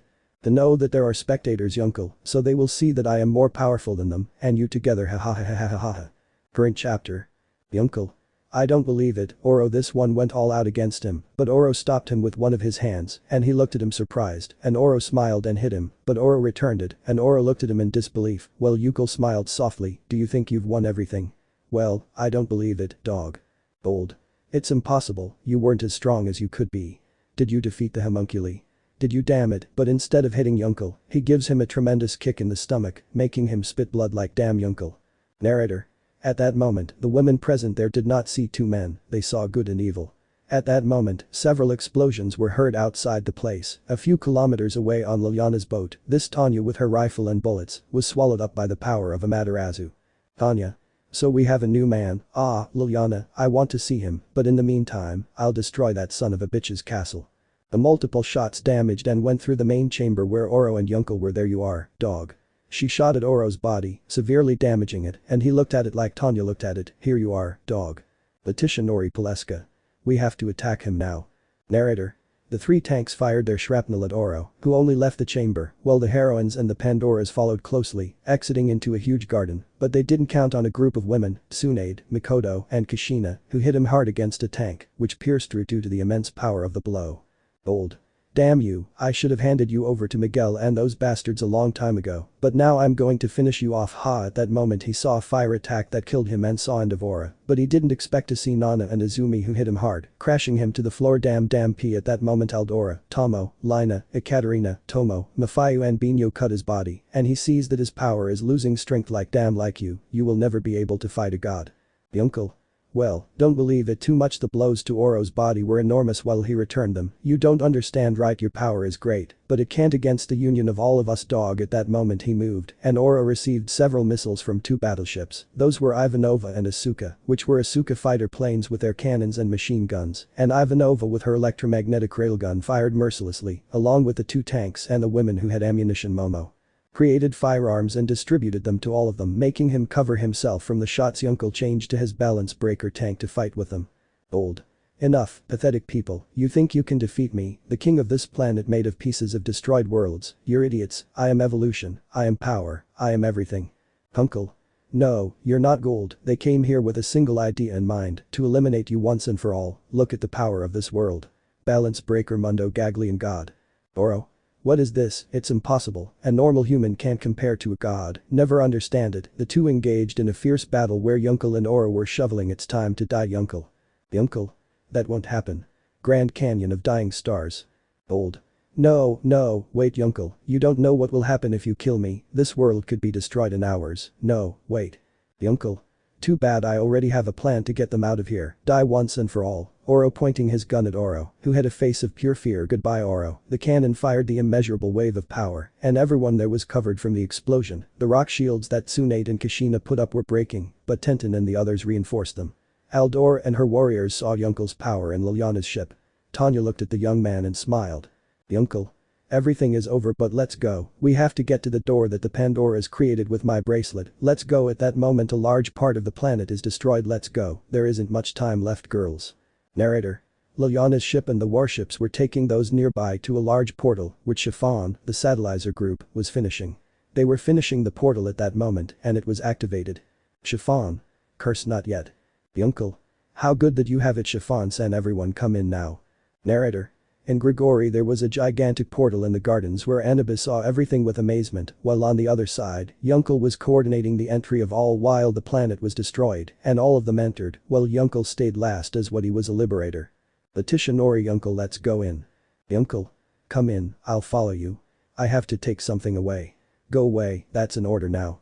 Letitia Nori. Yunkel, we'll see you on the other side. The two entering the portal while he went to where the bracelet was and removed it, but at that moment something happens and it disappears on the other side. The women are uneasy because their savior does not appear, and the last to pass the portal are Letitia and Nori, but at that moment the portal destabilizes. No Yunkel. They all try to stop the portal from closing, but it is impossible. No Yunkel. At that moment, the portal closes leaving those present in a bad way. A group of women give up when they hear a person with a huge red machine with a drill go through and tear apart part of their now dimension and says. Yunkel. Don't give up, I know I'm far away, but don't give up, I know I'll be with you soon, don't give up, do you understand? Don't give up. At that moment, the tear slowly closes and they see how the cabin looks like Yunkel, and the tear closes. Anubis. Yunkel, I know you'll come back. To be continued. Narrator. In an alley Yunkel wakes up and sees enormous buildings, and when he goes out he sees thousands of machines transporting multiple women, among them a girl with an unusual outfit. She is on her knees with a strange soul trapped in a container. Along with two other women in a red machine. Yunkel. Damn balance breaker world, this time I'm going to eliminate you. The beginning and end of one world and the disaster of another. P1. In the previous chapter. Narrator. In an alley Yunkel wakes up and sees enormous buildings, and when he goes out he sees thousands of machines transporting multiple women, among them a girl with an unusual outfit. She is on her knees, along with two other women in a red machine. Yunkel. Damn balance breaker world, this time I'm going to eliminate you. Current chapter. Yunkel. Leave them. He hit those who had the machine, and it fell in front of Yunkel, and it shined, and Yunkel was absorbed by the red machine with shades of gold and black, and he found himself in front of the controls, and it began to move. So are you going to help me? Ah, okay machine, let's start. Leave those girls alone, damn it. How is it possible? Gurren Lagann moving, that's impossible. Haya. Narrator. The machine continued straight ahead and destroyed the women's chains, and they were left watching the machine that began to become smaller until it became their size and hit hard the enemies that approached at that moment. The other women went for their suits and weapons, but a man aimed at them, but out of nowhere a huge tank rammed it with Gurren Lagann's armor around it, and everyone was left impassive at the transformation of the machine. X3. Thanks. At that moment the machine shone again, and it transformed into a black mechanized Olympic warrior with two yellow eyes with a red cape, and with his black spear, he split the container where several suits were, and they took them. How did he do it? Who are you, man, because you defend us? Is it true? Tell us. Yunkel. I am Yunkel, the black Gagleon dragon god. At that moment he returned to his Gurren Lagann form, but it stopped being red and bright, instead it became black and dark. That is, I am the dragon of darkness who has come to save you from these monsters. Narrator. At that moment they felt something in their hearts, and it grabbed them, and they left with their dragon wings on their backs, and it quickly left the place, disappearing into the starry night. When they landed, they saw how the Gurren returned to his original form, and he came out of the machine, and they felt that blow in their hearts again, and he came down and showed his young face, and they looked at him enraptured at his well-developed muscles and his light brown hair, and he said. Excuse me for not introducing myself properly there, but my name is Yunkel Ackerman, and who are you, and why did you have them imprisoned? Okay, long story, I'm Jotaro Joestar, nice to meet you. I am Satsuki Zero, nice to meet you Yunkel-kun, and thank you for saving us. Ha, I'm Ryuko Matoi and we thank you. If you didn't save us we'd be in some damn pervert's bed. Yunkel. What do they have in their bodies that they collected with such desperation? Ryuko Satsuki Jotaro. These are the spiral Goku suits, they are suits that allow us to fight with Largenum. He is very dangerous and left half of our population in the underground caves of the planet.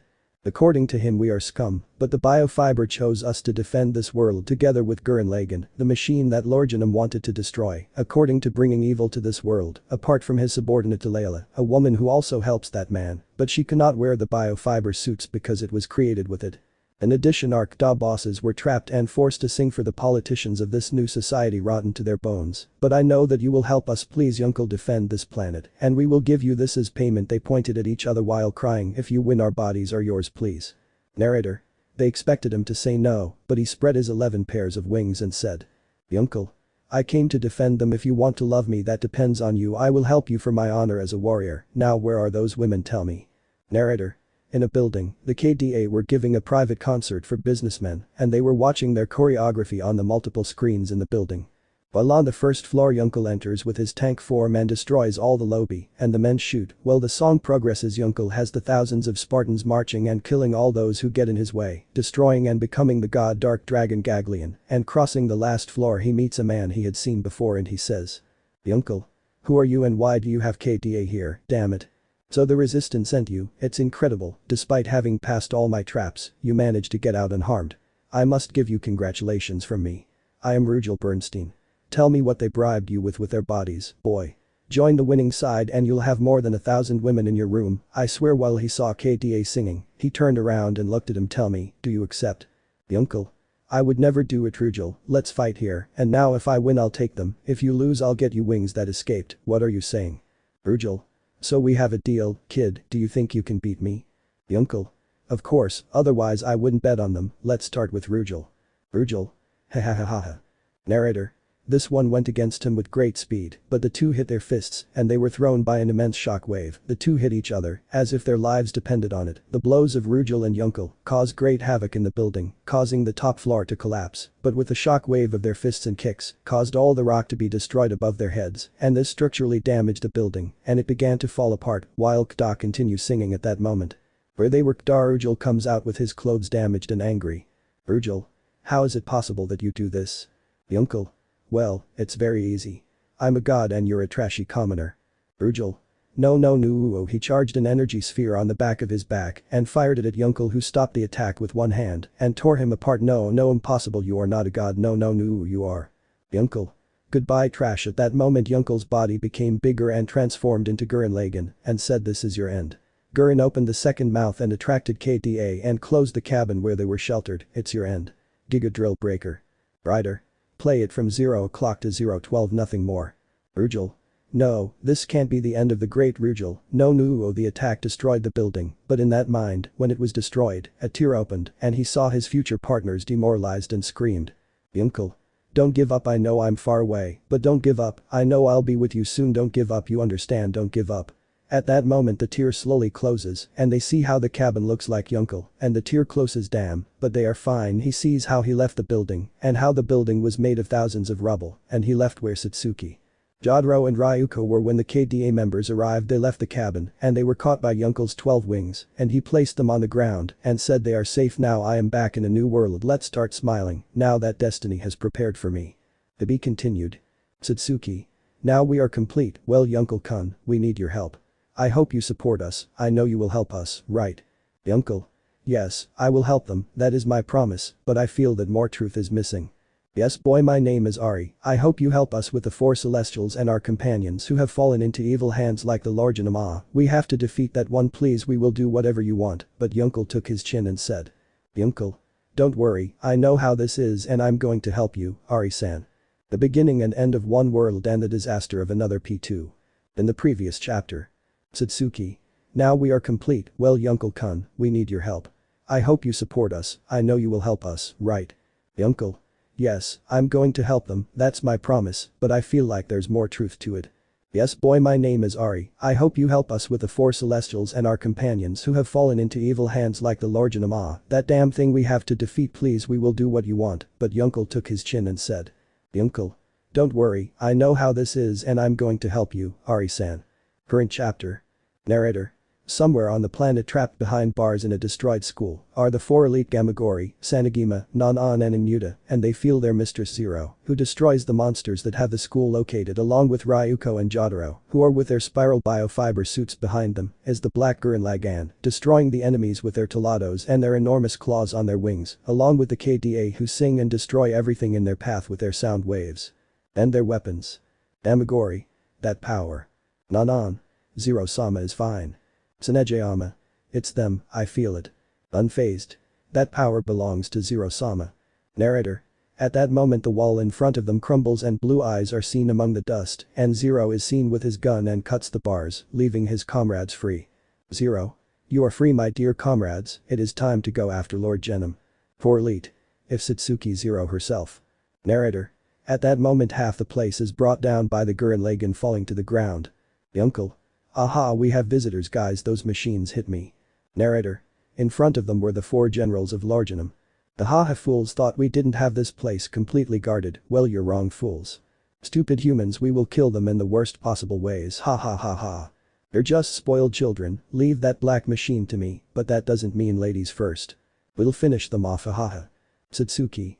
The 4 cursed generals of Lord Genom set a trap for us, but we're not finished yet, Iori, bring them. Iori.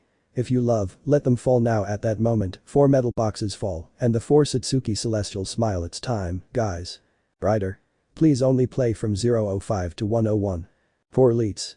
You treated our school like garbage, and now we will fight for the sisters. Your 4 Celestials are here. Heaya. The 4 Celestials faced all the machines, while the 4 generals watched the battle, while Ryuko, Satsuki and Jotaro fought with the others, and Yunkel saw the 4 generals. 4 generals. Impressive, but they are nothing compared to us. Yunkel. So I'm nothing to you, right? You caught me off guard, but you won't this time. Then you will face me and my ship, ha ha ha. I am the general of Lord Genom, my name is Thymulf, and this is my Gongman. Iaku, and this is the Dai Gunzan, ha ha ha. Gurren Lagann eyes. Yunkel. Not yet cursed, I still have an ace up my sleeve. Balance breaker. Gurren Lagann Fenrir Black Dragon Demon. A pillar of black light came out of the Gurren Lagann, but the enormous machine tried to hit it, but the Gurren blocked the Dai Gunzan, and when it came out of that thick cloud of dust, a cannon aimed at the Dai Gunzan and fired, piercing the hull of the imposing ship. Thymulf. How is it possible the Gurren doesn't have cannons? But from one moment to another it reached him, hitting the Byaku hard, which crashed into the command center of the Dai Gunzan. Aha, what is it made of? It is very fast and very powerful. It can be stronger than my machine, it doesn't even surpass, and by far the power of my gunman. You are damned. Yunkel. I am Yunkel Akerman and I am the protector of this new world. It's time. The cannon retracted to his shoulder, and from his chest, he took out some glass boomerangs and threw them at Thymulf, and he was hit hard and immobilized by those same ones, returning to his original form, the Gurren Lagann said. 3 generals. That is impossible, he beat Thymulf, that is impossible. Yunkel. Well, it isn't, you're the next ones. Stupid, you will die here. I am next. I, the great Sidamander, will finish you off. Get out of there, my dear gunman. Ha ha ha ha. Shuzak, ha ha ha. You know that fighting with one of the 4 generals is a damn mistake. As long as Adian and Gwaim finish off the others, let's go. Yunkel. Then come get my trash. Adian. Yes, I'll go after those 3 boars, but especially the one with pink hair. That boar and her sisters, I'm going to kill. Gwaim. I'll go for the KDA and those idiots from the 4 Celestials, ha ha ha. Narrator. The battle against Sidamander was enormous because the Gurren now had dragon wings with which he could defeat the powerful gunmen of Sidamander now on Earth. Adian descended from her machine and spoke with Ryuko, Satsuki and Jotaro. Adian.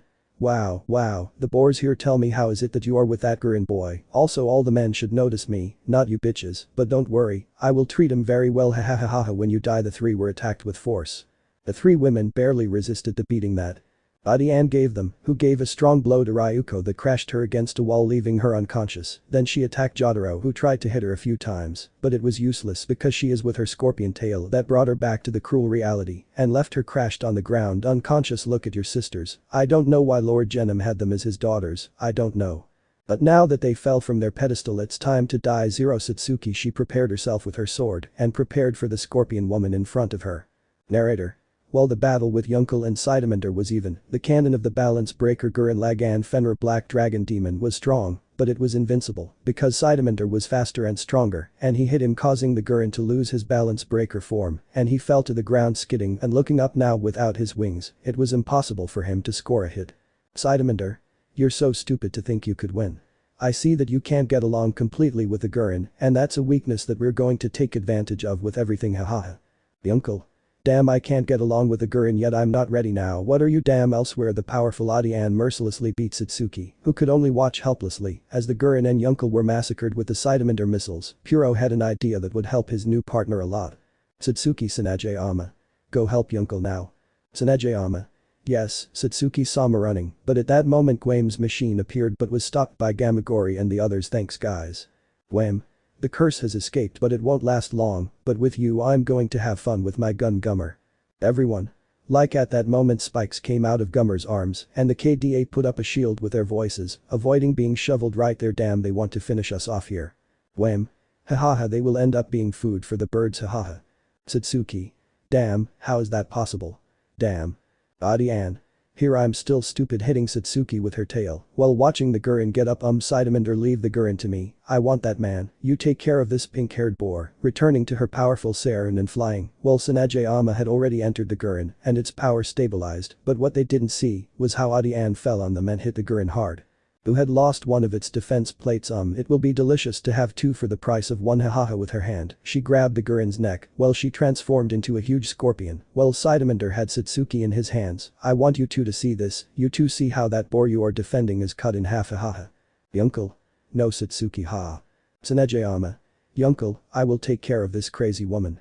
You go and help Miss Otsutsuki, please. Haya. The Gurren moved and Adian could not stop Alagan, who went to heaven while Cytominder saw how his saw approached Otsutsuki's body. How is it possible? Cytominder. Cytominder. Hahaha, this is your end and then I'll go with the other two and then they won't have anyone to follow hahaha. But at that moment a drill goes through his lock, freeing Otsutsuki a little. What if you don't? Yunkel. Of course I, Otsutsuki, see. Otsutsuki. Yes Yunkel. At that moment a spiral comes out to the sky and says, I know I'm not what you want, I haven't been that strong, but this time I will achieve what I want. I will achieve, give support, peace and hope, because I am Yunkel Ackerman, the next in command of the Gurren Brigade. Let's go Sanajayama. Rider. What happens with Adian? The battle with Yoko doesn't happen and neither does her death. She comes out before the destruction of her flagship machine. Simon's speech either, only the destruction. You will already know why after that. Simon is Yunkel and the whole brigade are from Otsutsuki's school. Without further ado, enjoy the video. Narrator. From the rubble comes out Adine, his powerful machine barely survives the power of the mighty Gurren Lagann, now headed to where Lord Genom was to give his report. Adian. I barely survived, but next time I won't forgive you damn boars and your group. Narrator. While at school, the four Celestials and the sisters along with some very tired Kda, see Yunkel along with Sanajayama, leave the powerful Gurren and look at the horizon at the imposing building of Lord Genom. Yunkel, it's time to defeat Lord Genom, that's a promise. To be continued. Narrator. In Lord Genom's tower, Adian tells her master everything. Adian. We lost all our forces and the three generals, I was the only survivor, my lord. El Genom. No matter, they will come to me, my daughters and the young man, they will be eliminated. Adian. Ha ha ha ha ha ha. The last battle, return and happiness. P1. In the previous chapter. Narrator. Adine emerges from the rubble, his powerful machine barely surviving the power of the mighty Gurren Lagann, now heading to where Lord Genom was to give his report. Adian. I barely survived, but next time I won't forgive you damn boars and your group. Narrator. While at school, the four Celestials and the sisters along with some very tired Kda, see Yunkel along with Sanajayama, leave the powerful Gurren and look at the horizon at the imposing building of Lord Genom. Yunkel. It's time to defeat Lord Genom, that's a promise. Narrator. In Lord Genom's tower, Adian tells her master everything. Adian. We lost all our forces and the three generals, I was the only survivor, my lord. El Genom.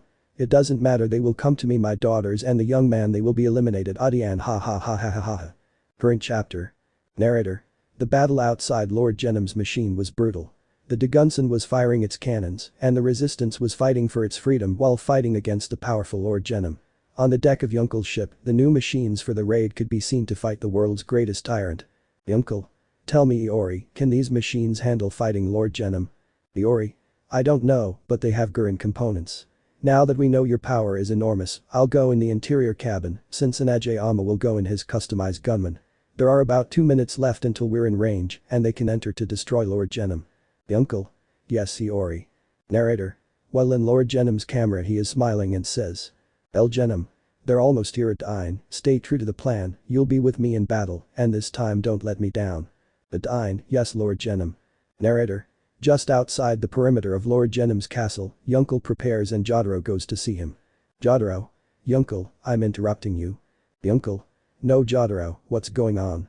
Jotaro. Thank you for helping us and you know I appreciate it, without you we would be who knows where and with who knows who, but you saved us I am in your debt. We are in debt sister we are all in debt behind them we're the four elite and Kta we all thank you for your support and your help Jotaro without it our father would have sold us to the highest bidder, besides he has something else. Jotaro.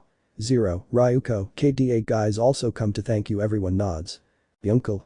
I'll tell you, I come from another world and I believe I can return to my world at any time. I will give my all to help you. It's a promise from Yunkel Ackerman, I knew deep down that I could return, but the battle we were going to fight would cause more problems than we could bear. I know that he is not only Lord Genom, but also something else. Just thinking about it I know that he is powerful, as much as Gagleon and I. Iori. We're all ready for your robots now. Writer. From minute 128 to 226 nothing more. Narrator. The battle had begun, and the Gurren was in the lead firing his cannon on his right arm. Yunkel. Lord Genom at that moment the enormous machine that was his castle moved and tried to hit the Dagunson, but it became a drill and pierced it, arriving where Lord Genom was, he looked at the group of machines and said. El Genom. Wow my daughters Kda and the revolutionary Yunkel Ackerman have surprised let's see what they do with this from under his throne, came out a black gunman, and a huge jaw on his chest, this is my Lazingan machine.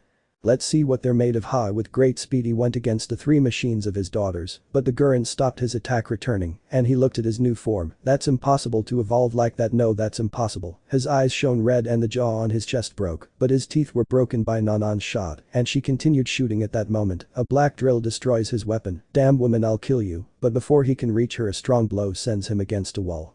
And Lord Genom sees Gamagori with his imposing golden machine and large fists like simple humans, stopping a lord that's impossible. Ryuko Zero Jotaro. Nothing is impossible for us, you don't understand, father piercing the Lazingan's armor with their weapons nothing is impossible, but you are hit by 3 drills. El Genom. Damn, die at that moment another drill stops the attack is not impossible those shapes are galaxy shaped, how is it possible that you have them damn how? Yunkel. You won't do anything to them, damn it, they are everything to me, Hiya Chijinga Gurren Lagann. I'm fed up with you. Drill claw. The claws dug into Lord Genom's arm, tearing it off this is the end of you, Lord Genom. El Genom. Ha ha ha ha ha silly you think this world is normal ha ha ha this was made by pieces of others and I'm not Lord Genom stupid, I'm the anti-spiral king at that moment, his Lazingan transforms into something black and dark, it grows in the universe, well the planet is destroyed, and the Chijinga absorbs everyone nearby, and Adine is one of them I think they interest you, but no one will get out of here alive, you are not the first to try to stop me, several women did it in the past and they couldn't finish you off and this world will be reborn, I will return everything again to the cosmos and start over. Sleep in my illusion and forget your past and live your happiness at that moment everyone sank into a deep dark well and Issei woke up in his room. Issei. Where am I? To be continued. Narrator. In the Chijinga Gurren Lagann everyone is fainted and the anti-spiral says. Anti-spiral. I will give you happy dreams, rest for now, I will watch over your sleep forever. The last battle return and happiness P2P1. In the previous chapter. El Genom. Ha ha ha ha ha silly you think this world is normal ha ha ha this was made by pieces of others and I'm not Lord Genom stupid, I'm the anti-spiral king at that moment, his Lazingan transforms into something black and dark, it grows in the universe, well the planet is destroyed, and the Chijinga absorbs everyone nearby, and Adine is one of them I think they interest you, but no one will get out of here alive, you are not the first to try to stop me, several women did it in the past and they couldn't finish you off and this world will be reborn, I will return everything again to the cosmos and start over. Sleep in my illusion and forget your past and live your happiness at that moment everyone sank into a deep dark well and Issei woke up in his room. Issei. Where am I? Narrator. In the Chijinga Gurren Lagann everyone is fainted and the anti-spiral says. Anti-spiral. I will give you happy dreams, rest for now, I will watch over your sleep forever. Current chapter. The reboot and uncertain future. Narrator. Issei woke up in his bed and he looked everywhere and he got up, but when his mother came he was already ready and well dressed to go to school, he took a book of good manners, the bad thing is that he did not know why. Issei. Hey Issei, you're very well dressed. Let's go have breakfast. Besides, you got up early. Perhaps you're interested in a girl and want her to be your girlfriend, haha. Issei. No mother going down and seeing his father reading the newspaper good morning dad. Issei. How are you, champion, ready to flirt with girls, hahaha. Issei. No, father, is it my turn to help Zero? He froze, he didn't know why she said that name, but something told him that she was in danger, but he didn't remember. At that moment, his mother turns on the television and a program is seen. Oh, that's what Issei thinks. That's Zero and Ryuko again, those names because I don't know why I feel like I know them, and I had a mission with them. Issei. Dad, your favorite program has already started. Issei, you're late for school. Issei. Yes, mother, see you later. He saw those women on television, he went to the door, put on his shoes, and left. See you later, parents. I don't know why they look like someone, but I can't remember who. Narrator. On the way to school a girl is bothered by some bullies and she says. Leave me garbage if you don't want to die. Bullies. Hahaha cutie, look how succulent, just as the doctor prescribed, those breasts babe, I can't imagine how soft they are. If she leaves school babe, you'll have a lot of fun with us. Hey idiots, leave the lady alone. He put his briefcase on the floor, took off his glasses, cleaned them and put them back on, looking at them with a cold and disinterested look. That's an order. Bullies. Hahaha do Issei the school trash hahaha, do this stupid thing taking out a knife, but this was counterproductive because he took his arm and broke it. My bra. He couldn't say more because a kick crashed him against a wall, leaving him bad like, but a few days ago he was an idiot. They all went against him with Speedy went against the next one, who received a combo of punches and a kick, which made him do a somersault and fall with his hand. He invited the others to face him too went against him, and he gave a powerful kick to the two of them who fell to the ground unconscious crashed on the asphalt. Issei, are you okay miss? Jotaro Joestar thanks, but I can defend myself thanks Issei. Issei. You're welcome, I'm leaving. Have a great day miss. Walking where a crowd of women were watching them and the men were seeing a great man. The rumor that the perverted beast was now a defender spread like wildfire and his class wanted to talk to him, but classes started and some new exchange students were about to arrive. Teacher. Good class, thanks to young Issei, one of our exchange students is fine, and I am very grateful to you, Issei. Issei. Gracious Tearju sensei.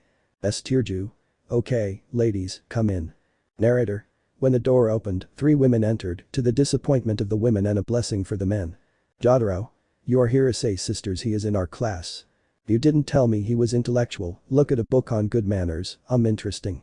If he's good at defending a woman, he's good at everything, haha. Tearju. Ladies, please sit down and have more manners, but first, introduce yourselves. My name is Jotaro Satsuki, nice to meet you, and I'm not interested in relationships. I already have one. My name is Ryuko Satsuki, it's a pleasure and don't see me as a piece of meat, stupid, I also have someone. I'm Satsuki Zero, nice to meet you, and don't you dare talk to me, men. I have someone in mind and it's not you. The 3 of them sat next to Issei and continued with the classes.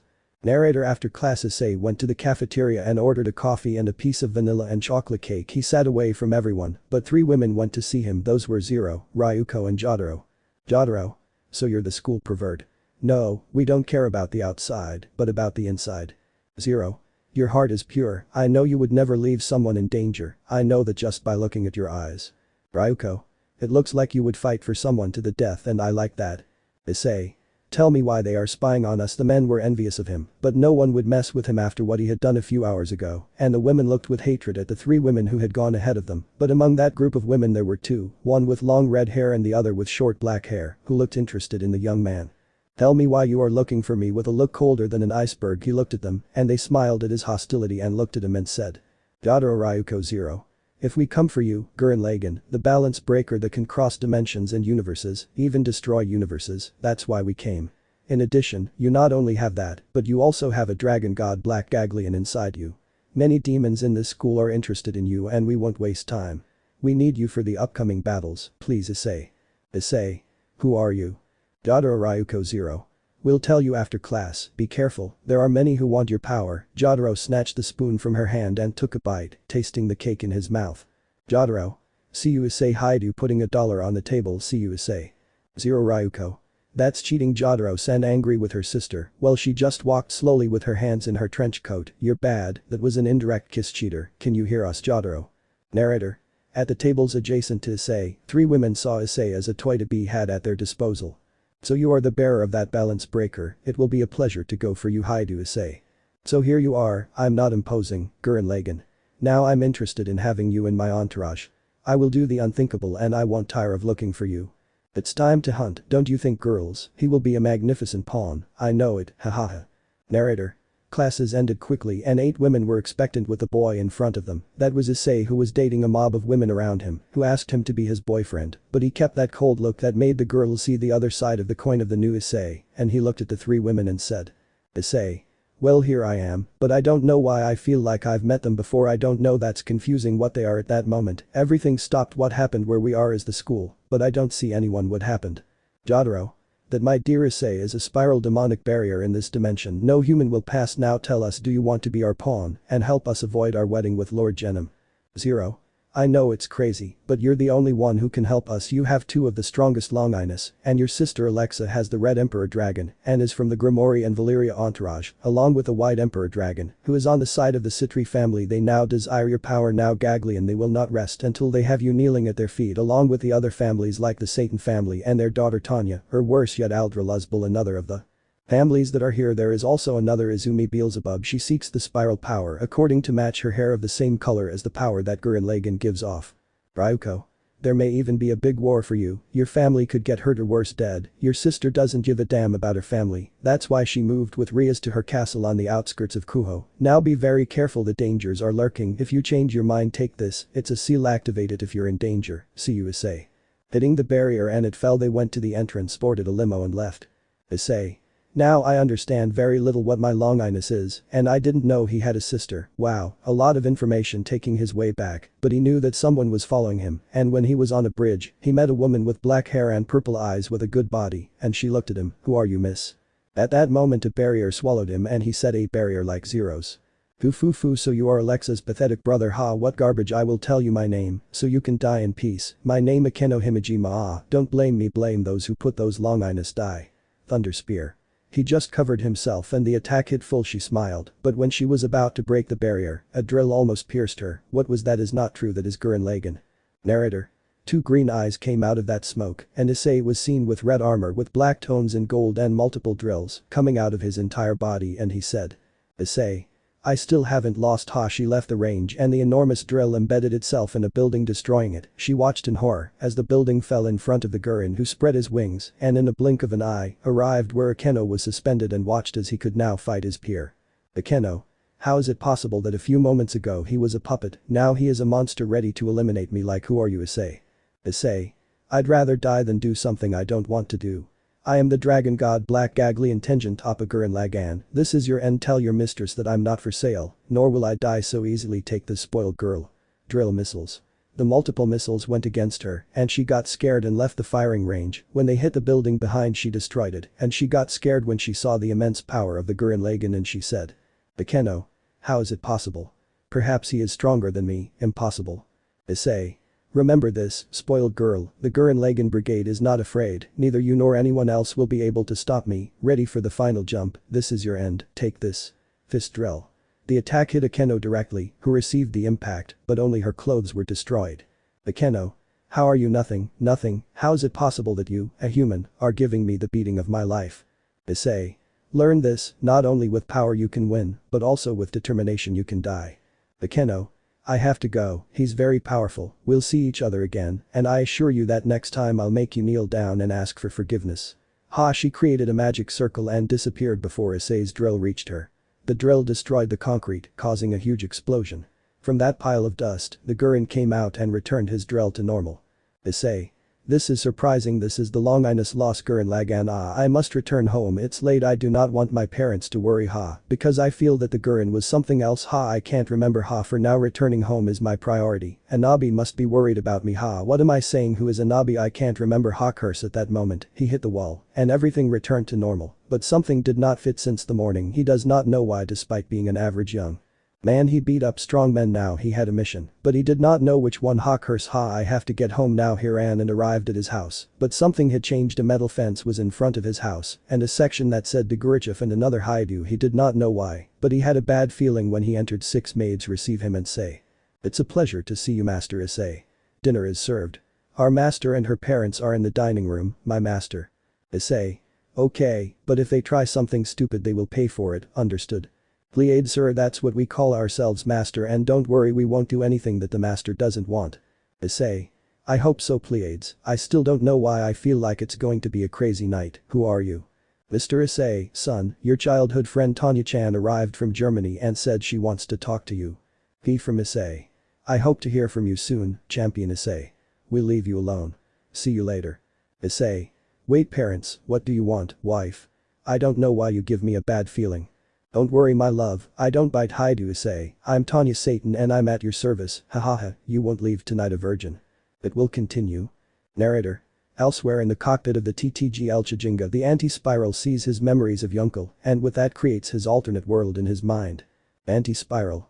The world I will give you will be your prison Yunkel Ackerman, no one will be able to get you out of those dreams, not them nor anyone else ha. The last battle return and happiness P2P2. In the previous chapter. Akeno. I have to go, he's very powerful, we'll see each other again, and I assure you that next time I'll make you kneel down and ask for forgiveness. Ha she created a magic circle and disappeared before Issei's drill reached her. The drill destroyed the concrete, causing a huge explosion. From that pile of dust, the Gurren came out and returned his drill to normal. Issei.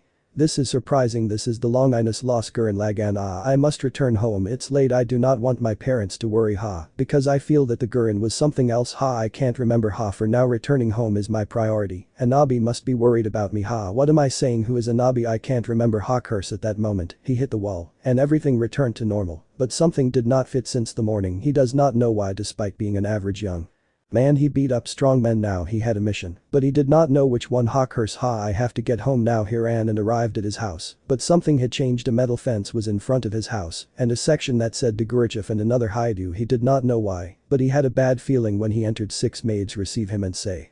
It's a pleasure to see you Master Issei. Dinner is served. Our master and her parents are in the dining room, my master. Issei. Okay, but if they try something stupid they will pay for it, understood? Pleiade sir that's what we call ourselves master and don't worry we won't do anything that the master doesn't want. Issei. I hope so Pleiades, I still don't know why I feel like it's going to be a crazy night, who are you? Mr. Issei, son, your childhood friend Tanya-chan arrived from Germany and said she wants to talk to you. D from Issei. I hope to hear from you soon, Champion Issei. We'll leave you alone. See you later. Issei. Wait parents, what do you want, wife? I don't know why you give me a bad feeling. Don't worry my love, I don't bite Haidu Issei, I'm Tanya Satan and I'm at your service, hahaha, you won't leave tonight a virgin. In the current chapter. Issei. Seriously, tell me this is a joke. I just see them and I have an attack because you're in my house. Maybe your parents don't have money to support you. Oh, why do the crazy women with long hair like me? Now I have to put up with this crazy military looking woman and her maids who look like assassins from some shady place. Tanya. You know I'm here right, listen to me, I'm cute and I'm telling you that you can take me and you just offend me. Issei. Also perverted because God I don't know why I talk to someone who is already dead oh wait how do I know and why am I talking to myself I should go to therapy. Tanya ha grabbing him by the shirt look idiot if you don't have hex with me, I'll kill you ha ha ha. Issei. Now the crazy girl likes me. Tanya. Now if I hit you but she was stopped by her maids let me, I can do it alone against him, I'll make him a pulp. Pleiades. Ah, be patient, Miss well the 6 stop the angry woman you have to be patient, your temper does not prevent you from stopping a boyfriend to annul the arranged marriage with Mr. Devil, he is the only one who can defeat him. Have a little sanity Miss Tanya. Tanya. Ha that's true sit down I have something to tell you they go to the living room and sit down, and Issei sees Tanya with a look of doubt ha when I was younger my family sold me to another, as the future wife of one of the 4 children of the family of demons called Demiurgo, me along with others who are in the same situation. The Demiurgo's family has others engaged, and the father of these wants 3 girls from the Asmal family that man is called Lord Genim Demiurgos, and he is a monster another carrier of a Gurren, this is Lazingan Overlord, I want you to help us, I speak for all of them, I know that they already spoke to you, please help us crying on her knees. Narrator. The 6 maids looked helplessly at their mistress who was crying heartbreakingly, but a hand caressed her head and she looked at the man. On his face she saw determination, understanding and a smile, while he extended his hand and lifted her up. Issei. I will do it, I can't see a woman cry, tell me what I have to do and I will help you, I swear Uncle Ackerman, wait, what did I say, who it is? I can't remember, ha, I don't know why I'm saying something I don't know, ha ha staggering and caught by one of the Pleiades. All. You're fine Issei. Issei. Ha ha it already happened I don't know why, but I have flashes of a life that I don't know, but I will help you Tanya call everyone tomorrow I will talk to them, I swear I will help them smiling. Tanya. Thank you, I really appreciate it Issei. Yes, you have fallen into our trap. Oh, we fell into yours. Well Issei, see you tomorrow in Pleiades classes. Let's go they went with their mistress, and a symbol rose until it disappeared. Issei. I don't know why I have a bad feeling about that woman. Narrator. The next morning Issei was entering school. He looked different, his body was more defined, and his hair was different. It was now straight and tied in a ponytail. His brown eyes changed to blue, and everyone saw the young man who had changed a lot. And the day passed quickly, classes were about to end, and a young man with golden hair and blue eyes came to his class and stood next to him and said. You're Haidu Issei, right? My love, she sent me on behalf of all of them, so that you can meet in the occult club. Without further ado, I will wait for you at the end of classes in the old part of the school. Oh yes, my name is Yudo Kiba. Issei. I don't know why I feel like I know you, but it's okay princess, I'll see you at the end of classes. Narrator. In the occult club everyone was waiting for Issei, but some had their differences. Laughs and Sona were talking about how Issei is. Zero and Ryuko were arguing about who would be the first to talk to him. She looked at her classmates with a smile. Jotaro showed his disapproval with everyone and stood up to defend her at all times. Tanya watched everything with a smile from an armchair, and Izumi was trying to lower the tense atmosphere. Narrator. At that moment a young man enters and everyone has a nosebleed when they see him. He is wearing a shirt that is tight to his body, leaving very little to the imagination. Black pants that are tight to his body and show off his figure, and a look that would make Serziches himself fall. The 8 women just cleaned themselves and looked at him again, and he said. Issei. Here I am, start telling me what is overwhelming you, you are the one who attacked me, Eller Akeno. Akeno. I don't even know who you are sweating. Rias. Akeno, let's see what happened to you. I told you to watch him, not kill him. Akeno. Look how distracted I was when I got confused. Zero. And they say we're dangerous. Anya. And I'm the crazy one. Izumi. Let's calm down, girls. Ryuko. I say we fight here and now. Jotaro. Calm down Ryuko and the others stop fighting now. Sona. I don't know how I can stand them. Narrator. At that moment a magic symbol appears in the center of the room and the women present step back while Issei expectantly looks at the 4 men who see him as garbage. So women think they can change us for a pathetic puppet. Yes, I see his Oka, he is nothing to us. Calm down, God, there's no need to get temperamental, he's just her toy. You're right Sesameru, but we shouldn't act like that. We're brothers and I, the powerful devil. I don't want to get angry. Rias. What are you doing here? Hisoka. Calm down cutie your hair smells delicious. Rias. Choose me Hisoka, not because my father gave you my hand, I am yours. Hisoka. Well I am, don't you believe it, Dio? Dio. My precious green rose why do you dare to be with me? You cutie, always dressing in fashion with your dresses that leave very little to the imagination, hahaha, it's not like that, Izumi. Izumi. Have a little more decency, I'm a lady. Dio. Hahaha but when you are my wife your sweet body will be my toy, I want to see what you have under this hahaha hahaha. Izumi. Pervert, I didn't think you would have such tastes with a woman younger than you. Sesameru. Calm down Dio, Hisoka, we are civilized, we have our desires, but let's save them for the honeymoon, right Eldora? Eldora. I will never love you Sesameru, you are vile just like your brothers, you only want my body to satisfy your desires, right, you are like an animal. Sesameru. Calm down, darling. When the wedding ceremony is over, I'll take you straight to bed. Devil. Calm down, we have to be gentlemen with them, isn't it? Tanya-san is as beautiful as always and as irresistible as I imagined you to be. Anya. Trash I'm going to hit you, but she tried to hit him, but she was stopped and thrown back. Diablo. Your hero won't do anything a drill was inches away from touching his neck, how is this possible it's a drill? Anya. Issei-san thank you. Issei. Look at you trash, I don't know who you are, but I don't like the way you talk to them, that's disrespectful to a woman, if you talk to them like that again, you'll feel my wrath they looked behind him at a huge black dragon with red lines, and his eyes turned red now get out. Everyone. You damn who are you, it's not possible the dragon god Black Gagleon and the Gurren Lagann together, you are not human, you are a monster, you are not from this world, we never thought about it, he is the dragon that dad told us not to wake up, it's not true a simple human having 2 of the strongest balance breakers in the world, that's impossible, tell us your human name. Issei. Learn it well, damn it, my name is, I can't give you my original name, you will attack my family, my name is Yunkel Ackerman, damn it, and leave, you are not welcome in this place. If you want a battle, send someone else because if I see you again, I will kill you garbage. Everyone.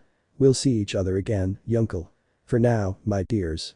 Our marriage will be postponed until we kill this scum. We'll see you in a few days. There we'll settle the score. Ackerman. At that moment, a magic circle rose and they disappeared. Narrator. They all saw Issei with different eyes. He made the 4 children of Lord Genom retreat and now they would have to prepare for the coming battle. The supernatural world would see what the powerful Yunkel Ackerman, the new warrior of women, was capable of. There were women present who felt their hearts beating hard when they saw Yunkel with that steely temper. What had been said before was in the past. Now Yunkel had returned to what he was, but he felt that some of that had happened before, but he didn't know why. He looked at that white moon that he saw from the window, but he didn't know why. He felt that out there was something more dangerous than his current enemies. Narrator. In the Demiurge's mansion, the 4 young men were on their knees as they saw their father in front of them. El Genom. So he has the Gurren Lagann and the dragon god Black Gagleon. Sesameru. Yes, father, he is very scary, his power can surpass that of a god. Devil. Yes, father, the powerful Gagleon dragon threatened us with just his aura. Io. Not even the world will be able to beat him. My stand retreated just by seeing Gagleon. Izoka. Yes, father, we really should fight that monster. El Genom. Don't worry my children, soon the monster that is stalking us will die and the entire supernatural world will disappear eternally and we will take over the world as the lords and masters as in the past, we will make the world tremble like when the spirals ruled ha ha ha ha ha. Will continue. Narrator. In the human world, Issei saw Rias' mother arrive in a magic circle and an exuberant woman came and hugged her. Daughter, are you okay? The demiurges came and tell me why they didn't take you and who this man is. Is he one of you? Rias. No mother, he is the bearer of Gurren Lagann and the dragon god Black Gagleon, thanks to him, Lord Genom's children could not take us, without him, all of us here would already be in his castle. I see you are the bearer of 2 Bolt Breaker right my name is Vanillin Lucifer nice to meet you young man. Thank you for saving my daughter and the daughters of the demon clans, I appreciate it very much. Now come, we have a lot to talk about and a war with the Genom is approaching. I want you to help us, young man. The Uncle Ackerman venerated Sama. The Awakening, The Return and Problems P1. In the previous chapter. Narrator. In the Demiurge's mansion, the 4 young men were on their knees as they saw their father in front of them. El Genom. So he has the Gurren Lagann and the dragon god Black Gagleon. Sesameru. Yes, father, he is very scary, his power can surpass that of a god. Devil. Yes, father, the powerful Gagleon dragon threatened us with just his aura. Dio. Not even the world will be able to beat him. My stand retreated just by seeing Gagleon. Izoka. Yes father, we really have to fight that monster. El Genom. Don't worry my children, soon the monster that stalks us will die and the entire supernatural world will disappear eternally and we will take over the world as the lords and masters as in the past, we will make the world tremble as when the spirals ruled ha ha ha ha ha. Narrator. In the human world, Issei saw Rias' mother arrive in a magic circle and an exuberant woman came and hugged her. Daughter, are you okay? The demiurges came and tell me why they didn't take you and who this man is. Is he one of you? Rias. No mother, he is the bearer of Gurren Lagann and the dragon god Black Gagleon, thanks to him, Lord Genom's children could not take us, without him, all of us here would already be in his castle. Ah, I see you are the bearer of 2 balance breakers, right. My name is Vanillin Lucifer, nice to meet you, young man. Thank you for saving my daughter and the daughters of the demon clans, I appreciate it very much. Now come, we have a lot to talk about and a war with the Genom is approaching. I want you to help us, young man. The Uncle Ackerman venerated Sama. In the current chapter. Narrator. In the castle of the poisonous Gremory family, she was intrigued by the power of the new Sekiryuutei better called Uncle Ackerman and she saw him with lust she did not know why, but since her husband died at the hands of Lord Genom, she has taken charge of everything and now she saw the young man as her future, but Yunkel saw the place with the eyes of a hawk because in the room, there were only women and only one child, one of the few who survived the purge. Then Alana. I know it's crazy what I'm going to tell you Mr. Ackerman, the factions lost 3/4 of our population because of Lord Genom, that bastard killed every young person over 1000 years old and only left the children, they suffered after effects, after seeing their father figures and brothers die because of this bastard, we need your help, please ask for whatever you want, the demonic families are willing to give women and make your harem, if you want you can be the king. We only ask for your support. While she was getting on her knees and the others did the same, but a scream stopped them all. Uncle. Don't kneel, I'm not a god and I won't do it if you want to be something of mine do it of your own free will not out of obligation, you understand, see what we are capable of, Gagleon and I, balance breaker factions. Narrator. They all saw Yunkel who took out 6 pairs of wings that left them with their mouths open. He had 1 angel wing, 1 fallen angel wing, 1 dragon wing, 1 demon wing, and 2 metal wings, having 3 pairs of wings of different species, and that amazed them. Rias. You are a cadre of species. Uncle. Yes, I know, in a few more days it will be the raiding game, and we will be ready, and they will regret what they tried to do, I swear. Narrator. Issei spent his days with the love he always desired, but something didn't fit. He had a feeling that this wasn't his life, and he saw glimpses of wars he never thought he would see, but the day had arrived, and they would face the 4 sons of Lord Genom and Lilith. Lord Genom saw his sons enter with their retinues. The women behind them did not perish normal women, these were like slaves, and that angered Uncle even more, who looked at his opponents with more hatred. El Genom. This is how you should enter it, hahaha. Izoka Sesamari Dio Diablo. Now you are in the major leagues, kid, and this time we are going to defeat you easily, hahaha. Eldor Izumi Rias Tanya. We are not going to give up, garbage, we will win this raiding game. Jadoro Ryuko 0. And we will also regain our freedom, we challenge you to this duel, Lord Genom. El Genom.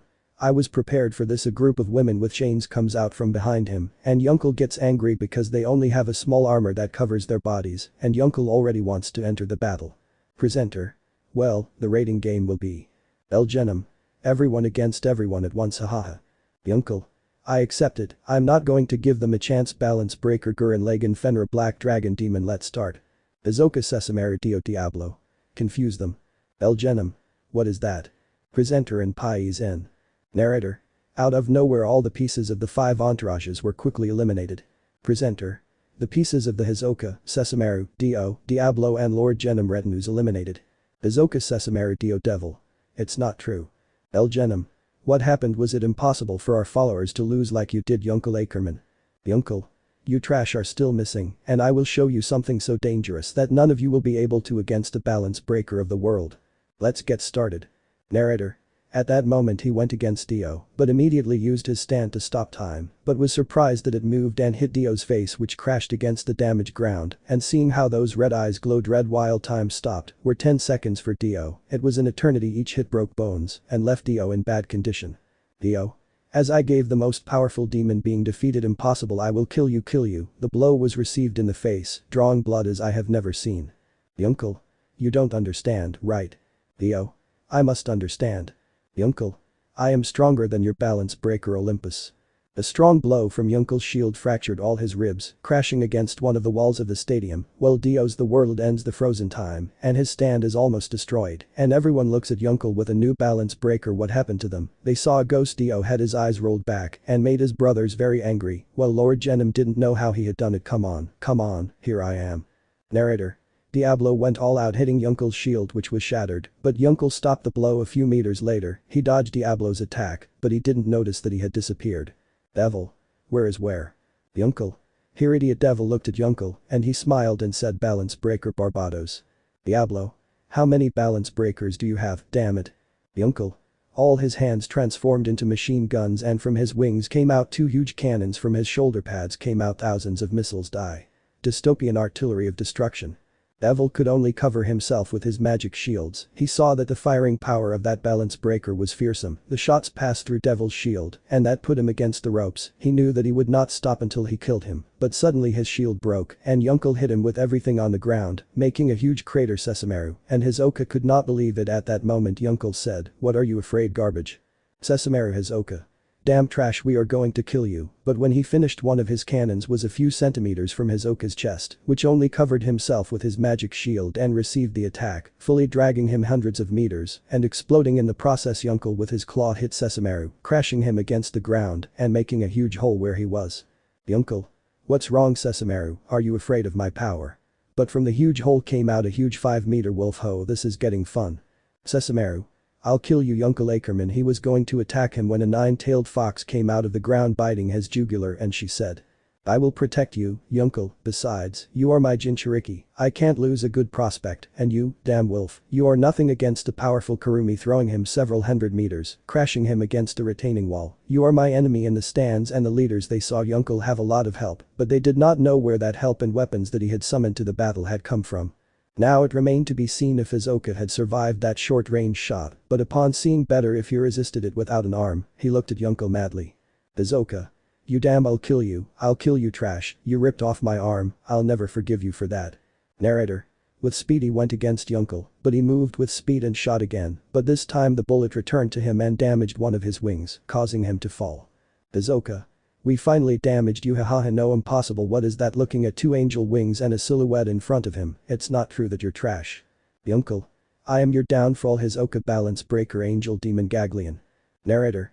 Quickly he went to where his Oka was and tried to hit him with brute force, but he couldn't land a blow on Yunkel, and his Oka watched in terror as he hit him hard and put up a shield, but was pierced by the immense blows that passed his defense and hit his head hard and fractured his bones without mercy. The speed and precision that Yunkel had is greater than his Oka's, and with more than 500 hits, he was slammed hard against one of the reinforced walls of the stadium. He could barely move and fainted while Kurumi with the force of her jaw ripped off one of Sessamaru's arms without hesitation, and he saw that the Biju was stronger than him, but she stopped and disappeared into Yunkel's arm, while Sessamaru was more than terrified to see Yunkel's new strength, which delivered a powerful blow to the sternum, breaking all his ribs, and he spat out blood from the impact, falling very badly after the blow, while Lord Genom saw everything without losing his seriousness.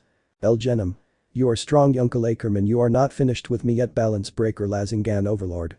Face my Yunkel, this time it won't be so easy to defeat me, let's start. At that moment he went against him and drill whips which tried to pierce Yunkel, but he moved quickly, dodging all the drill whips, while Lord Genom saw he began to turn into the original Gurren Lagann, and this one took out some boomerangs from his chest and threw them, destroying the drills and reaching Lord Genom, but this one with his swords in his arms destroyed them. You are still missing, Yunkel, you are not at my level yet. Hahaha. Yunkel. I don't believe it, this is for all those you destroyed and killed, damn it. At that moment he saw a very terrible being rise up behind him. But then he looked at Lord Genom take this damn thing, throwing his boomerangs which caught Lord Genom. Giga Drill Breaker. Rider. Only before the attack hits. El Genom. Try it. Narrator. The blow hit home, but Yunkel's drill broke, and at that moment Lord Genom shattered the boomerangs that had him tied up, breaking them and hitting Yunkel hard, crashing him against one of the walls. El Genom. What's going on, were you going to defeat me? Yunkel. I'm not defeated yet, no, I never will be. Gurren Lagann factions. At that moment he remembered everything, how he had arrived and a man giving him his hand, and he accepted it. Narrator. A powerful pillar of green light rose into the sky, showing a very different balance breaker, and that impressed Lord Genom. Yunkel. This is the spiral that intertwines all those who defended this world and those who will come in the future. I will not let you take over this world, Lord Genom. El Genom. What is this? It's not a balance breaker, you Yunkel Ackerman. Yunkel. It's because I just woke up. This world isn't real. This is an illusion. I know it. He punched the air with his fist and it broke like glass. This world is something I'm not into. This is the work of anti-spiral. At that moment a television turns off and Yunkel is seen turning it off and looking at a young man. Who are you? I see that you finally woke up, right? Hi to Issei, what are you waiting for? Get out of here, this is not your world, besides, all your friends are waiting for you. Yunkel. Who are you? My name is Simon, the former commander of Gurren Lagann, but don't mention me. You still have to defeat that damn anti-spiral. I was one of the few whose soul wasn't swallowed by his evil. Now give your last support and save your world. Yes. Yunkel. I understand now, thanks Simon, see you later. Bye. Simon. It's not goodbye but see you later, now go away, defeat everyone for me, yes. Narrator. Yunkel is seen coming out in the Gurren factions, and a green flash rises to the sky, and at that moment Simon is seen disappearing, and a less expected person appears. Anti-spiral. It was about time you came back, it's time you killed the one who started all your evils. I modified your world and your own destiny, so that you could reach this moment. I was there in all your sad moments, and also in your happiness. You are my successor, finally, after 100 million years of waiting for a worthy successor. You will give me rest from this world that condemned me, eliminate me and be the new anti-spiral Hayato Issei, better called Yunkel Ackerman. Narrator. In another illusion, Zero, Ryuko and Jotaro are playing with their children and husband Yunkel, but they see a green light cross the sky and they wake up from their dream, creating their enormous machines. Jotaro. Ryuko. Zero. I'm sorry but we have to go with our true love, goodbye, maybe we'll have them someday, leaving the place next to that green star that crosses the skies. Narrator. In another place, each of our protagonists is having the best dream they have, Kda is singing, and when they leave they see Yunkel smiling, but at that moment some green stars cross the sky and they go away and say. Our Evelyn Akali Kaisa Seraphine. I'm sorry but you're not ours. Yunkel. Enjoy it and help my true self. See you dear ones. At that moment their outfits change and they go with those stars. Narrator. Everyone else gathers around when they see Yunkel emerge from that illusion, and they say goodbye to a false happiness, and Yunkel, along with everyone else, creates the Gurren Lagann galaxy. Yunkel. This time we're going to finish you off, anti-spiral, because what do you think we are? Anti-spiral. I hope you can keep up with me uncle, this time there will only be one winner, you or me. We'll continue. Narrator. In another dimension, hundreds of women were seen admiring the starry sky, and they didn't know why they thought they would find their beloved Yunkel in that starry sky. Anubis. I don't know why I feel worried about Yunkel, but I know that he will return safely, I know that I will be waiting for you here Yunkel. The Awakening, The Return and Problems P2 Final. In the previous chapter. Narrator. Everyone else gathers around seeing Yunkel emerge from that illusion, and they say goodbye to a false happiness and Yunkel together with everyone creating the Gurren Lagann galaxy. Yunkel. This time we are going to finish you off, Anti-Spiral, because what do you think we are? Anti-Spiral. I hope you can keep up with me uncle, this time there will only be one winner, you or me. In the current chapter. Anti-Spiral. You think you're better than me, right Yunkel? You think that by doing this you'll be able to return to your world? I don't believe it. Only by killing me will you be able to return. Try it, you trash Spiral. You think you're too much just to pretend to be a god, because you're not. Gagleon. Even with a big red and that stupid Trihexa, they couldn't defeat me. And that stupid Opus looked for a world where they could survive. I remember how I erased their memories, but you Gagleon, I think you still know me. Gagleon.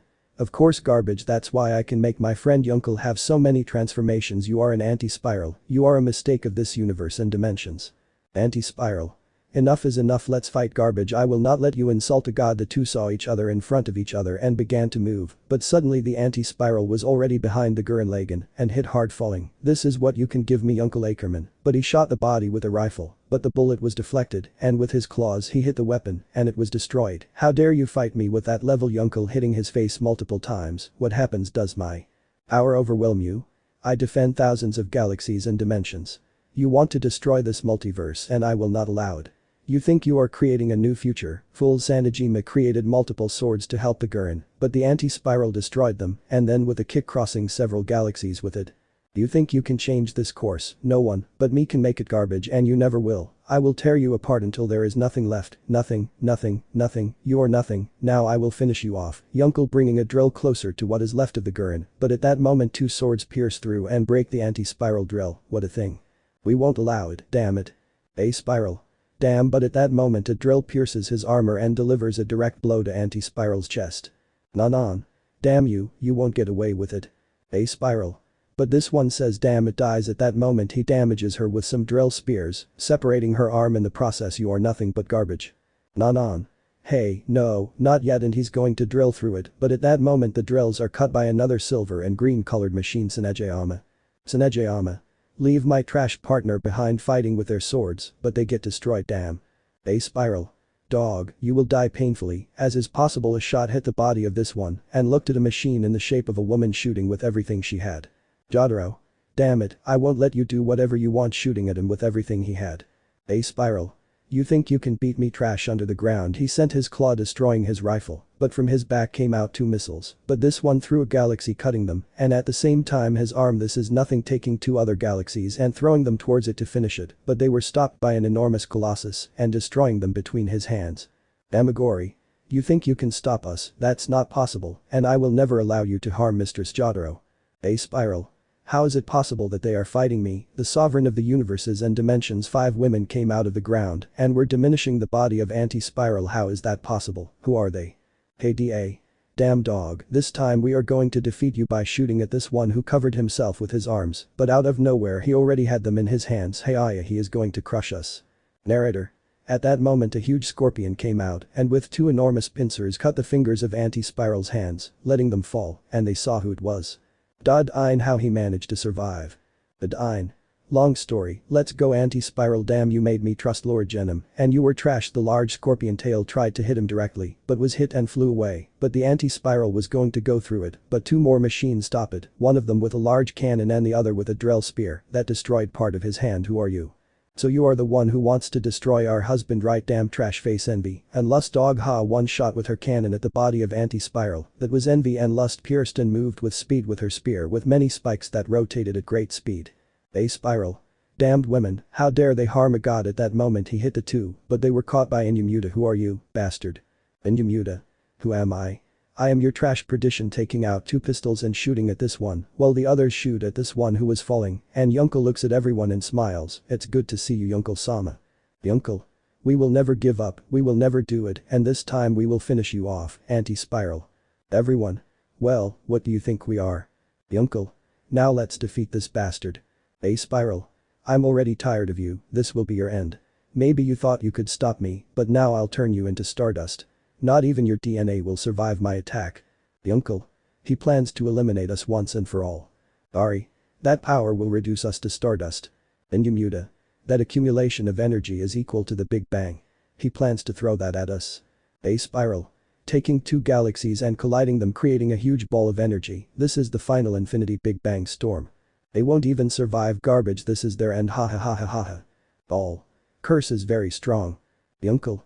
I won't give up yet, Gagleon, let's absorb that power now. Gagleon.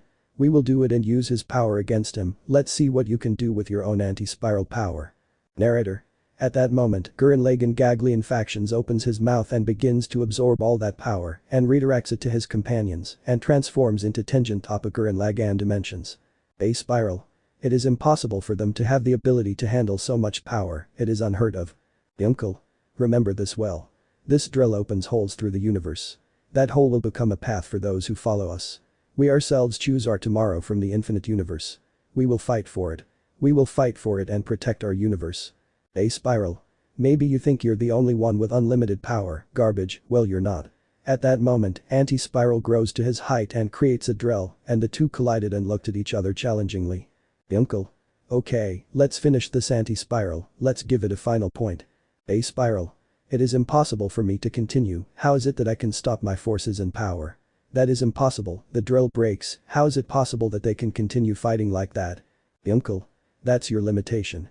You act like a superior being, controlling the different forms of life at will. That limit belongs to no one but you.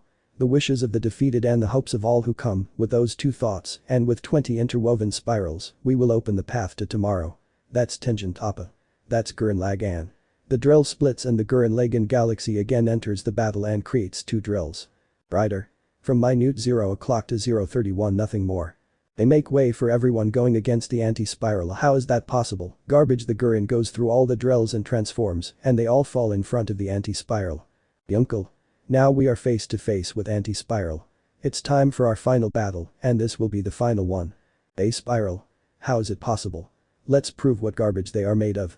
This place will be their grave. Narrator. Lust and envy went against him, and with force they threw him back, and Lust with his claws lightly cuts his face, and envy transforms into a powerful dragon hitting him with force. Envy. Lust. We will not let you harm our husband. A spiral. Damn trash, I don't know where they came from, but I won't forgive them. Narrator. Anti-spiral hits them with one of his drills, crashing them into the ground, leaving them in bad shape. At that moment, he raised his hand and created mini drills to pierce them and kill them, but a sound wave prevented him. Those were KDA, which went against Akali. He sent several spiral kunes that embedded themselves in his body, exploding. Kaisa opened her cannons and fired several rounds of spiral energy, causing him to fall. Evelyn caught him with her claws and threw him hard to the ground, leaving the place, and Ari and Seraphine joined their power and the sound waves from their console, plunging him hard into the ground, but he repelled them with multiple drills, destroying their weapons, damaging them and falling to the ground. But when he was going to destroy them, a fist crashed into his face and a scorpion tail hit him in the face, cracking anti-spiral's mask further, and Jotaro and Adine confront him. A spiral. They think they can defeat me with such low power, don't you know what hitting girls is? Jotaro. Adine.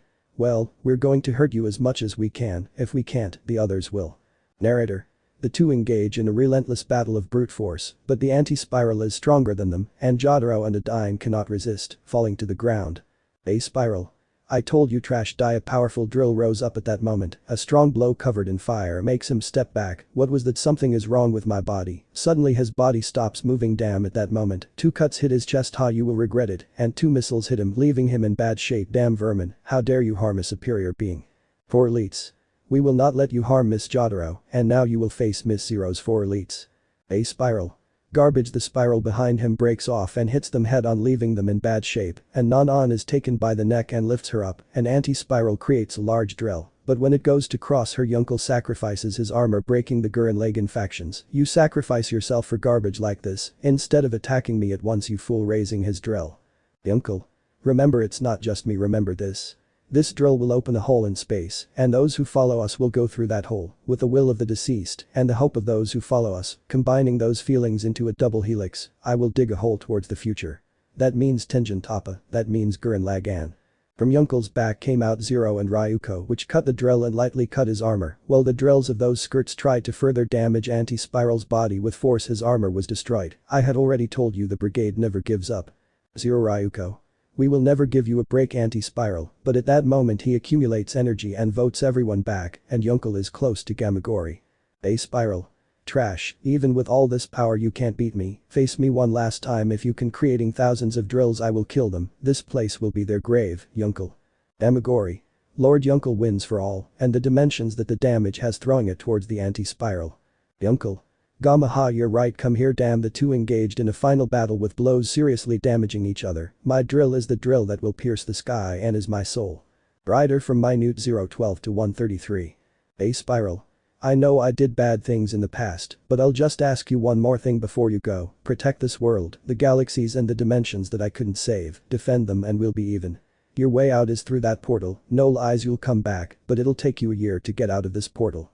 When you return to your world, it's only been another 3 months since you left the other one. Promise me you'll be happy, Yunkel. Now go, you don't have much time.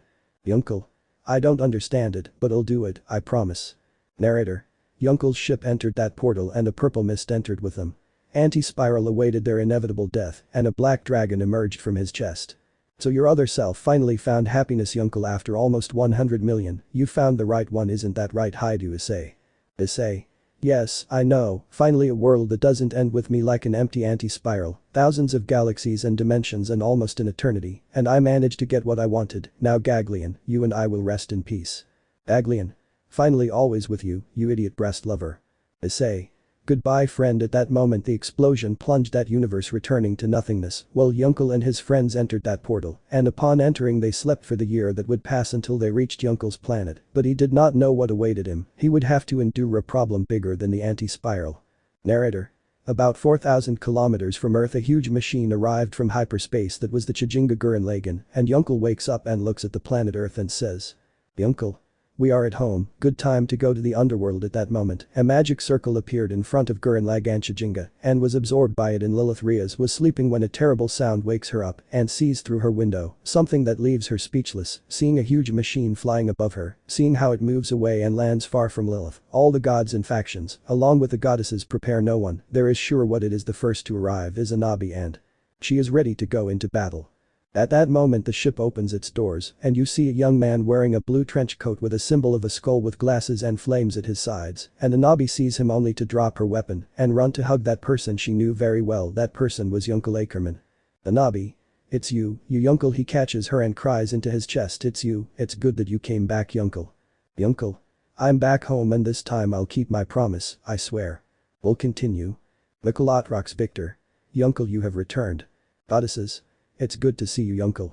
Promised. Yunkel-kun. Yunkel. I'm back. The return and some problems with couples. In the previous chapter. Narrator. About 4,000 kilometers from Earth, a huge machine arrived from hyperspace that was the Chijinga Gurren Lagann, and Yunkel wakes up and looks at the planet Earth and says, Yunkel.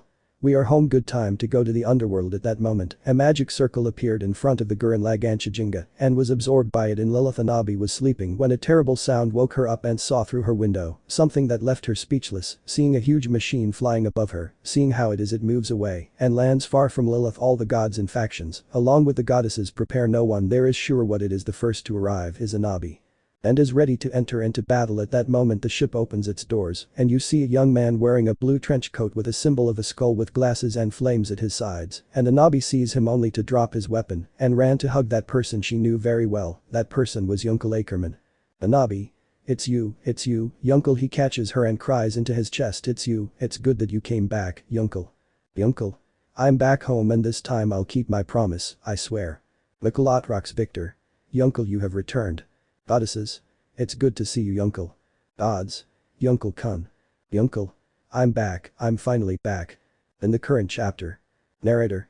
Everyone saw Yunkel carrying Anubis behind him, a larger group that looked at their world in surprise, while in all dimensions, they communicated that a young man named Yunkel had defeated the anti-spiral, and that spread to the last dimension, without knowing Yunkel had freed thousands of worlds, and now he was happy his world had been saved. Alien. Yunkel, something is happening, I don't know why, but something is happening, have a meeting. Yunkel Otrox, I want a meeting with all the factions, I have something to tell you, it's urgent, Otrox-sama. Otrox. Yes, Yunkel made go and communicate to everyone now, not just those who are on missions, move, I don't like this, she nodded and left. Narrator.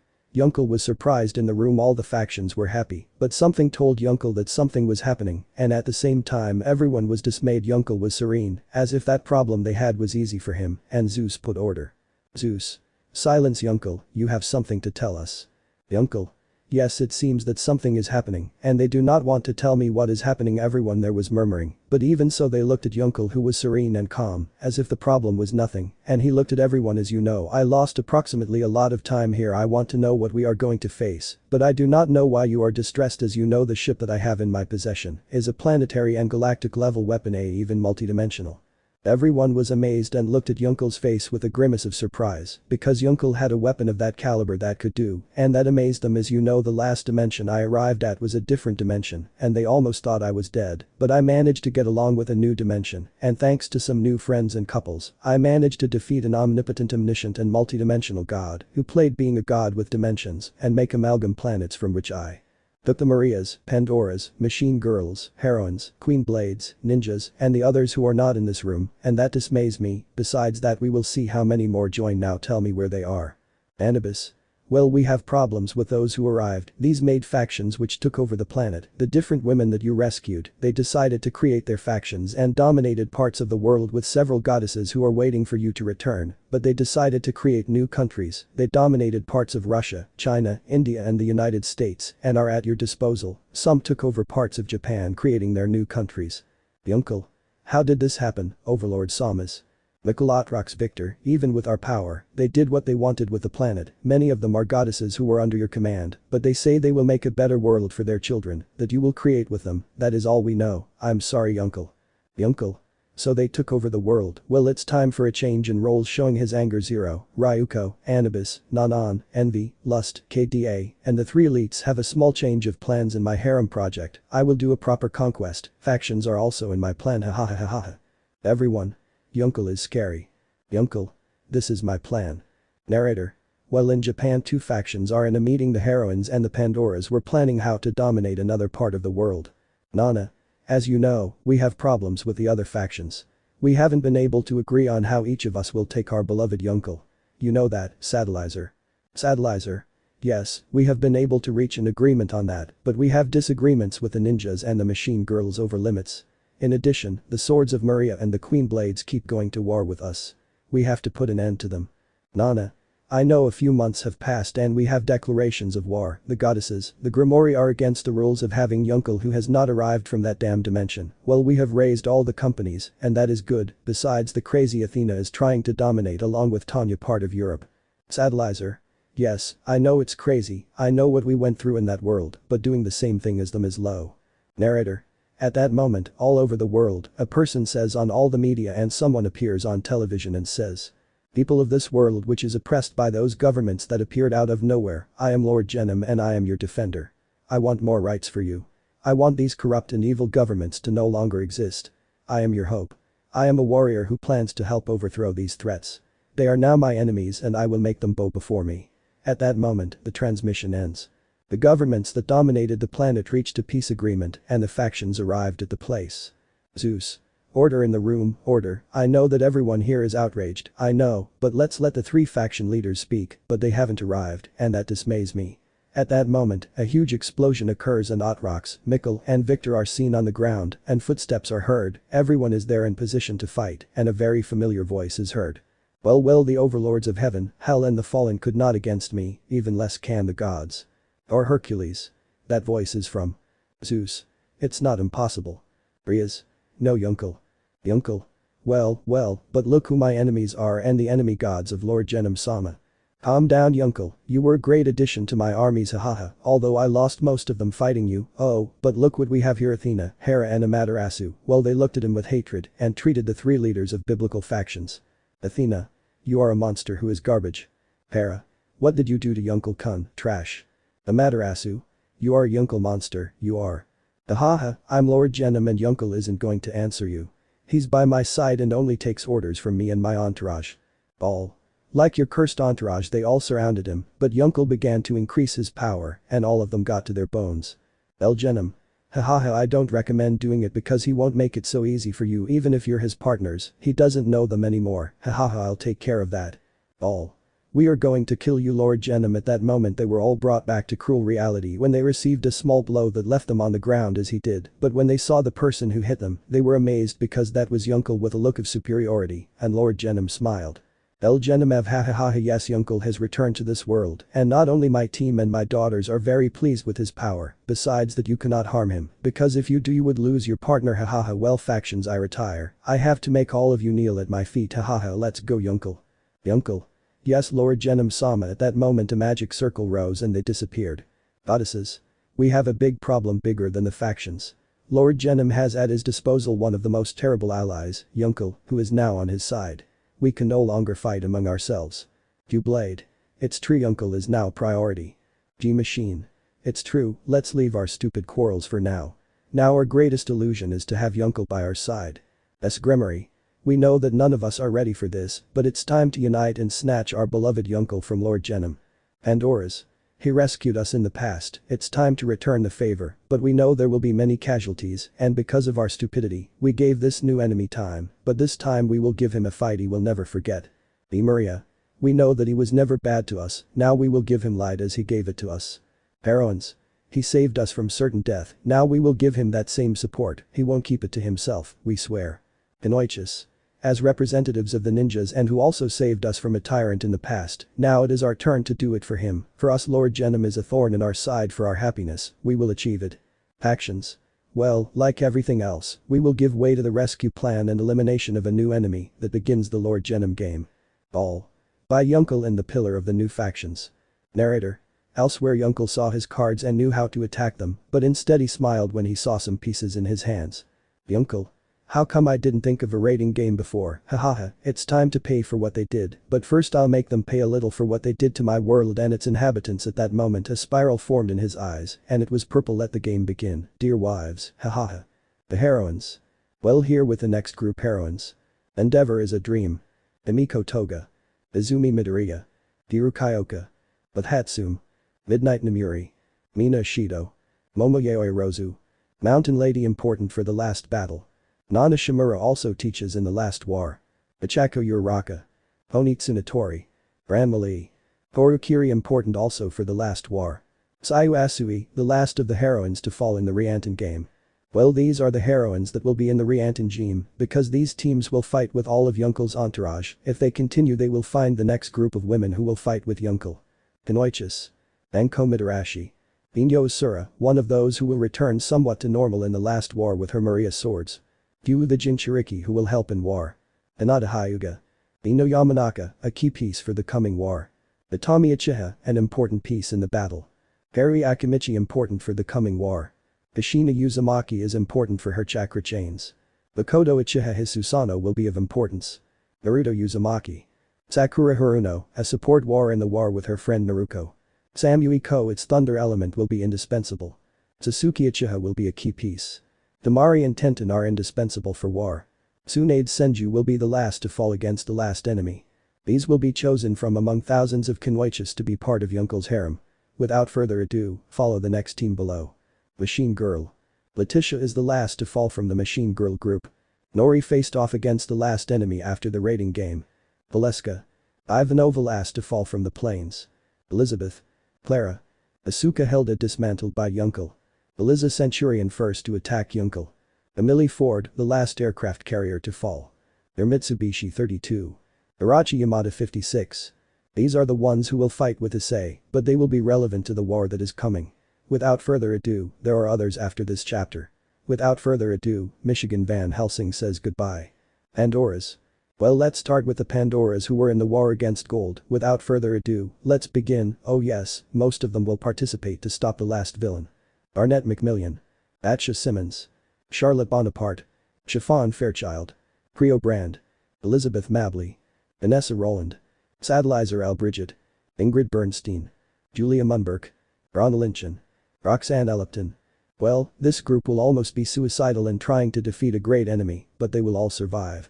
I hope you like groups, and another thing is coming soon, the end of this great story that I think will have 10 chapters. Haha, no, well, without further ado, sincerely, Michigan Van Helsing. Queen's Blade. This group is the most difficult due to their attacks and team strength. Don't trust them, they are more dangerous than they appear. Yunkel has never faced them, so they are dangerous. Aaron Wesker. Eldora Krost. Elaine Alfrin.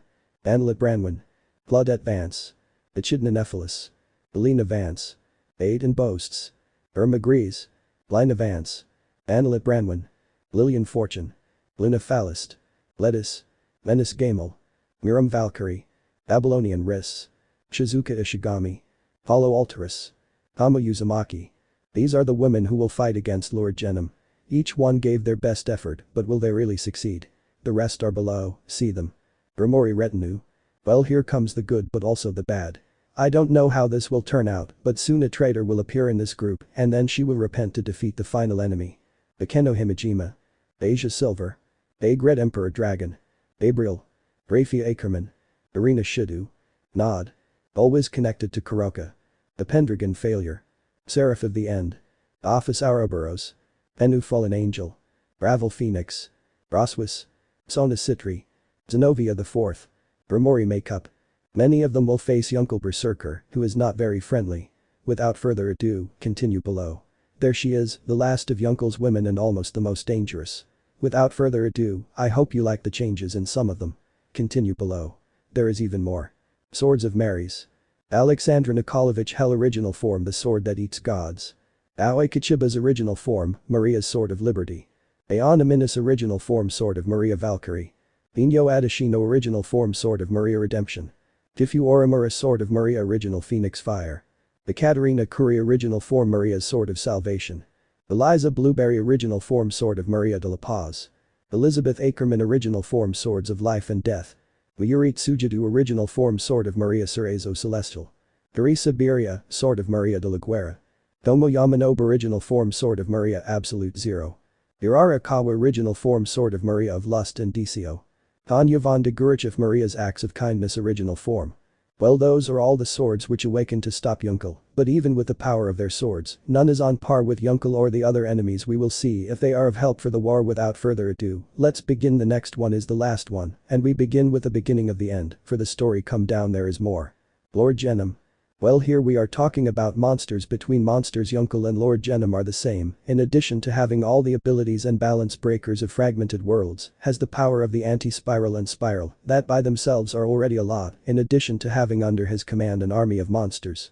Weapons and now omniscience, which in itself is too much. His power is compared to that of all the Dragon Kings and all the factions together from thousands of worlds and dimensions, in addition to having everyone with their great C anti-spiral. We presented well. Lord Genom.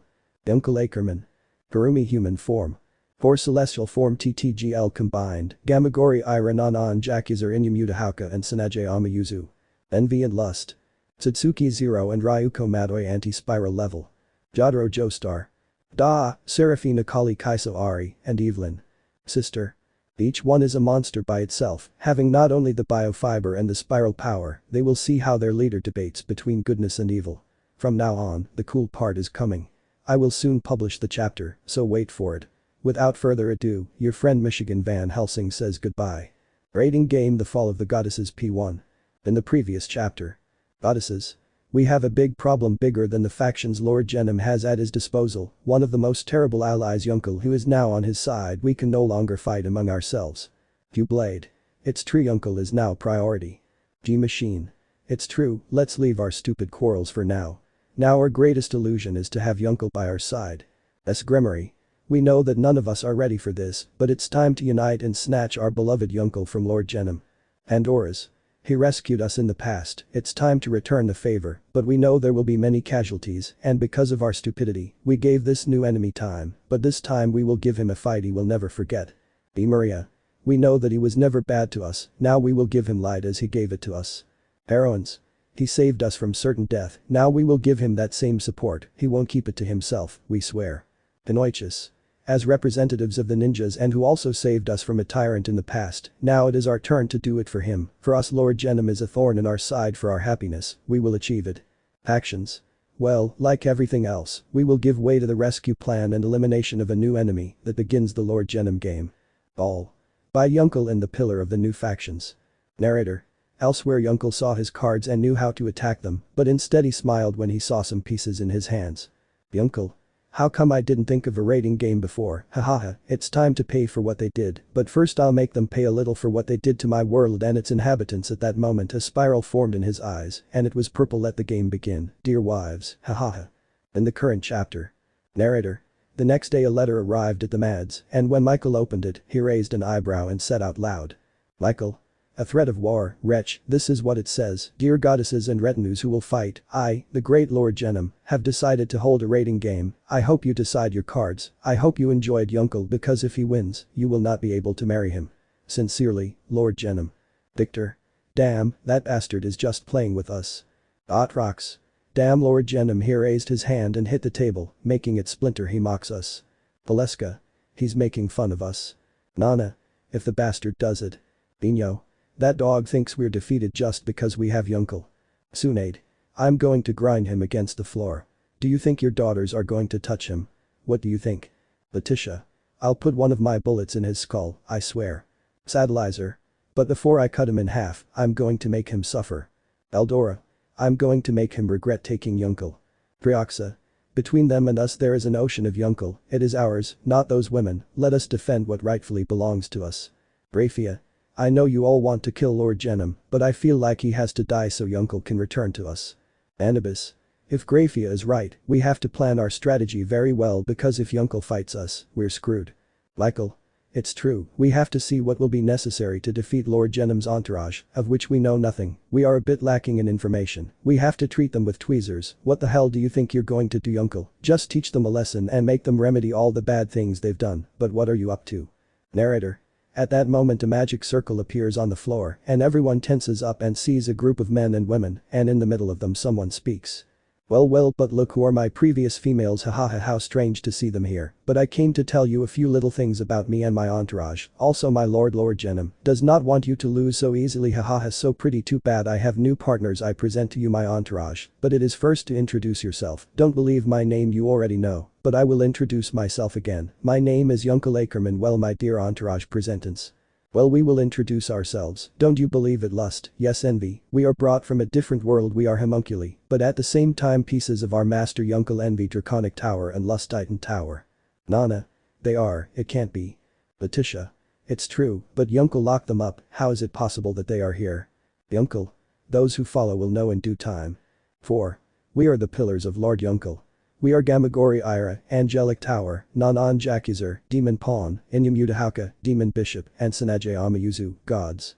We are the 4 celestials. Hanabi. They radiate power, we have to take care of them. Yunkel. It's true, you don't lose your Hanabi touch. 5.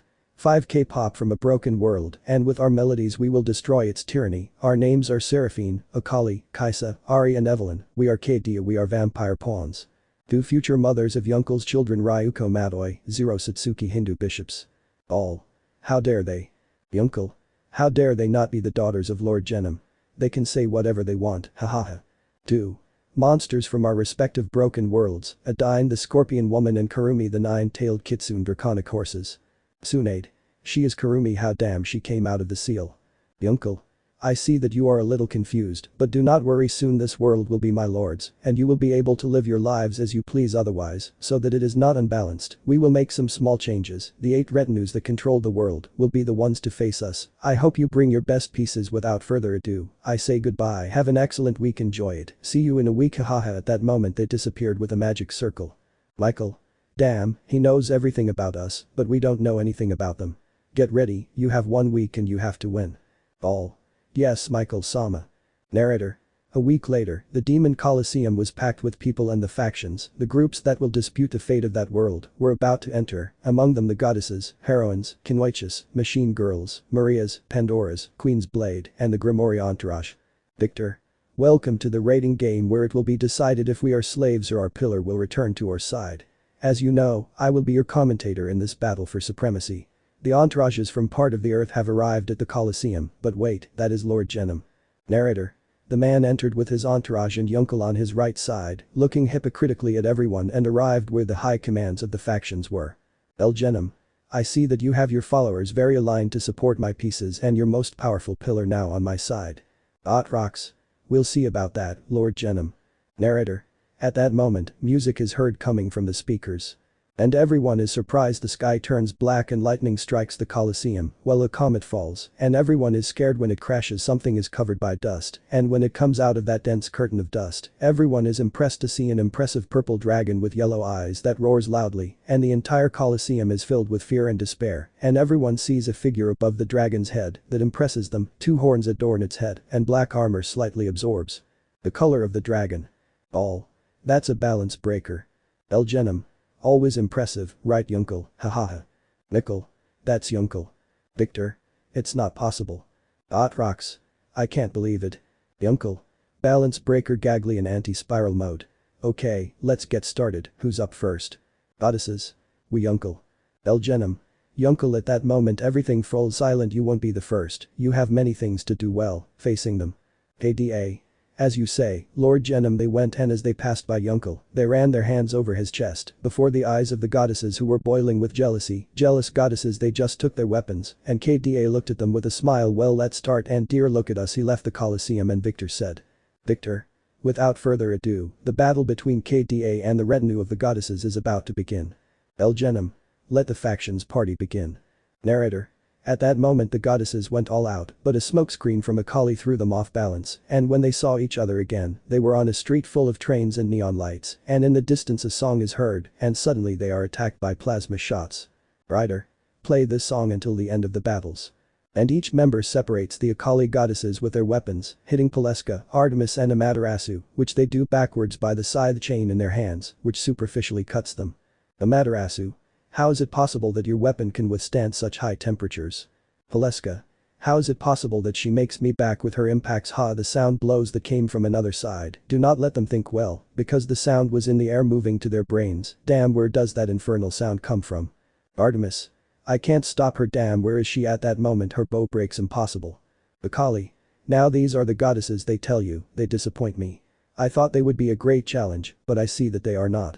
My husband was right, they are the only ones who desire her body. How pathetic, but they will not pass from here. Hahaha, it is time to get them out once and for all. At that moment, their shurikens are thrown and damage their weapons, breaking them in two. Their weapons are dry branches against my weapons that were imbued with the blood of Yunkel. Sama goodbye.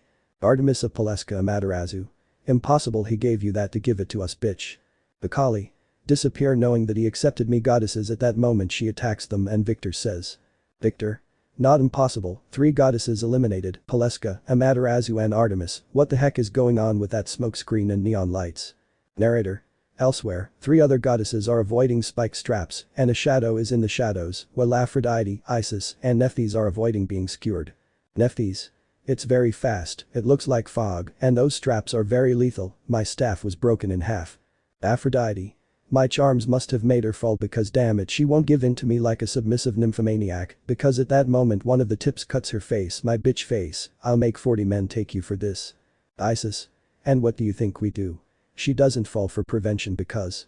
I'll tell you why, because I am prevention incarnate. Your most fervent consumption is me. You don't know that I am perverted, bitches. I am Evelyn, the reincarnation of madness and passion. Hahaha. Evelyn. Sleep in my most twisted desires of your mind and passion. Hahaha. At that moment she pierces them with her straps and they disappear. Too bad they were just the appetizer. Hahaha. Narrator. The music was louder and everyone started singing along to the song.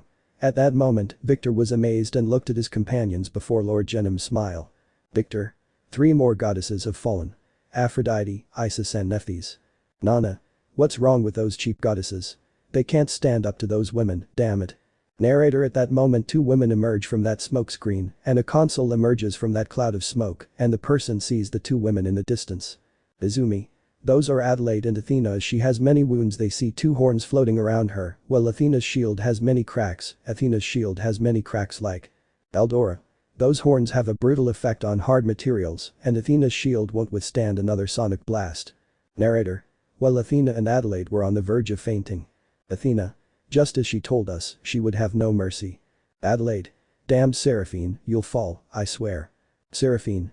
I don't think she can defeat me with her ears burst and her weapons about to fragment.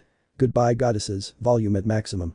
At that moment, the KDA song sounded very loudly, destroying their weapons, while Seraphine saw her beloved in the stands. They were not what I thought they would be. These are useless goddesses, right?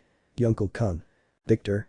It's not possible, Athena and Adelaide were eliminated, damn, who are the KDA, and what macabre plans does Yunkel have? Narrator. At that moment, multiple plasma shots come out of the smoke and a very damaged Trihexa comes out, which she can barely stand up, and when she does, a kick makes her crash against one of the walls and she is almost unconscious. Trihexa. Damn what it's made of, not even my swords could do anything to your skin. Kaisa, a woman came out of the dense cloud of smoke. Kaisa. From your own weapon because you think I destroyed your weapons and absorbed them, hahaha silly, your friends are defeated and your scales are mine too. Thank you for your power. Hades. At that moment, her two cannons opened and fired at Trihexa, which vanished after the shot. One less from the shadows. Came out Hera with her hammer about to fragment and moved with speed trying to hit her, but she moved with speed and completely dodged her attacks, but Kaisa hit her weapon which fragmented. Wow can. You still stand. I think you are at your limit. Besides, your powerful minotaur is mine. Look at it. At that moment, a gigantic minotaur came out of the ground and roared loudly. Hera. That's impossible, how is it possible, it's not true. At that moment, given the distraction of the minotaur, Kaisa stood behind her and fired her cannon closely and she disappeared. Kaisa. A great strategy to surprise you with that, but now I don't need you anymore. The minotaur came and left. Are you still ready, vampire girl? Mina. Mina. I'll kill you, I swear. Her wings were almost destroyed and her claws grew. Kaisa. Let the final battle begin, you spoiled brat. Narrator. The two engaged in a battle of sharp weapons. The two danced in front of all the spectators. Kaisa's nails and weapons looked very evenly matched, but out of nowhere Mina's nails shatter and Kaisa hits her jaw hard, but she tries to damage it with her claws, but Kaisa shoots her cannons at point blank range, leaving her on the verge of fainting. Kaisa hits her face and body again and again, and she falls, leaving her out of combat and disappears. Victor. No, impossible, I can't believe it. Trihexa, Mina and Hera were eliminated. Zeus. It's incredible. Kda, what the hell are they? Kaisa. That was all vampire, you are pathetic. They had defeated their enemies, they were more than happy and sang, waiting for the last of their members who came out, dissipated the fog, and the three women were seen fighting with Ari, who moved quickly, avoiding the three with great ease. It seems that Ari has the battle more than won. Narrator. The three women looked angrily at the crystal-tailed kitsune, holding a heart in her hand, which was made of the same material but pink. Who knew? She is a kitsune like us, mom. Isaka. It's impossible that that woman displaced us so much. Ari. Don't tell me the three of you are going to give up, oh yeah. Hahaha, I thought goddesses like you would be stronger. Anubis, Fenrir and Bastard. Bastard. I'll kill you bitch. She transformed into a powerful cat, but when she was a few meters away Ari smiled and she hit her jaw hard and she fell to the ground, returning to normal. How did you do it? I am a goddess. Ari. Do you think you can beat me? We have more power when fighting a monster much worse than you, the anti-spiral. You are nothing before him, you are like a billionth of his power. Goodbye. She created an energy sphere, and when she was going to throw it, Fenrir gets in the way, but she is swept away by it, which drags her 200 meters until she crashes against a wall, and it disappears. One less, two left. Tell me, Anubis, why don't you attack me? Anubis. I see that you are much stronger than me, but I still will not give up. In Anubis form at that moment a black mist appeared and she was swallowed by that mist, and from it came out a huge scythe that gave off blue fire, and a woman came out of that mist and looked at Ari, and she smiled. Let's see if you're telling the truth, Kitsune. Narrator. At that moment the two attacked each other, one with their spheres and the other with her scythe, which slowly cut everything in its path. The KDA saw that Hanabi surpasses Ari with her speed and went to help her, but her blue light prevented them, but out of nowhere Bastard hits Hanabi's weapon and sees how she has hearts in her eyes. Hanabi. What the hell is wrong with you, Bastard? That's. But Ari Aquila. Hanabi. How are you on their side? Ari. I'll tell you something, she's under my seduction spell. Goodbye. The sphere collides with the two and they crash against the wall, disappearing. We won. Narrator. No one there could believe it. The goddesses had fallen and Lord Genom was closer to victory. Yunkel. Well done girls, haha, they come back and hug Yunkel before the hateful gaze of all of Yunkel's ex-suitors. One less entourage, 7 more left, haha, let the battle begin, haha. It will continue. Narrator. In the hallway, Nana saw everyone very focused and they looked at each other. Nana. I know that most of us are here to fight Yunkel, but we don't know which ones we will have to fight. Be prepared for everything, you understand? Todas. It's just a mother. And Devora. Don't give up and fight with everything forward now. Raiding game, the god of death P2. In the previous chapter. Narrator. No one there could believe it. The goddesses had fallen and Lord Genom was closer to victory. Yunkel. Well done girls, haha, they come back and hug Yunkel before the hateful gaze of all of Yunkel's ex-suitors. 1 less entourage, 7 more left, haha, let the battle begin, haha. Narrator. In the hallway, Nana saw everyone very focused and they looked at each other. Nana. I know that most of us are here to fight Yunkel, but we don't know which ones we will have to fight. Be prepared for everything, you understand? Todas. It's just a mother. And Devora. Don't give up and fight with everything forward now. In the current chapter. Victor. The next battle will be between the heroines and Yunkel Ackerman, hope so. El Genom.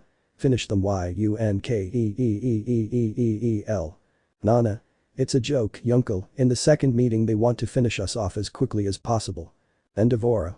We have to defend ourselves with everything, girls, be ready for anything. Narrator. At that moment Yunkel falls from the sky and sees them and they all get into battle stance. Yunkel.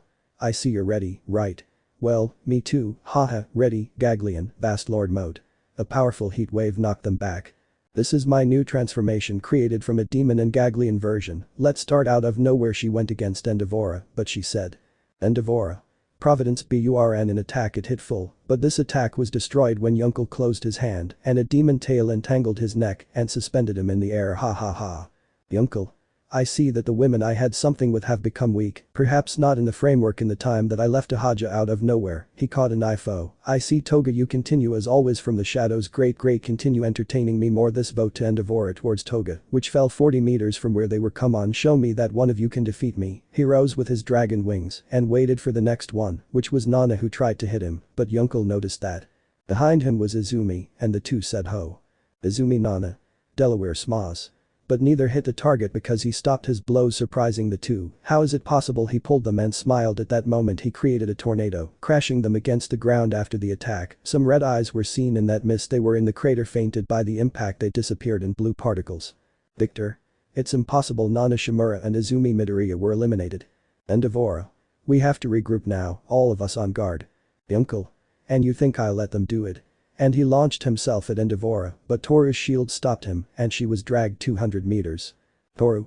I won't let you eliminate another Yunkel-kun. Yunkel. Haha, Toru's shield is impressive, but it won't stop me. He began to hit him hard and from one moment to the next his claws pierced the metal and corroded it with his claws. That had an impressive temperature. She had to let go at that moment. She didn't realize, but Yunkel gave a powerful kick that crashed Toru against a wall. At that moment she disappeared and Victor said, ha, they are nothing. This will last very little, I'm sure of that. Victor. Tuta Toru has been eliminated. Yunkel. This is what heroines can give, how weak they are. And Ranma said.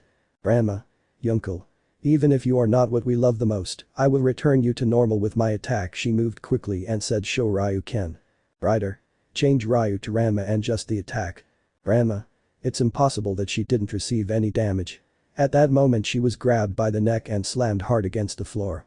Her eyes were white and she showed no signs of being conscious and disappeared into blue particles. Yunkel. Don't tell me that's all, what's happening? You're not going to attack me, right? Then I'll take this more seriously. Balance breaker Gurren Lagann Fenrir Gagleon. An explosion of energy overwhelmed those present and they all looked at Yunkel, who had a new look and was 15 meters tall. What's happening? Can't you see that I'm far superior to you? This is your end. Momo. Don't scare us, Yunkel. At that moment he created a rocket launcher and fired them all, but when he hit with it, he didn't receive any damage. Impossible. Toga. Take this. Detroit Smas. She transformed into Izumi and hit his face, but he didn't move. Impossible in the air, but she didn't notice that he created a fist and hit her against the ground, making her disappear. All. Toga. Out of nowhere she went against Achako, and she also got hurt and she also disappeared. Victor. It has to be a joke, right? Achako, Uraraka and Himiko Toga were eliminated. And Devora. I won't let any more of us be eliminated. Momo covers the, but from the rubble came the real Toga survived. How? Toga. I'll tell you later, creating a shield like Toru and Mei using the coolant in her suit. Now Endivora. They all went to the shields and Endivora said. Endivora. Take my attack at full power. Providence burn Inferno. At that moment she started to turn fire and her clothes almost burned. Let's finish this Yunkel plus Ultraya. Narrator. The pillar of fire rose into the sky and burned everything in its path, but when it ended, Endivora was in very bad shape and could barely stand. She smiled, but her laughter was short-lived when she saw a cape that was intact. Empty lady. It's impossible, but we won't give up. Take this and come back to us, Yunkel. She hid her face in her giant form, but didn't move the robot. He looked at her and hit her face hard, causing her to fall still conscious against one of the stadium's retaining walls. It's impossible, he's a monster, he's not the person we fell in love with. She looked at him in terror. Mina. No, we will not give up. She ran, and Yunkel tried to hit her, but she climbed up to her head and said corrosive acid. She released a lot of acid from her hands that began to corrode the metal, or so she thought. She did it. The machine's chest opened, and Yunkel and Mina showed their faces of terror. Yunkel. You know I haven't tasted blood like yours. Balance breaker vampire. He attracted her and thousands of eyes looked at her at the same time. He sank his fangs into her neck and took her blood. She fainted and fell to the ground, but it disappeared before touching the ground. Sweet and rich blood of a virgin. Ha ha ha ha ha. Well, who's next? He closed his cabin, and the Gurren returned to normal, looking at everyone. Let's finish this once and for all. I declared my superiority. None of you have the power to defeat me. Now I will end your pathetic rebellion. Black Spiral Giga Canyon. They looked at the cannon that gathered energy and Momo created a shield. Toga took Toru's blood and created a shield separate from Momo's. All gathered, hoping that those shields could withstand the shot. Empty lady put the shields on top of everyone and the others attacked him, but it was impossible to stop something like that transformation. You know, you have shown me that there really is no one who can defeat me. Well, goodbye Fui Guo. This shot and the energy began to destroy the shields. Everything fell silent, overwhelming. When the curtain of dust dissipated, only the Tsayu crater remained, which fell to the ground and disappeared in blue particles. Everything is over. With a click, the platform returned to normal. Detransforming, fell to the ground and said, well, who's next? Victor. The heroines were deflated. No one in the Colosseum could believe it. Yunkel had only destroyed the women he once protected. It's not true. Elgenom. Hahaha, that's Yunkel. Don't let anyone defeat us. Hahaha. Narrator. Everyone saw Lord Genom smiling with superiority while Yunkel looked at everyone with melancholy, but then looked at everyone seriously. Yunkel. Who are next? We'll continue. Narrator. At that moment a group of women land in front of Yunkel, and all the Kanoichis are seen while Yunkel looks at them simply. Tsunade Binyo. We won't let you step on us, Yunkel-kun. Yunkel, then try it, my lovely Kanoichis. Elgenom. Don't be envious, Yunkel. Let my daughters do this. You've already had fun. The next battle will be between my daughters and the Kanoichis. I hope that doesn't affect you, Yunkel. Yunkel. No, Lord Genom-sama, there is still a long way to go to defeat the factions, and I will be very pleased with that. Hahaha. Looking at everyone with purple spirals in his eyes. Rating game: The Death Battle P3. In the previous chapter. Victor. The heroines were deflated. No one in the Colosseum could believe it. Yunkel had only destroyed the women he once protected. It's not true. Elgenom. Hahaha, that's Yunkel. Don't let anyone defeat us. Hahaha. Narrator. Everyone saw Lord Genom smiling with superiority while Yunkel looked at everyone with melancholy, but then looked at everyone seriously. Yunkel. Who are next? Narrator. At that moment a group of women land in front of Yunkel, and all the Kanoichis are seen while Yunkel looks at them simply. Tsunade Binyo. We won't let you step on us, Yunkel-kun. Yunkel, then try it, my lovely Kanoichis. Elgenom. Don't be envious, Yunkel. Let my daughters do this. You've already had fun. The next battle will be between my daughters and the Kanoichis. I hope that doesn't affect you, Yunkel. Yunkel. No, Lord Genom-sama, there is still a long way to go to defeat the factions, and I will be very pleased with that. Hahaha. Looking at everyone with purple spirals in his eyes. In the current chapter. Narrator. The ninjas glared at the two women, but another woman remained silent and looked at the other two. Satsuki Ryuko. Good thing you arrived, older sister Jotaro Onasama. Jotaro. Of course, the three of them against the ninjas won't be good at all. Let's start. Binyo. How dare you try to say that we are less than you? Damn it, we will not forgive you. Satsuki Ryuko. Jotaro. So let's start. Right, or nothing more than the transformation. Yule. Ninjas. But what are those suits? Enko. They already call me an exhibitionist. Tsunami.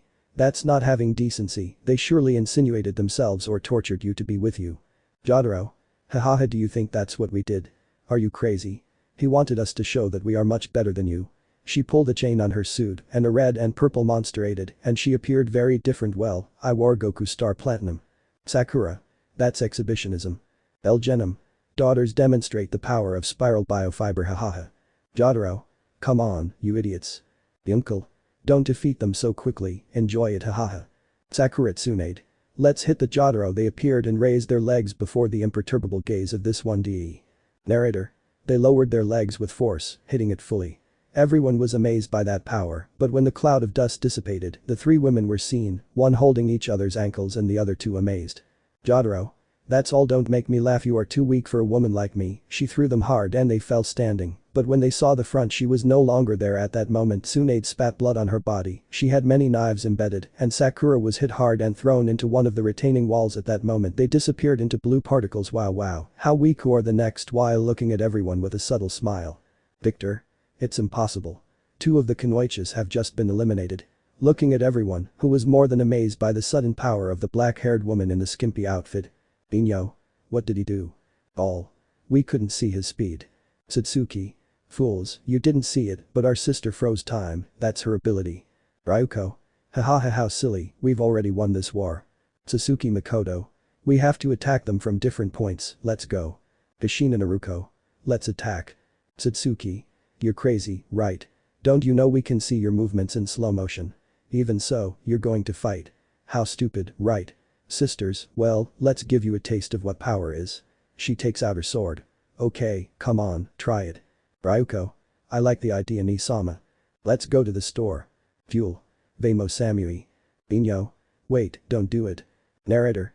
At that moment Samui and Kurai moved quickly and clashed their swords with Ryuko and Satsuki's, but instead their swords broke from the pressure of the blow. Samui. How is it possible? A strong blow from Satsuki made her suspend in the air, and this gave a slight blow to her stomach, causing her to crash against the retaining wall of the stadium, disappearing into blue particles. Kurai. It's not possible. Samui. At that moment she receives a blow to the face. Haha, what was that? It seems like I've been hit with a piece of steel. This girl hit me with her fist. Ha, what do you have in your fists? Ryuko. Nothing, it's just my fist. She moved with speed and got behind her, hitting her hard, causing her to bounce off the ground. Ryuko continued hitting her, causing her to bounce off the ground again several times, while hitting her body. Come on, you are not going to beat us, show me that you really can defeat us, grabbing her by the hair and pulling her towards her, giving her a strong knee to the head, and making her fall to the ground. What's wrong? You can't beat me, okay, take this. She kicked and she crashed into the retaining wall, causing her to disappear into blue particles. Ha, pathetic, who else, or I'm going to have to go after you. Kushina. Take these adamantite chains. The pointed chains advanced until they almost reached Ryuko's body. She dies. Jotaro. The word.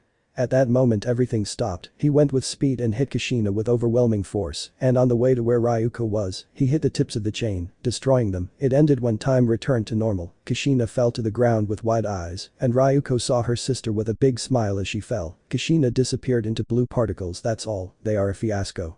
Victor. It's not possible. Samui, Kurai and Kushina were eliminated. Binyo. I don't like that at all, they are worse than Yunkel. No, not at all, damn it, wait, don't attack them. Naruko Sasuke, wait. Naruko Sasuke. Let's start, friend, go ahead, Sasano Kyuubi. Jotaro. What power, let's start. Naruko Sasuke. We will manage to defeat them. Jotaro. The word. This stopped time and pierced the Kyuubi Susanoo, brutally hitting the two. At that moment, they returned to normal and fainted, immediately losing the Susanoo and the Kyuubi cloak. That's all garbage. Binyo. How did he do it? Victor. Naruko and Sasuke were eliminated. Actions. That's impossible. Satsuki, Ryuko, Jotaro. Let's end this spiral mode. The uncle. They are now history. Makoto Utami. Those things are huge. Wait, what the heck are you doing? They turned to the level of the Kunoichis and looked at those from nowhere. Victor says. Victor. Wait, Hinata, Ino, Tamari, Anko, Tenten and Binyo were eliminated. Narrator. Makoto, Itami and Fu looked back, seeing the three women standing behind them while blue particles disappeared. Makoto. I never saw when they moved. Fu. So this is the power of Lord Genom's daughters. Itami. It will be difficult to defeat them. Fu. Let's finish with this. At that moment he falls to the ground and his eyes are blank. Itami. Makoto. That's not true, let's start with everything, Susanoo. Satsuki, Ryuko. Sister, we'll take care of the red and you'll take care of the purple. Jotaro. Hahaha, I like the idea. Narrator. The two sisters go against Makoto Susanoo, who has two swords. They crash their weapons against them, making a large crater where the three were. Ryuko. Well, let's give him a taste of his own medicine. Chainsaw sword. Out of nowhere hundreds of spikes came out of the sword's blade and began to eat away at Makoto's weapon. We're going to defeat you. Satsuki. It's true, let's go sister. The two began to push Mikoto, who couldn't believe it. Her weapons were repelled by the two daughters of Lord Genom. We haven't given up yet, saw Blade. Mikoto. Impossible. The two weapons began to cause great damage and their swords were destroyed before their eyes. The two embedded their weapons in the ground and propelled themselves to hit the face of the Susanoo, which skidded about 300 meters and crashed into one of the containment walls. Damn, what is that? They became smaller. Satsuki Ryuko. Let's start with full spiral mode. Let's finish this. The two sisters raised their weapons and said Gigaadriel breaky ear. The drill hit this one, you won't get out of here alive. She stopped the big drill with her hands while it destroyed part of this one. The Tommy. Mother, out of nowhere he received two shots that damaged his arm and his fire sword was destroyed like perhaps your Jotaro. Jotaro. Who told you I wouldn't intervene? Stupid plasma drill bullets. The shots hit her shield, each bullet causing her to step back. How do you expect it's going through my shield?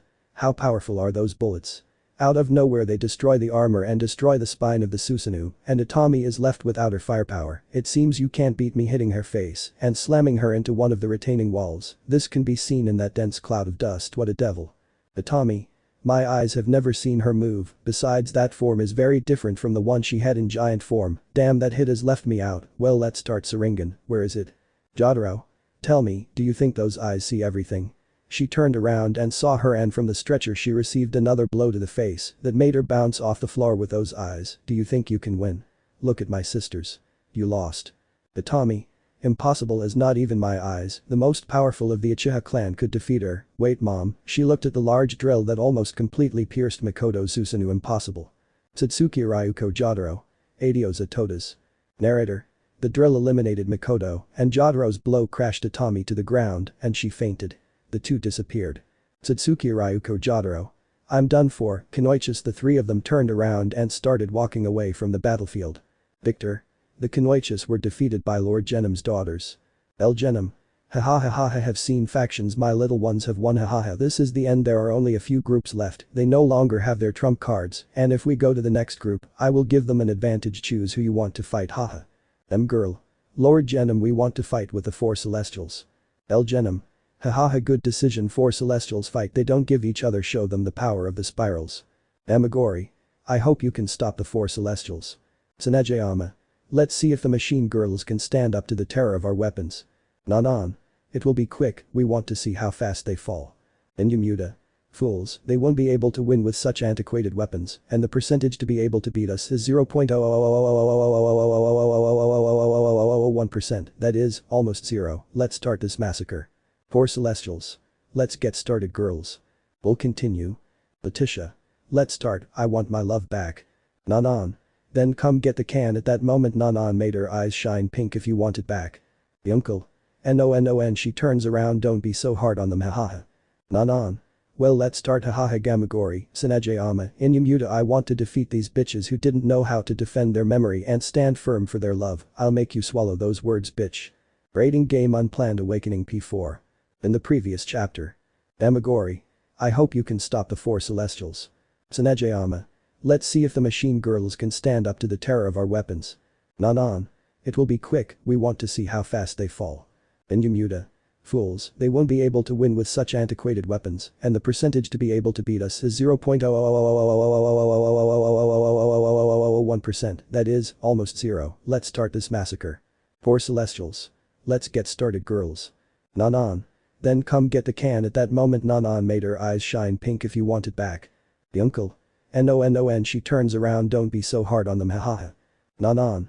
Well, let's start, haha. Gamagori. Tsunejiyama. Inumuda. I want to defeat these bitches who didn't know how to defend their memory and stand firm for their love. I'll make you swallow those words, bitch. In the current chapter. Narrator. The two teams were about to enter into battle. At that moment Yuncle saw a flash of his past lives in the multiverse, but he saw one in specific and heard a voice inside that shocked him. He came to, his eyes turned purple, and he started screaming. Yuncle. Ha, no, I won't do it, no anti-spiral. A spiral. The world deceived you again. I gave you my power to rule, not for you to decide whether or not to give a chance. Let's start the extinction. Issei Haidu, or better known as Yuncle Ackerman. Wake up, Gagleon. You too, my dear creation. Gagleon. Anti-spiral, but why not, ha? His eyes shone purple, and he said, let's start balance breaker anti-spiral union god black dragon Gagleon. Ryuko Satsuki Jotaro. LS no de nuevo. Four Celestials. Anti-spiral, but how do we defeat him in the fractured dimension? ADA. That's the demon that almost extinguished the galaxies a long time ago. Adine. No Yunkel. Narrator. Before the eyes of all the factions they saw the transformation of Yunkel and how the sky of the entire underworld turned black and a purple galaxy appeared in the sky. Yunkel. Humanity factions and planet I woke up again in a different dimension because of your stupidities and your false love. I the true Haidu Issei have woken up or better called Yunkel Ackerman your ambitions and your stupidity of deceiving us again. I will show you what happened to me to get here. I was a human whom the human factions even my family deceived me almost to the brink of death. Someone helped me, his name was Anti-Spiral. He offered me to be his successor and I accepted. See how I reincarnated into a human and how I exterminated everything once again. Flashback. A Spiral.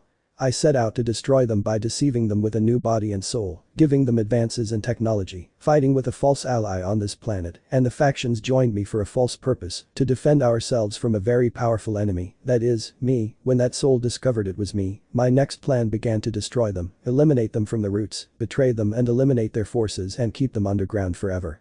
Creating a new world, and I would give myself the task of ensuring that this never happens to another Issei, searching for the others among the vast dimensions, uniting the planet Anti-Spiral to be more powerful before my yoke, prepare the extinction of everything, and that is what I will do again. Lighting his eyes in purple. Then flashback. Victor. I see it was our fault that this has come back true. Well, let's start. Factions get up. At that moment all the factions get up along with the other women of Yunkel. I see that your power is brutal, isn't it Issei? Yunkel. You mean myself from this dimension that gave them a chance? Hahaha Victor, you are from another dimension that shouldn't have existed. Who do you think freed you a long time ago? Do you think it was a coincidence that you all got out of the little thing and that Gagleon woke up in Issei? Hahaha I did that to make my present self live and be in this timeline. Michael Otrox Victor. Perhaps you and the gods locked away. Yunkel. If it were me, you think that all of you are from this dimension? Hahaha of course not. Zeus. I see, it was Issei who brought us together here, not for anything, but because he knew we could face him. Yunkel. Face me, a reborn god. At that moment everyone was transported to a galaxy. Fools think that simple humans will be able to defeat me. Stupid, I am the king of an extinct world, the world that factions and gods do not care about, destroying thousands of lives and families, but you don't dare look back. Face your destiny, your extinction. Zeus. Gods, factions, brides and everyone here must defeat the spirit that has our pillar. Give our all. Yunkel. Pathetic, this time he won't leave anyone alive, I swear. This one created his great armor and then a gigantic robot swallowed him, showing 2 galaxies in his hands. Let's start. Come on, fight head on, bastards. Ryuko Satsuki.